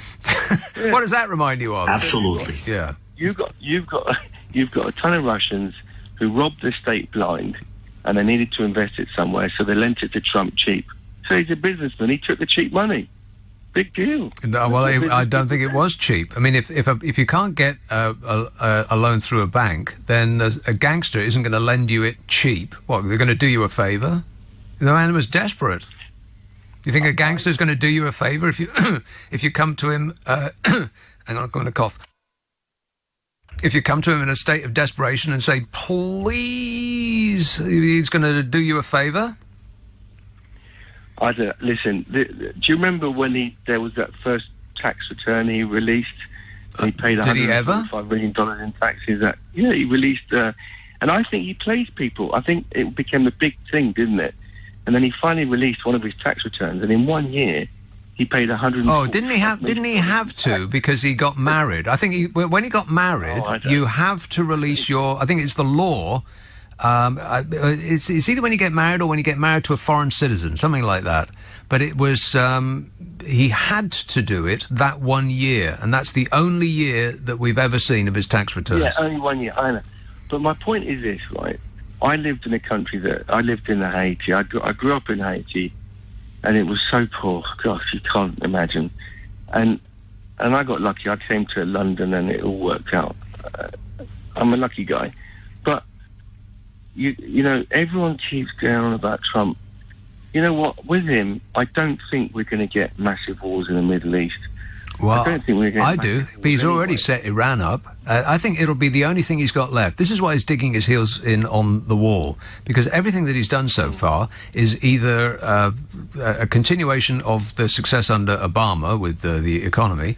The economy is now unraveling for various reasons, which either have something to do with him or are out with his control, but he would have taken credit for them anyway. So the only thing really he's got left, and he kept saying, I'm going to replace Obamacare with something great and cheap and simple. I mean, that was his plan. That was the extent of his plan, and he hasn't been able to do that. So he's only got the wall, and that's what his white base are really interested in, because he's made it into a thing where I'm protecting you from this murderous, raping horde that is trying to come in and steal your babies and eat your dog. And that's what they respond to, despite the fact that what they should actually be terrified of is the white terrorists who are within their number. The people coming in over the border, either legally or illegally, are much less likely to kill you than the white supremacists within their number. But, of course, that doesn't play to the white supremacist that he's trying to get to vote for him. So that's why he's sticking his heels in on the wall, because he ain't got anything else apart from a war. And that is absolutely where he'll go next if he doesn't get his wall, I betcha. By pulling the troops out. How's he going to have a wall by pulling the troops out? Well, no, you pull them out of one place and you put them into another. Iran is in the crosshairs. I mean, he's already set them up. Well, no, I mean, he's not going to pick a war with Kim Jong-un, does he? His best buddy, Kim Jong-un. I mean, they're like peas in a pod, they are. He was delighted at the respect that the people of North Korea showed to the leader of Kim Jong-un. He actually said that when Kim Jong-un speaks, everybody sits up straight. We should try that here, he said.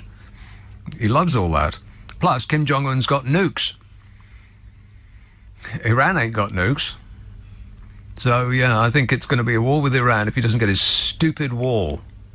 But I hope you have a good holiday there. Hey, in the hotel that you're at, do they allow you to take a bath? I'm staying in a much nicer place than the hotel. I'm staying in this most amazing place I've been to. Honestly, I'm so lucky. I'm in heaven. This place. Are you in one of those places that looks over Camps Bay? One of those like James Bond houses.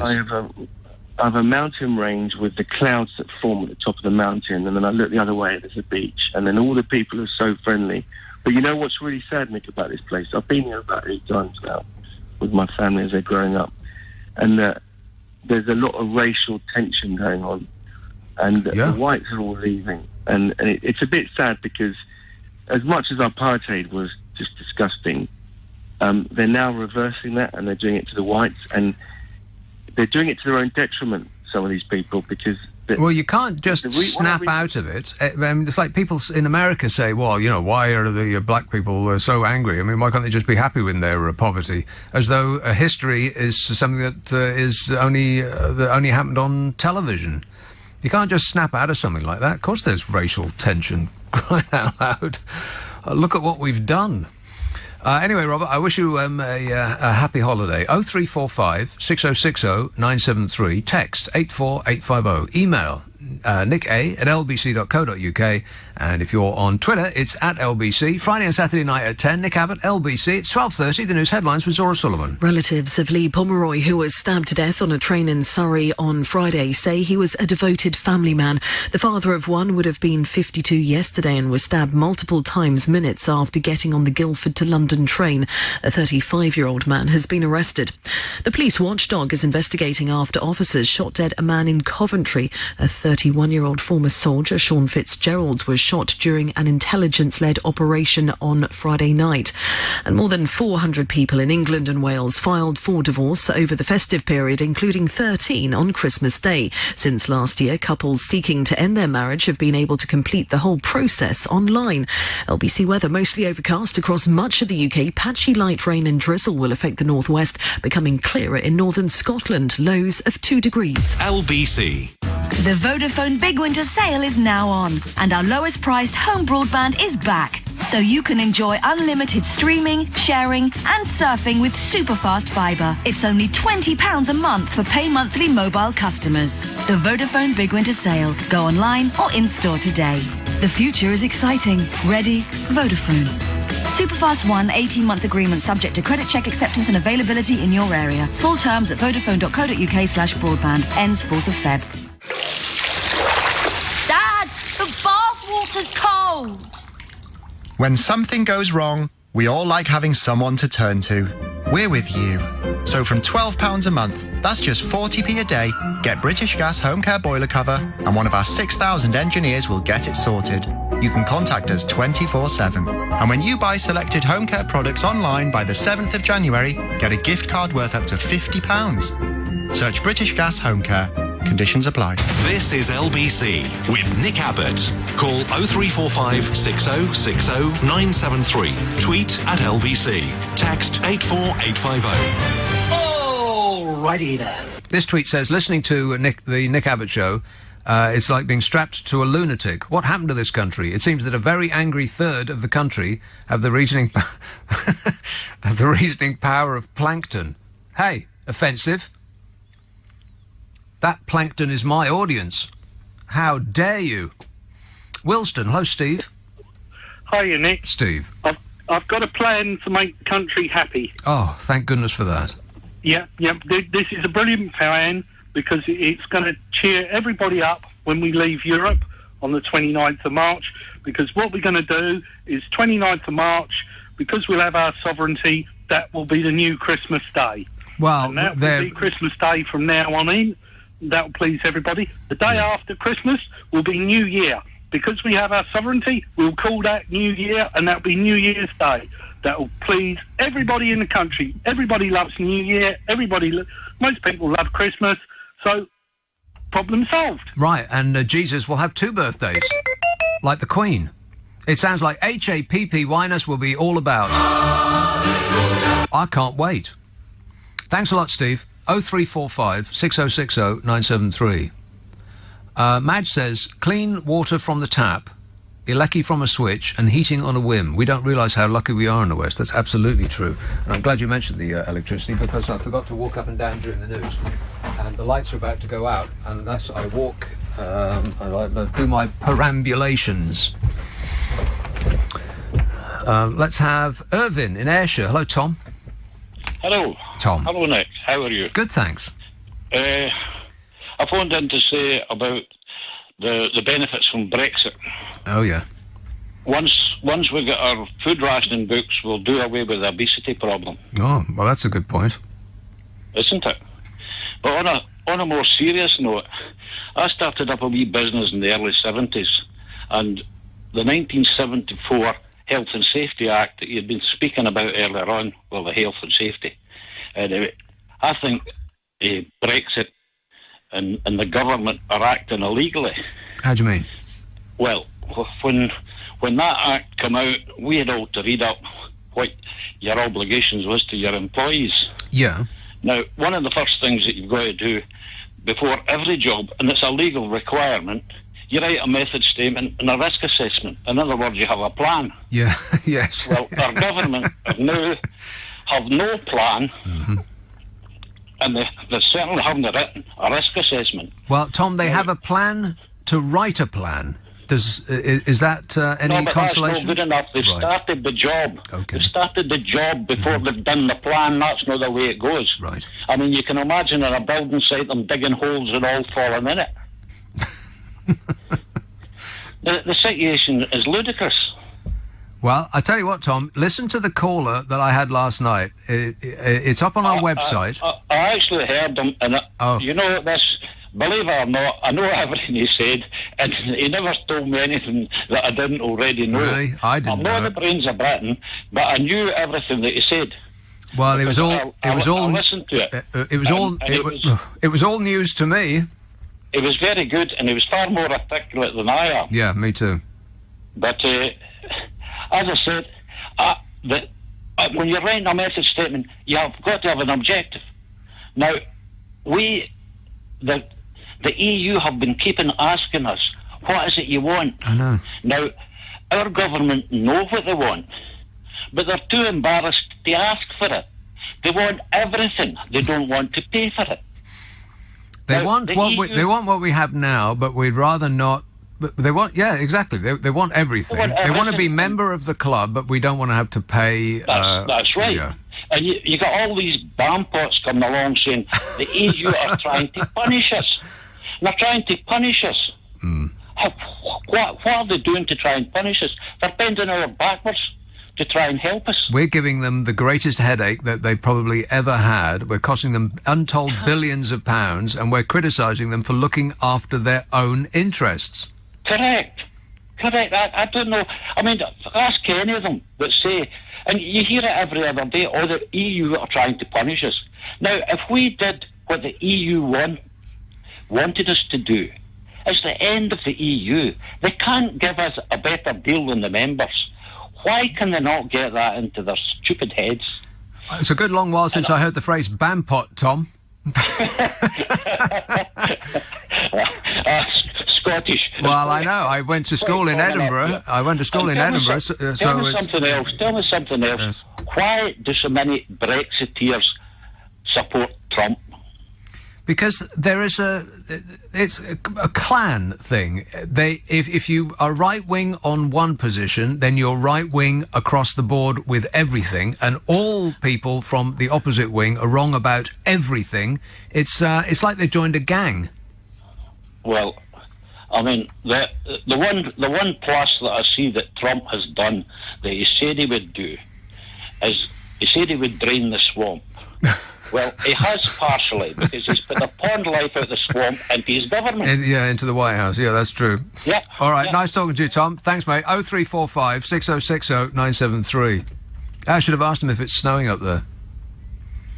It's going to be snowing soon. It's about to become winter. Oh, no. Yeah. Next couple of days. Bamport. See you. Yeah, I went to school in Edinburgh, and it's a good long while since I heard that phrase. Madge says, oh no, I've read that. Susie says, please make Donald Trump go away forever, thank you. Dal says, if I remember rightly, it was only last year that the Democrats shut the government down. I also remember that neither the media, you, or your listeners ever slated them. Trump derangement syndrome is everywhere. Well, Dal, it was 3 days. I mean, the news had barely reached here before it was back open again. And it wasn't the Democrats.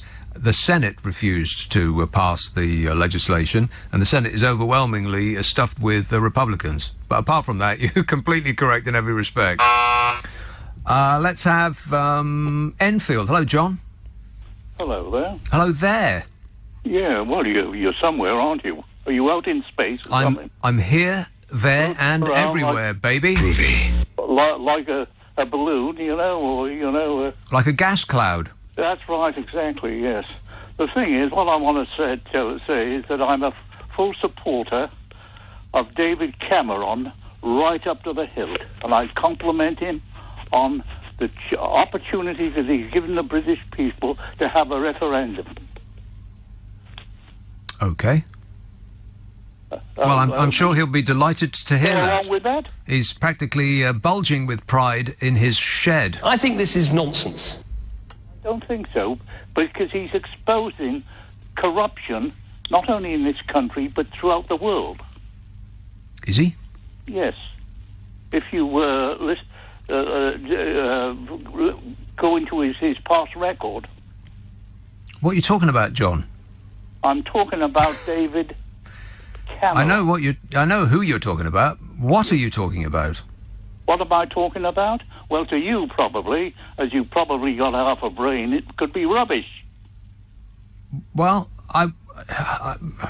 yes.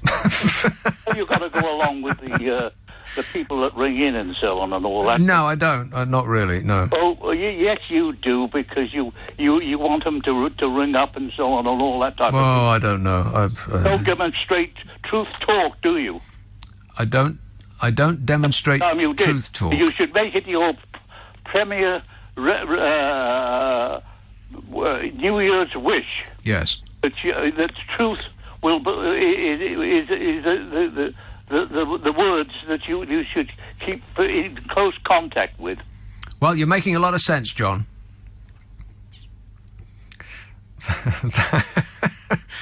Thanks, mate.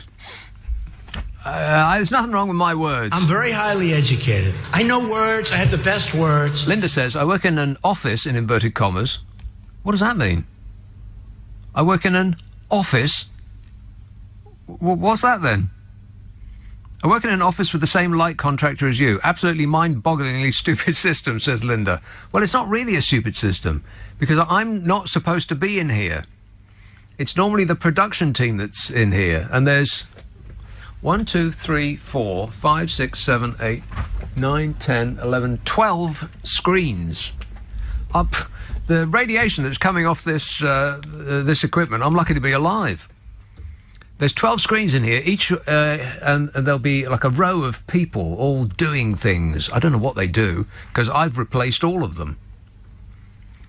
Because you can't do sound effects from where the presenter normally sits, which is where my glamorous assistant is sitting, in luxury, I might add. And I'm sitting here in this skip in here.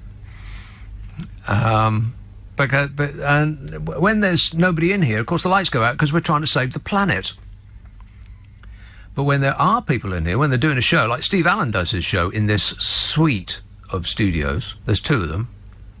He's through there, through the glass, which is where Steve Allen normally sits, because Steve Allen doesn't have to do anything other than speak. I mean, it's plenty enough for him to be doing just that. And then there's technological geniuses that are on this side, in the place that I am, and they work all their, they fire in the ads and all of that. But you can't play sound effects from where the presenter sits, so I have to sit in where the production team are. And because there's so many of them, they're always moving about, and so the lights never go out. But because it's just me in here, and I'm the other end of the room from where the motion detector is, it always goes out, because I'm very, very still. I barely move, which is why every half an hour I have to make an effort to get up and, wander about a bit. So now you know. Bet you're glad you asked now, eh? No. Let's have a call in Muswell Hill. Hello, Michael.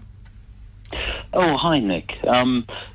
Firstly, thank you for your words over the last 2.5 years. You've made many of us smile when the other option was crying at World event. Well, thanks, Michael. I just want to make a brief point about Brexit, if I may, which was that it seems to me as we get to the end game, it becomes clear the potential damage that could be done with a no deal. You've got business organisations saying it's going to be catastrophic. The NFU, you've got people on the ground, every single previous Prime Minister, and even Michael Gove, arch Brexiteer, saying a no deal would be a disaster. Yeah. We still get the likes of Ian Duncan-Smith and Baron Jenkins coming onto LBC and telling us it will be fine. Well, they're experts. It's clear that they're ideologues, Nick, and they actually don't care about the damage that it will cause. Well, I think it's worse than that. Now, I'm not talking about them specifically, but the people, the money. I believe that the money people behind Brexit, the people who are actually funding it and funded the campaign and are pushing it forward and forward from the rear, are betting against the country. And this is not a fantasy I've just made up. I know of people who run hedge funds who are doing precisely that. What that means is, when the pound goes down, as it has done, their bets that the pound goes down pay off and they make a lot of money. When we get poorer, they get richer. I think that a lot of the impetus behind Brexit is from people who have bet against the country, and they will their bets will pay out when our economy tanks. So it's about as bad as it could possibly be. It's treason, really. Yeah. I mean, I thank you for making me smile a few moments ago. I'm not too sure anymore. I mean, it is incredible, but it seems to me as because early on there could be pretense about, it'll be better, it'll be this, it'll be that. That's all fallen away. So anybody who's still supporting it, and you would expect some politicians to be reasonably intelligent, they must be doing it either for financial gain or for purely ideological gain, and they don't care of the damage they are going to do to the country. Well, maybe some of them don't believe that the damage will be done, or they think that it will only be in the short term, and in the long term we will benefit. But nobody's really interested in the long term, because in the long term we could all be dead.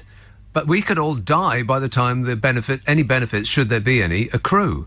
And people aren't interested in the short term, in the long term. We're interested in what happens right now. I mean, if this country becomes the world's most successful country that has ever existed in 100 years' time, well, what good is that for us?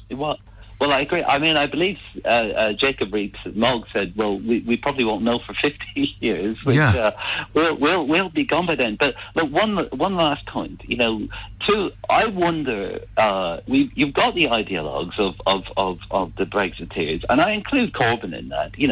His deliberate inaction at the first referendum, and his deliberate inaction now is because he's a Brexiteer. So I expect nothing from him. But what has disappointed me is, where is the pragmatic middle ground? Where are look at Ken Clarke. I've never voted Tory in my life, but he's saying, look, guys, we've had 2.5 years to make our mind up. We have come to no decision. We've got less than 90 days left. Maybe it would be sensible to have a little bit more time. Completely sensible suggestion. Well, yeah, I agree, but I think we're being run now by whoever shouts the loudest, not necessarily even those who are in power. I think that the politicians now, who are supposed to be leading us based on their knowledge and expertise, are being blown around like rudderless ships by people just bellowing at them from newspaper columns and in the streets. But I think it is possible that the person that is treading the centre ground might be Theresa May.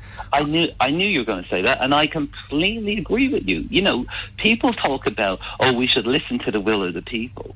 She is one of the few politicians who's listening to the view of the people, which is, we're essentially split either side of the middle. Yeah. That's true. The will of the people is for neither of the extremes. Exactly. And so the only solution, You know, and I did go on the march for a second referendum, but actually I don't think that would really solve anything. No. I genuinely believe the only solution is the one that she's going for, where, you know, all of the population is equally disappointed with the outcome. Exactly. If anybody is seen to win this, if either side is seen to win this, you know, we will not be able to reconcile and go forward. If either side wins, then there will be a disproportionate number of people who lose. There will be a majority of people who lose. So I think that if we can just make it so that that all of us don't lose that much, that this is the weird, almost the self-harming situation that we found ourselves in, and all because David Cameron wanted to silence the voices on the benches behind him. I think this is nonsense. Thanks a lot, Dave. Still not missing you, by the way. Thanks, Michael. Yeah, thank you. All right, cheers, mate. 0345 6060 973. Yeah, I said gangs, he said ideologues, which is a much smarter way of putting it. People have just they've just joined a gang. It's like the Jets and the Sharks. And if you're on the right now, then you hold right-wing opinions on everything. You're a Trump supporter, and you're fully behind this Bolsonaro guy who's just taken over Brazil, and you just spout right-wing views about everything, which just means that you haven't thought about anything. I mean, I'm right-wing on some things and left-wing on others. How can anybody be completely right-wing about everything or completely left-wing about everything? I think people should be able to make their mind up about what they do with their bodies. You want to eat cake? Go ahead. You want to smoke dope? Be my guest. There shouldn't be a law of the government telling you what you can and can't do to your own body. So that would be classed as a left-wing opinion, I suppose. Concerning that story that's in the news at the moment about that terrible story about that murder on the train. I have a right-wing opinion about that. I think that the person that is responsible for that should be fed through a meat grinder feet first. Scum like that doesn't deserve to live. Now, you would probably take that as a right-wing opinion. I'm not left-wing about everything or right-wing about everything, but people constantly write in and phone in and criticise me for, you lefties, you all think the same. Well, that's an absolutely idiotic thing to say. And it's people that say that identify as right-wing, as in every single issue is one that they take a right-wing position on, which is asinine. It just means that you haven't thought about anything. Has anybody given us another reason to be cheerful? I think I'm in want of one now. 0345 6060 973. Text 84850. Email nick@lbc.co.uk. And if you're on Twitter, it's @LBC. Friday and Saturday night at 10, Nick Abbott, LBC. Coming up at 1 on LBC, Matt Stadlen. Ian Duncan Smith has told me that not a single job would be lost in the event of a no-deal Brexit on March the 29th. Do you believe him? Matt Stadlen on LBC. When I was 16, school was the last place I wanted to be. I'd lost my dad years earlier and everything became overwhelming. But my teacher, she didn't want my past to hold me back. She taught me that in good times and bad, you need the courage to go on. And for my dad, I did. Teaching. Every lesson shapes a life. Get free one-to-one support with our teacher training advisors. With years of teaching experience, they understand the application process inside out. Subject to eligibility. Search Get Into Teaching. When you work with Finance for Business, you work with a team that loves what they do. What I love at Finance for Business is being able to really come up with a solution for whoever I'm dealing with at that particular time. I love the end product, working with clients on their projects, their dreams, that hopefully will make them money. Basically, we love the variety of finance that we're able to offer people. Choose Finance for Business, because broking is the new banking. Visit award-winningfinance.com. When you buy the award-winning Alfa Romeo Giulia or the Stelvio Performance SUV, you can pretend it's for the 5-year warranty, the 3 years free servicing, 5 years roadside assistance, or the 5 years 0% APR. But the real reason is, you just want an Alfa Romeo. Start something beautiful. Visit alfaromeo.co.uk. 5 years or 75,000 miles warranty. Minimum 35% customer deposit. 60 months term. HB sales until 31st of March 2019. Subject to status. T's and C's apply. Alfa Romeo Financial Services. This is LBC with Nick Abbott. Call 0345 6060 973. Tweet at LBC. Text 84850. Come on, we're running late. Yes, we are. Time's marching on. Bagshot. Hello, Charles. Oh, hi, Nick. Thank you for taking my call. Thank you for making your call. Yeah, thanks. I've got a quick observation, and I do have a reason to be cheerful. Yes. But my quick observation is this. Is it just me, or do I feel like Brexit's mutated to some... It's like the whole country's now been taken over by some sort of loony cult like Heaven's Gate or the Moonies or something. I mean, it's like Mog and Bozo Boris. They're like Applegate or, you know, these weird cult leaders. They've all drunk from the big barrel of Kool-Aid. Yeah. Weird, yeah. But at least in the end, there's one reason to be totally cheerful. At least. No matter what happens, yes. There will be total destruction and annihilation of the Tory party and the total destruction and annihilation of Jeremy Looney, Lefty Corbyn. So, I mean, all the loony politicians, all of Farage and all these people, their political careers will come to a crashing halt. So at least they'll go down with the ship. I mean, there won't be any lifeboats for them. Politically speaking, I don't think. Right. So that's, I suppose, a reason to be cheerful. Well, you know. Okay. Thanks a lot, Charles. There's nothing mad about Nigel Farage. I'm a nutcase. Why would anybody think that? I think it is entirely possible that this entire debacle will do for the careers of all of our current preeminent politicians. I mean, Mrs. M, I think that she'd be like a dried husk after all this is finished. Like a stick of beef jerky. She'll have all the life sucked out of her. Poor dear. And as for the fundamentalist Brexiteer ultras, they probably won't benefit from this either. And Jeremy Corbyn, I doubt he will either, because I don't think the Labour Party or the people, the members of the Labour Party aren't behind his stance on this issue, and neither of the people that voted for the Labour Party last year round by a large margin, huge margin. Something like 80% want him to back a second referendum, and he doesn't want to do it. So he ain't going to benefit from this either. So maybe that last guy was right. Holy moly, it took a while. Finally, we found someone that's correct. Maybe we are about to step into a brand new dawn, politically speaking.